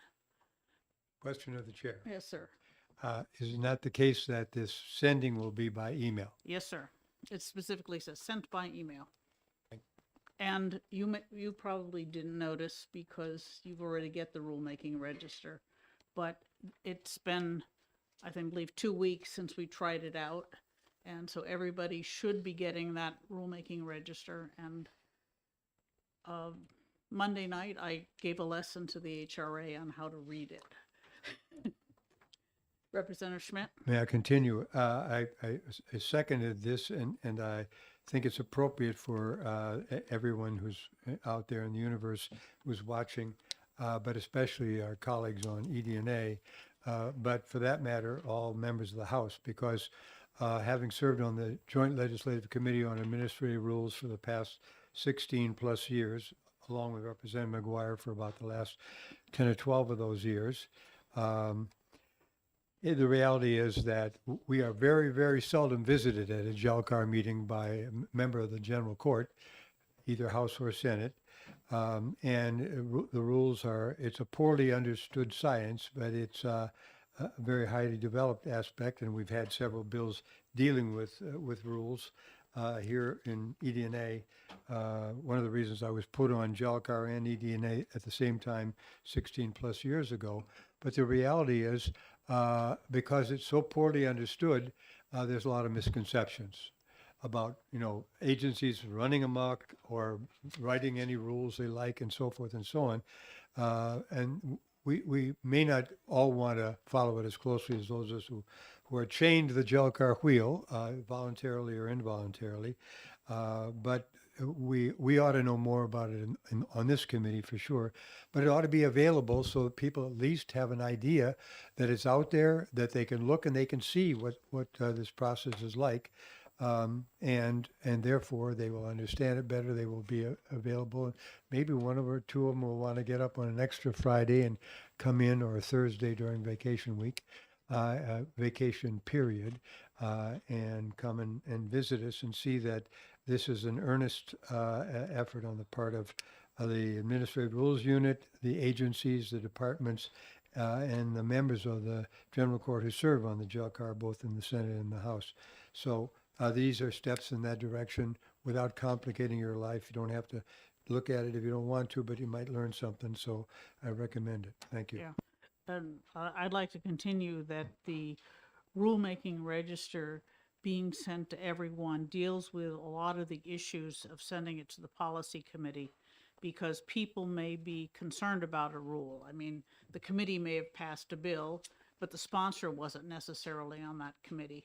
And there may be other people who know something about it that could really help the make sure the rule meets the legislative intent. The other the amendment also adds the requirement that when the agency files the final rule, they have to include a report on the public comments and an explanation of how they were addressed. They don't have to follow the comments. They just have to acknowledge that they got them and what they did. Some departments do this now. DES is exemplary. Other departments don't, but it's always valuable to know who commented and what the comments and concerns were and how the agency addressed it. I mean, I've seen differences from, oh, they pointed this out and we said, marvelous idea, let's do it, to, well, we think we're right and they're wrong and we ignored it. So anything in that range is reasonable, but at least when the JELCAR is evaluating the rule, they'll know what the public thought, or at least those that cared enough to comment. And there's a minor technical correction in the amendment to change one of the deadlines to agree with other parts of 541A at the request of the agency. Is there any other discussion on the amendment to House Bill 358? Okay, I've talked too long. All right, the motion is to adopt Amendment 0648 to House Bill 358, and the clerk can call the roll. Representative Simon. Yes. Representative Lakis. Yes. Representative Bailey. Yes. Representative Santo Nastaso. Yes.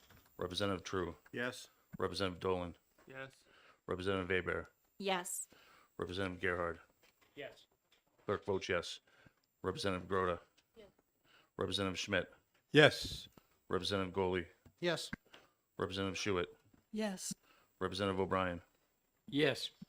Representative Susie, Yes. Representative Davis, Yes. Representative Fitzpatrick, Yes.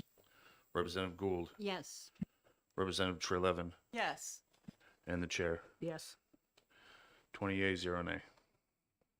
Okay, the amendment is adopted, and I move passage of House Bill 359 with Amendment 0648. Second. Didn't I say that?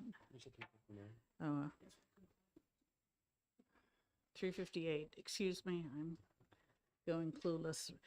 That was by me, seconded by Representative Gould.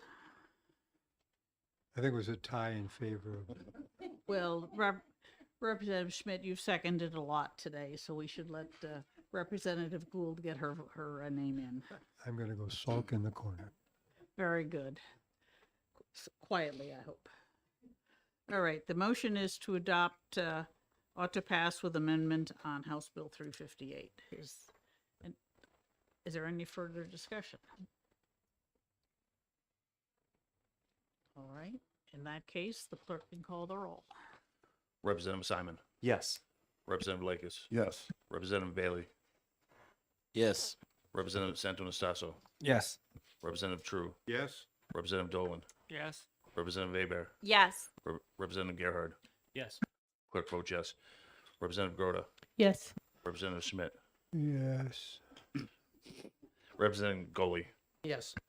Representative Schuett, Yes. Representative O'Brien, Yes. Representative Susie, Yes. Representative Davis, Yes. Representative Fitzpatrick, Yes. Representative Gould, Yes. Representative Trelevin, Yes. and the chair.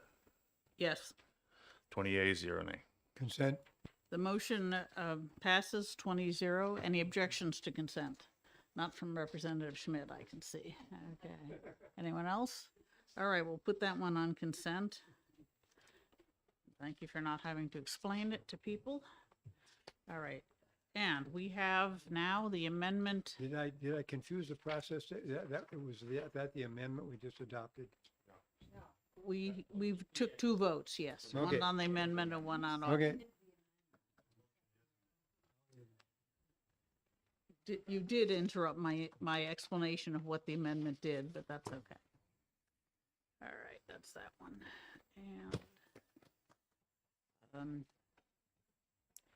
so back to House Bill 532 with Amendment 0480. Representative Groda, you wish to discuss this? Thank you, Madam Chair. So the amendment was written is the finalization of the agreements between the speech therapist and the music therapist. And specifically the parts that were added were clause, let me just see, 3, which collaborating with the individualized family service plan or individualized education program team to review the student's diagnosis treatment plan. This is the music therapy and the speech pathologist working together on that. This was language that was inserted in this specifically at the request of the speech pathologist. And let me just see what else. And then number 5, collaborating with and discussing the music therapy treatment plan with the audiologist or speech language pathologist of a client with communication or disorders during the provision of music therapy services.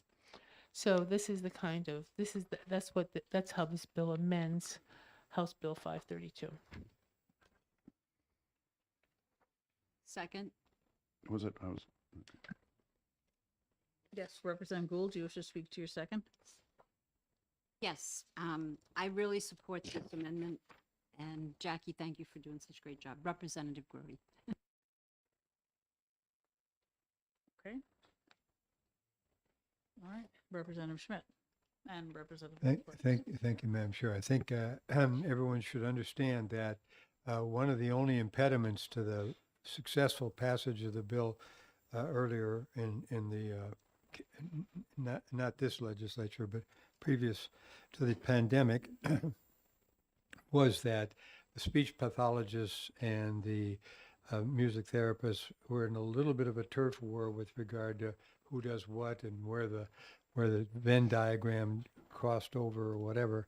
But the two former adversaries who always had lots in common in terms of working for the benefit of people with various different health issues. And they have come together, and this amendment is crucial toward the bill being whole and containing all the aspects that it needs to. So I think it's important that we have adopted the amendment, and so that we're going to go forward, hopefully. Okay, Representative Blackus? Thank you. Although I plan on voting against the OTPA, I'm actually going to vote to support this amendment. Given the current circumstances, there's a reasonable chance this bill's going to be adopted. And if so, I think it should be with this amendment. I want to thank Representative Grota for working in the subcommittee and sorting this out between the two groups. And I don't think it, in the overall scheme of things, would make it significantly more likely the bill is going to pass. But if it does pass, I'd like to see it with the amendment. Thank you. Anyone else? Representative Schuett? Thank you, Madam Chair. I'll just say we've dealt with this subject for seems quite a few years in this committee, and as Representative Schmidt indicated, the issues between the speech pathologists and the music therapists always arose, and this looks like a pretty good compromise and cooperation between those two. So I definitely will be supporting this compromise position. Right. Anyone else? Okay. The motion is to adopt Amendment 0480H to House Bill 532, and the clerk can call the roll. Representative Simon. Yes. Representative Lakis. Yes. Representative Bailey. Yes. Representative Santo-Nastasso. Yes. Representative True. Yes. Representative Dolan. Yes. Representative Hebert. Yes. Representative Gerhard. Yes. Clerk votes yes. Representative Grota. Yes. Representative Schmidt. Yes. Representative Goley. Yes. Representative Schuett. Yes. Representative O'Brien. Yes. Representative Susie. Yes. Representative Davis. Representative Fitzpatrick. Yes. Representative Gould. Yes. Representative Trelevin. Yes. And the chair. Yes. 20 yea, 0 nay. All right, the motion is adopted. Representative Grota, you ought to pass with amendment. Yes, I have move OTPA on House Bill 532. Second. All right, that's Grota and Schmidt. Do you wish to speak to your motion? Okay, Representative Schmidt? Okay. Anyone else have a comment, question? Representative Gould?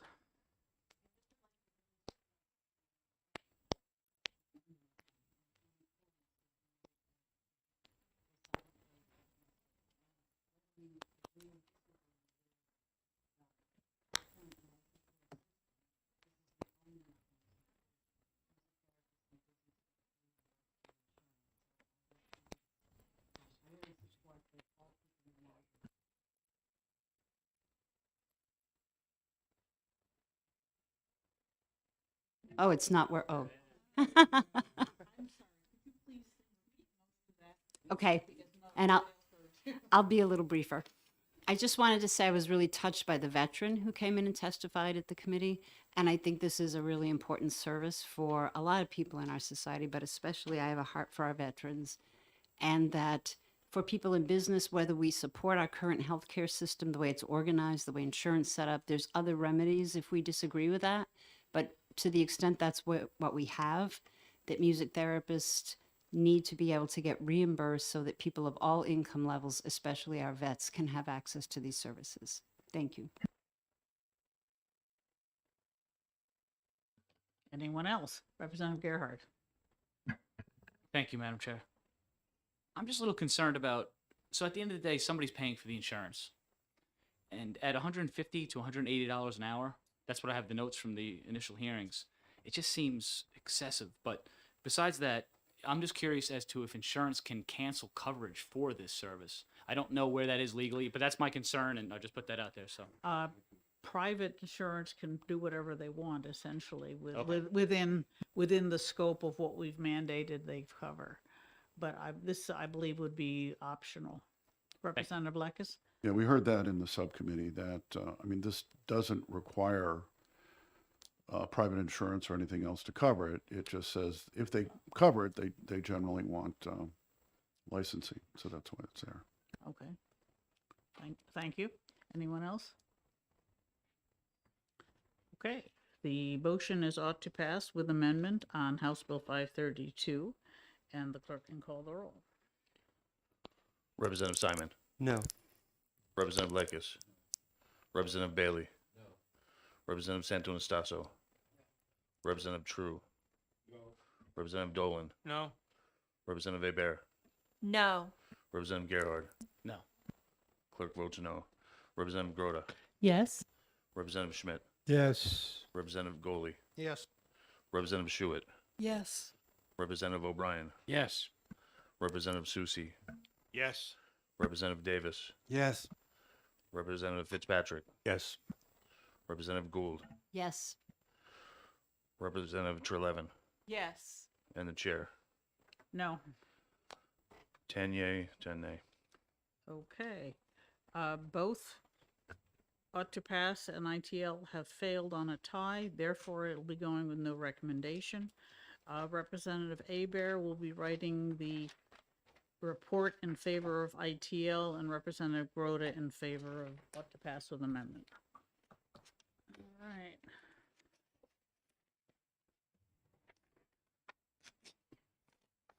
And House Bill 617.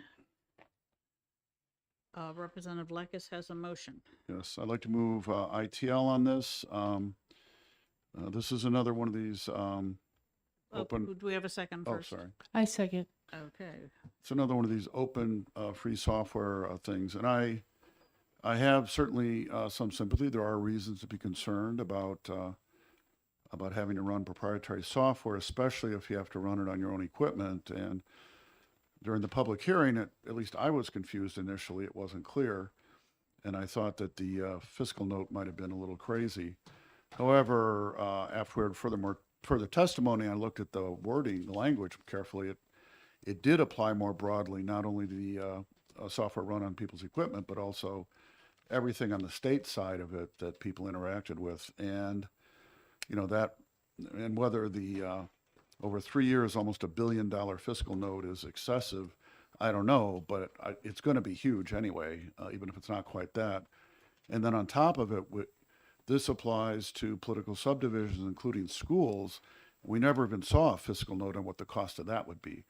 So, I mean, while there's some value to pushing towards the use of open software, it's not worth anywhere near the cost of this thing. Okay. Representative Groda? I think Representative Lekis covered it very well. Okay. Anyone else have a comment, question? All right, seeing none, the motion is inexpedient to legislate on House Bill 617, and the clerk can call the roll. Representative Simon. Yes. Representative Lakis. Yes. Representative Bailey. Yes. Representative Santo-Anastaso. Yes. Representative True. Yes. Representative Dolan. Yes. Representative Hebert. Yes. Representative Gerhard. No. Clerk votes yes. Representative Groda. Yes. Representative Schmidt. I was out of the room at the time the motion was made. Thank you, sir. Representative Goley. Yes. Representative Schuett. Yes. Representative O'Brien. Yes. Representative Susie. Yes. Representative Davis. Yes. Representative Fitzpatrick. Yes. Representative Gould. Yes. Representative Trelevin. Yes. And the chair. Yes. 18 yea, 1 nay. Okay. The motion passes 18-1. Is there an objection to consent?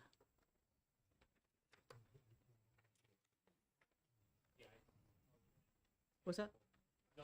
No objection. Okay. In that case, will be put on the consent calendar. And, all right. No. Yeah. It's, the sponsor is always welcome to pull it. Okay, so House Bill 644, Representative Lekis. Yes, I'd like to make a motion of ought to pass on 644. Is there a second? Representative Dolan seconds. Okay, thank you. You should speak to your motion. I do. So what this does is it takes certain low-risk activities, shampooing, curling, styling, not cutting, nothing like not cutting, dyeing, none of the harsh chemicals, allow application of cosmetics, and this thing called eyebrow threading, where they use a cotton thread to remove hairs from the eyebrows and certain other places on the face. So those would not require a license, but all of the other things that are potentially more risky will still require a license. There's a second part to the bill that was added at the request of OPLC. And today, if you have a salon, the people working there, assuming today, they have licenses, individual licenses, barbers, hairdressers, cosmetologists, estheticians, and all of that. But then the salon owner also has a facility license, a salon license.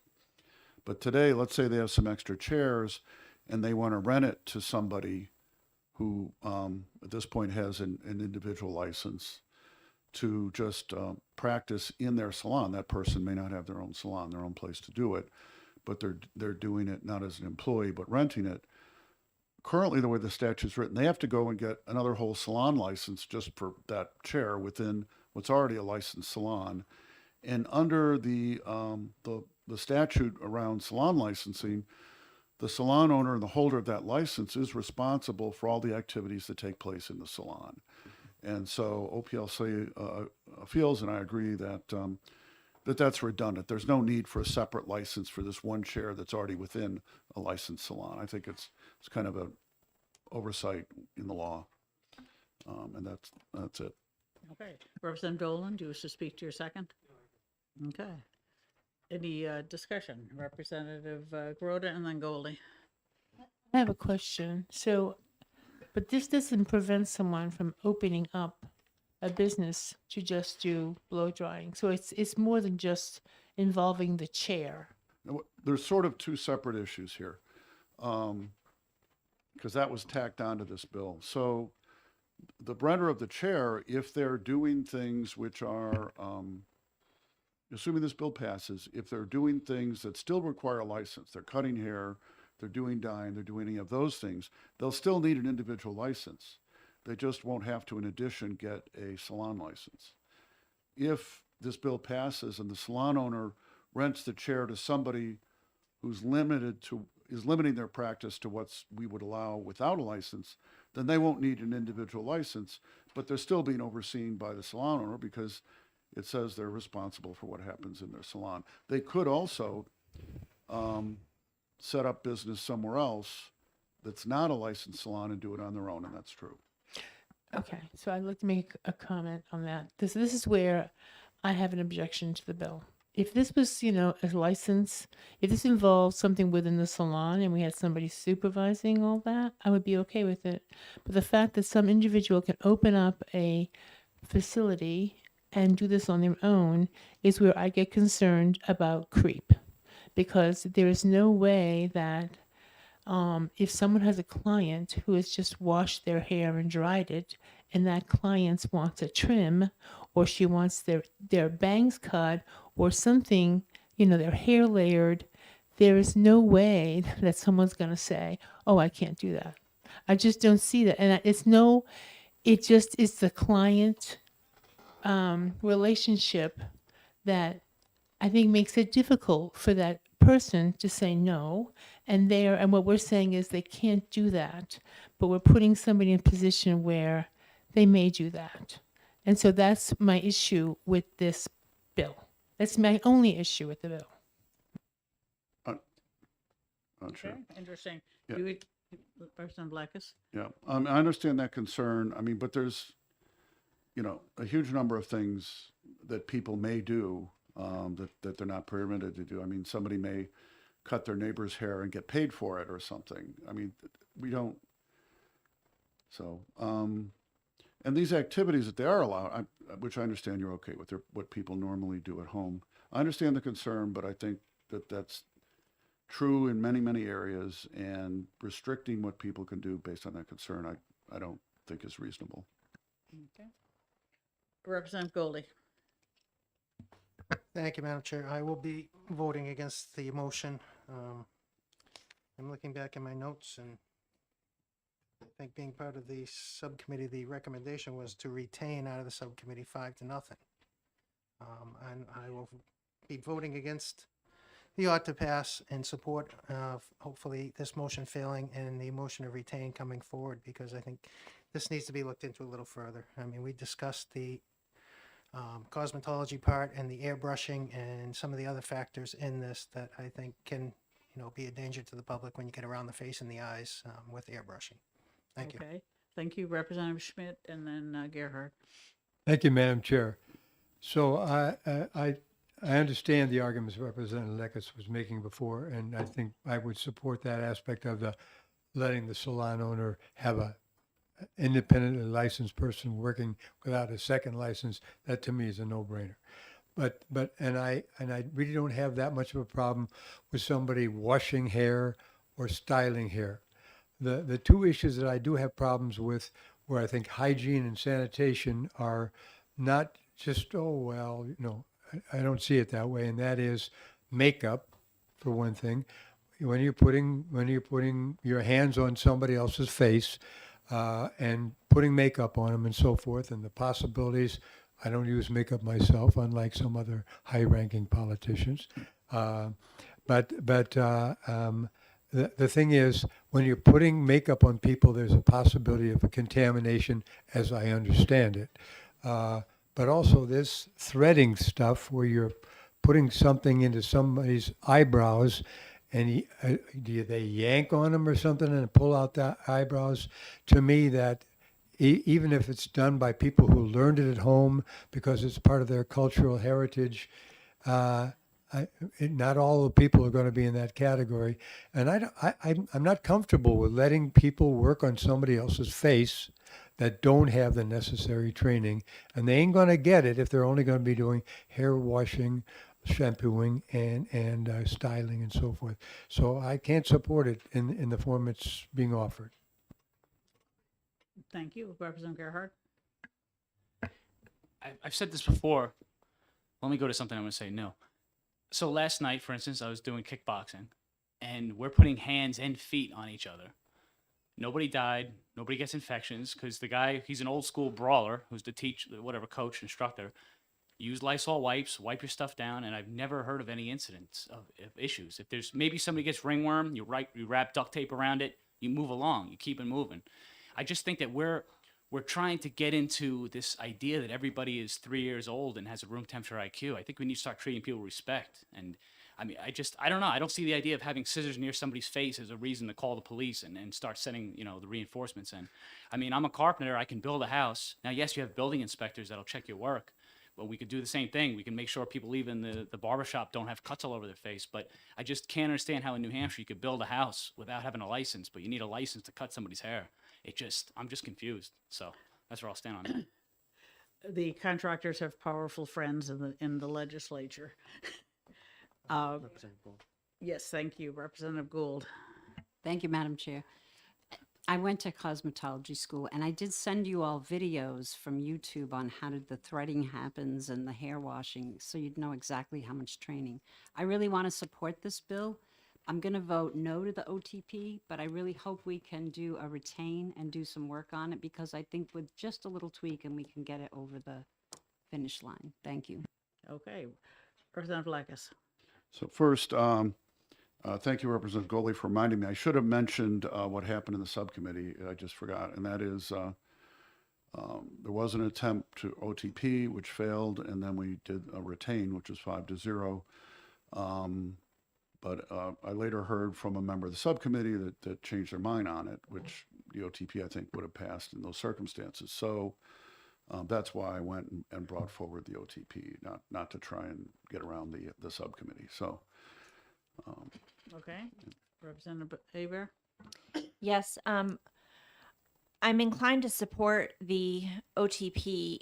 The challenge that I had in this bill was one of the chemicals, or the fact that every licensed cosmetologist has to carry, per OSHA, MSDS sheets on all chemicals in their salon. I thought that was a licensing regulation when in fact it was an OSHA regulation. So any shop that has any chemicals, shampoo, whatever it is, they have to, per OSHA, have the chemicals. However, I've not gotten confirmation of that. So, understanding the retain would be, something that I would support as well. Thank you. Okay. Anyone else? If I can just ask a process question. So if we were to vote OTP and it weren't to go through, could we decide to retain at that point? If the OTP motion failed, then anyone can bring any other appropriate All motion. right, thank you. Okay. Anyone else? In that case, the motion is ought to pass by Representative Lekis on House Bill 644, and the clerk can call the roll. Representative Simon. Yes. Representative Lakis. Yes. Representative Bailey. Yes. Representative Santo Anastaso. Yes. Representative True. Yes. Representative Dolan. Yes. Representative Abear. Yes. Representative Gerhard. Yes. Clerk votes yes. Representative Groda. No. Representative Schmidt. No. Representative Goley. No. Representative Schuett. No. Representative O'Brien. No. Representative Susi. No. Representative Davis. No. Representative Fitzpatrick. No. Representative Gould. No. Representative Trelevin. No. And the chair. Yes. 10 yea, 10 nay. The motion fails on a tie vote. Representative Goldie, you want to move retain? Yes, Madam Chair, I move And retain. I'll second. Okay. Do you wish to speak to the motion? No, I think enough has been said, and for the reasoning why in subcommittee that was the vote, so I'm hoping we Okay. uphold that. Representative Lakis? That's fine. Okay. Anyone else have any comments? Questions? All right, seeing none, the motion is to retain House Bill 644, and the clerk can call the roll. Representative Simon. Yes. Representative Lakis. Yes. Representative Bailey. Yes. Representative Santo Anastaso. Yes. Representative True. Yes. Representative Dolan. Yes. Representative Abear. Yes. Representative Gerhard. No. Representative me. The clerk votes no. Yes. Representative Groda. Yes. Representative Schmidt. Yes. Representative Goley. Yes. Representative Schuett. Yes. Representative O'Brien. Yes. Representative Susi. Yes. Representative Davis. Yes. Representative Fitzpatrick. Yes. Representative Gould. Yes. Representative Trelevin. Yes, and I think you should get extra pay for today. You're doing a great job. Oh, thank you. 3 hours of sleep.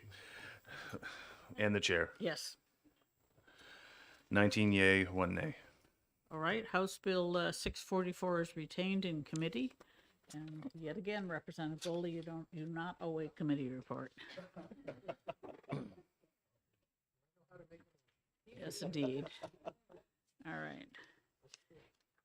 And all committee reports are due in by tomorrow. And moving on to the last one, House Bill 655. Representative Groda, you have a motion. I do. I'd like to move Amendment 2023-0807H. All right, I'll second that. Okay. The amendment, do you want me to speak to an amendment to the motion? Yes, please speak to your motion. Thank you. So House Bill 655 was quite a hefty bill. And when we found out that it was also in House Bill 2, we thought it would be a good idea to extricate the part of House Bill 655 which we felt could be addressed quickly by this committee. And that is the chapter that's 310 and deals only with OPLC and codifies what the agency does, which took up about 40% of the bill. So House Bill, and so there are several, there's a couple of components to this, which is different than the bill that we originally saw, if anybody actually read the whole thing. But there were some parts, there were some concerns raised during the subcommittee about record retention and about privacy. And those comments were added into the amendment by OPLC. And at this point, I'm offering this amendment as a way to pass House Bill 655 in codifying what OPLC does. And this part of the bill will be removed from House Bill 2. That's the plan. Okay? So we are going to replace all of House Bill 655 with this amendment. Do you have anything to add to that? Yes, I'd like to say this was my bill. It came out of the study committee on OPLC that I was on this summer. And what is intended to do is to clarify what the responsibilities and duties of the office are and what the responsibilities and duties of the boards. So as amended, it gives the structure and setup of the OPLC. It is much better than the original version on the subject of investigations and discipline, because it includes a lot of the work that we had in specific licensing board statutes to differentiate between a formal complaint that has to be reported to your insurance to an allegation of misconduct. It ensures that the investigators, who are not necessarily board members, but they are qualified experts that have sufficient knowledge on appropriate statutes or professions and their practices. So that means if you have an issue of improper electrical work, you'll have an electrical inspector looking at it. If you have an allegation of medical malpractice, you'll have a doctor looking at it. And so that's something that was brought out as a concern at the hearing, because the simplified language that was there before didn't specifically address that as clearly as many people would have wanted. So I think the amendment is a significant improvement, and I hope you will adopt it.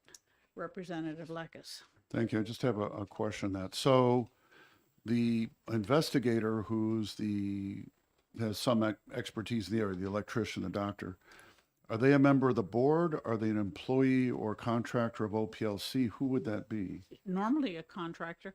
Okay. The board is going to be the jury, essentially, the judge and jury, and therefore they should not necessarily be the investigator. Yes, that was my concern. Thank you. Representative Schmidt. Thank you, Madam Chair. So I have a couple of questions. Number one is the language of the amendment, which I'm just seeing now for the first time, is a product of the OPLC itself? For the most part, yes. Right.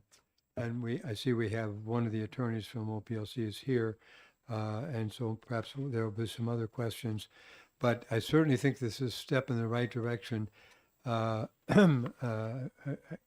know there has been a lot of pushback since we had the work session last Tuesday, at which just a couple of us were able to be here. The chair, Representative Royce, I believe, was there. Representative Wilhelm and I myself and Representative Davis were there, but the rest of us, the rest of the committee were largely, on vacation very often, and something had been planned quite a bit in advance and couldn't be just, thrown away on short notice. But I got a lot of pushback with regard to the 655 in terms of the idea of repealing licenses and or certifications. Yes, I'm sorry that at the hearing, I didn't make it clear enough that we weren't really talking about House Bill 655. We were talking about House Bill 2, but we didn't have the exact language at that point. We were working on the concepts that the governor and the OPLC had put out saying, this is going to be in House Bill 2. So that was what we were talking about, and it confused a lot of people to thinking they would be in 655, and that's probably my fault. I'm not faulting you, Madam Chair. Believe me, I have no intent of doing that whatsoever. But I certainly was one of the ones that was at least partially confused. And the thing was that it was stated several times, well, it looks like it's going to be in House Bill 2, but House Bill 2 wasn't out yet, so we didn't have it. All we knew was a report, an allegation, a statement that it was going to be in House Bill 2. And of course, the idea of repealing all this kind of stuff was anathema to me because I don't believe in that, and I certainly don't believe in putting it in House Bill 2. Anyway, I got a lot of pushback, and I reached out to a lot of people because I wanted to find out whether they had heard of it, and most of them had. But of course, they hadn't seen the language of House Bill 2 either. It wasn't out, so they couldn't. So my understanding is that the language, the repeal section of House Bill 2, first of all, this will definitely come out of House Bill 2 if this amendment is adopted. Yeah, well, yes. That's why we're meeting on Friday afternoon. I understand it's an ongoing process, It's but an we're ongoing dealing with process, this right but now. I have spoken with the speaker, I've spoken with finance, and they are in agreement in principle. So we take everything that's in House Bill 655 out of House Bill 2 so that we don't have to try and keep them synchronized. Because of that meeting, I was convinced that the landscape architects and natural scientists, needed to be licensed because there was no other way to deal with the fact that the DES regulations and the state and local regulations require a stamped plan or whatever. And without any kind of a license, there's no way to decide who gets a stamp. So I'm working on dealing with that and taking that out of House Bill 2 because the governor appears to have jumped to conclusions on those professions. The other deletions I am not touching because I can't do everything. I think that those were the governor's ideas. He didn't consult with us. He didn't, and therefore it's his job to defend them. Well, I'm very appreciative of your statement because I think you're certainly heading in the right direction. There's no way I would support the trailer bill with a repeal section in there that would strip away the licenses, even of the ones that were in the news release that we received from the Office of Professional Licensing and Certification. Director Courtney was here at one point. I think she's not here. at Can the I just moment. make a comment? We're supposed to be talking about the amendment. Yes. I really would like to stick, if it's okay with you, I'm sorry, Madam Chair. Yes. Well, I appreciate that, and I don't have any problem with that. But since there's a lot of moving parts, and I know we're coming back on Friday. We I are get coming that. back, believe it or not. Okay. The day after I believe it. tomorrow. I believe it. So anyway, let's proceed, and I will be here on Friday too. Excellent. Thank you. We'll be glad to see you. Representative Gould? Thank you, Madam Chair. And I just want to thank you for this amendment. I also have gotten tons of feedback from my community, though I didn't ask for it, but it's the only They bill. volunteer, yes. It's the only bill I've heard, and I've heard a lot. It matters to a lot of people. And I did watch the hearing live. I watched you all that day. You were doing the committee meeting. I just didn't drive in. So thank you all for the work on this. I think this is really good. I'm going to support. Okay. Anyone else have a Representative Blackett? Just another question on the investigation part. So OPLC will be hiring or contracting with people with specialized expertise for investigations. I know there's no new fiscal note, but is there any guess as to the magnitude? I'm just concerned that I don't know how many investigations there are, how many would take people with expertise, what it'll cost. I just am concerned of a situation where licensing fees have to go up substantially because of this. And I might still support it, but I'd like to understand that. I'm not sure. That this is the plan that had been intended all along, that the expert would be contracted. I believe that the medical board, for example, hires outside experts right now, Okay. and those are expensive. Yeah. I don't know what the total, anyway. Fine. Anyway, there are, particularly in major cases, there are issues with people knowing each other. It's such a small state that you might, if you have a serious case, you might want to hire an outside expert that doesn't know. Sure, I understand the concerns. You start getting antitrust and other problems, and okay, hopefully it's not going to dramatically increase licensing fees. Well, we have the Representative attorney Schmidt. from the OPLC here. Would you if we care have to comment questions. on that? Do you know about that issue, Mr. Osterhaus? Since there's a specific question on it. Douglas Osterhout, excuse me, General Counsel OPLC. We do have experts right now. It depends. We have a couple of experts in-house. I believe like mechanical engineers, pharmacists have their own experts. Other boards such as medicine, dentistry already have contractors, and we always have a specialist to do the investigations already. So we don't expect this to increase costs for licensees. Okay, great. That's Thank so you. nice to hear. Thank you. Representative Grota? I do want to make one comment. So a while back, we might and we might not remember that we passed House Bill 445, which is the lapsing fund part of the OPLC. And I chose to leave that in the amendment. So eventually we'll have to do something with this. My intention, and I've spoken about that with the Chair of Ways and Means, is to, once we have voted on 445, to table it, Okay, thank you. because that'll establish the House position without, again, creating the nightmare of tracking two different bills on the same subject. Thank you. Anyone else? Okay. In that case, the motion is to adopt Amendment 0807 to House Bill 655, and the clerk can call the roll. Representative Simon. Yes. Representative Lakis. Yes. Representative Bailey. Yes. Representative Santonastasso. Yes. Representative True. Yes. Representative Dolan. Yes. Representative Abear. Yes. Representative Gerhard. Yes. Clerk votes yes. Representative Grota. Yes. Representative Schmidt. Yes. Representative Goley.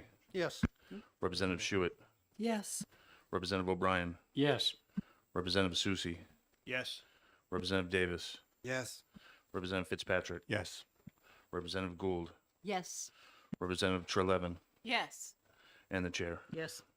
20 yeas, 0 nay. All right, we've adopted the amendment. Representative Grota? I move OTPA on House Bill 655. I'll second. Since the amendment replaced the bill, we're both going to shut up at this point. Anyone else? Questions, comments? All right, thank you very much. The motion is ought to pass with amendment on House Bill 655. If the clerk can call the roll. Representative Simon. Yes. Representative Lakis. Yes. Representative Bailey. Yes. Representative Santonastaso. Yes. Representative True. Yes. Representative Dolan. Yes. Representative Abear. Yes. Representative Gerhard. Yes. Clerk votes yes. Representative Grota. Yes. Representative Schmidt. Yes. Representative Goley. Yes. Representative Schuett. Yes. Representative O'Brien. Yes. Representative Susie. Yes. Representative Davis. Yes. Representative Fitzpatrick. Yes. Representative Gould. Yes. Representative Trelevin. Yes. And the chair. Yes. 20 yea, 0 nay. Motion passes 20-0. Is there any objection to consent? It's got an FN. Is that, I don't know if, what we know. What? Fine. I Yeah. think we'll try and put it on consent, and if the clerk or the speaker decides it's too expensive, they'll pull it off for us. But we'll aim for consent. All right. Thank you all for your support and efficiency. I'm impressed we got through this soon. The committee reports are due in as soon as possible. Tomorrow, we will meet, we're in session. And we will be in on Friday to exec the two bills we didn't do today and have a work session and discussion on what I'm struggling to do with House Bill 2. The other point is that next Wednesday, the 15th, we have 5 bills to have public hearings, and I intend to exec all of them during that day because, first of all, the deadline's the 16th. And secondly, that I've saved up some nice easy ones that we should be able to make up our minds on right after the hearing. So we will be execing those bills, and if we do manage to do all of them, we won't have to come back until we get some Senate bills. So I hope everyone will cooperate with that effort. Anything else? Yeah. What's that? Tomorrow we're in session.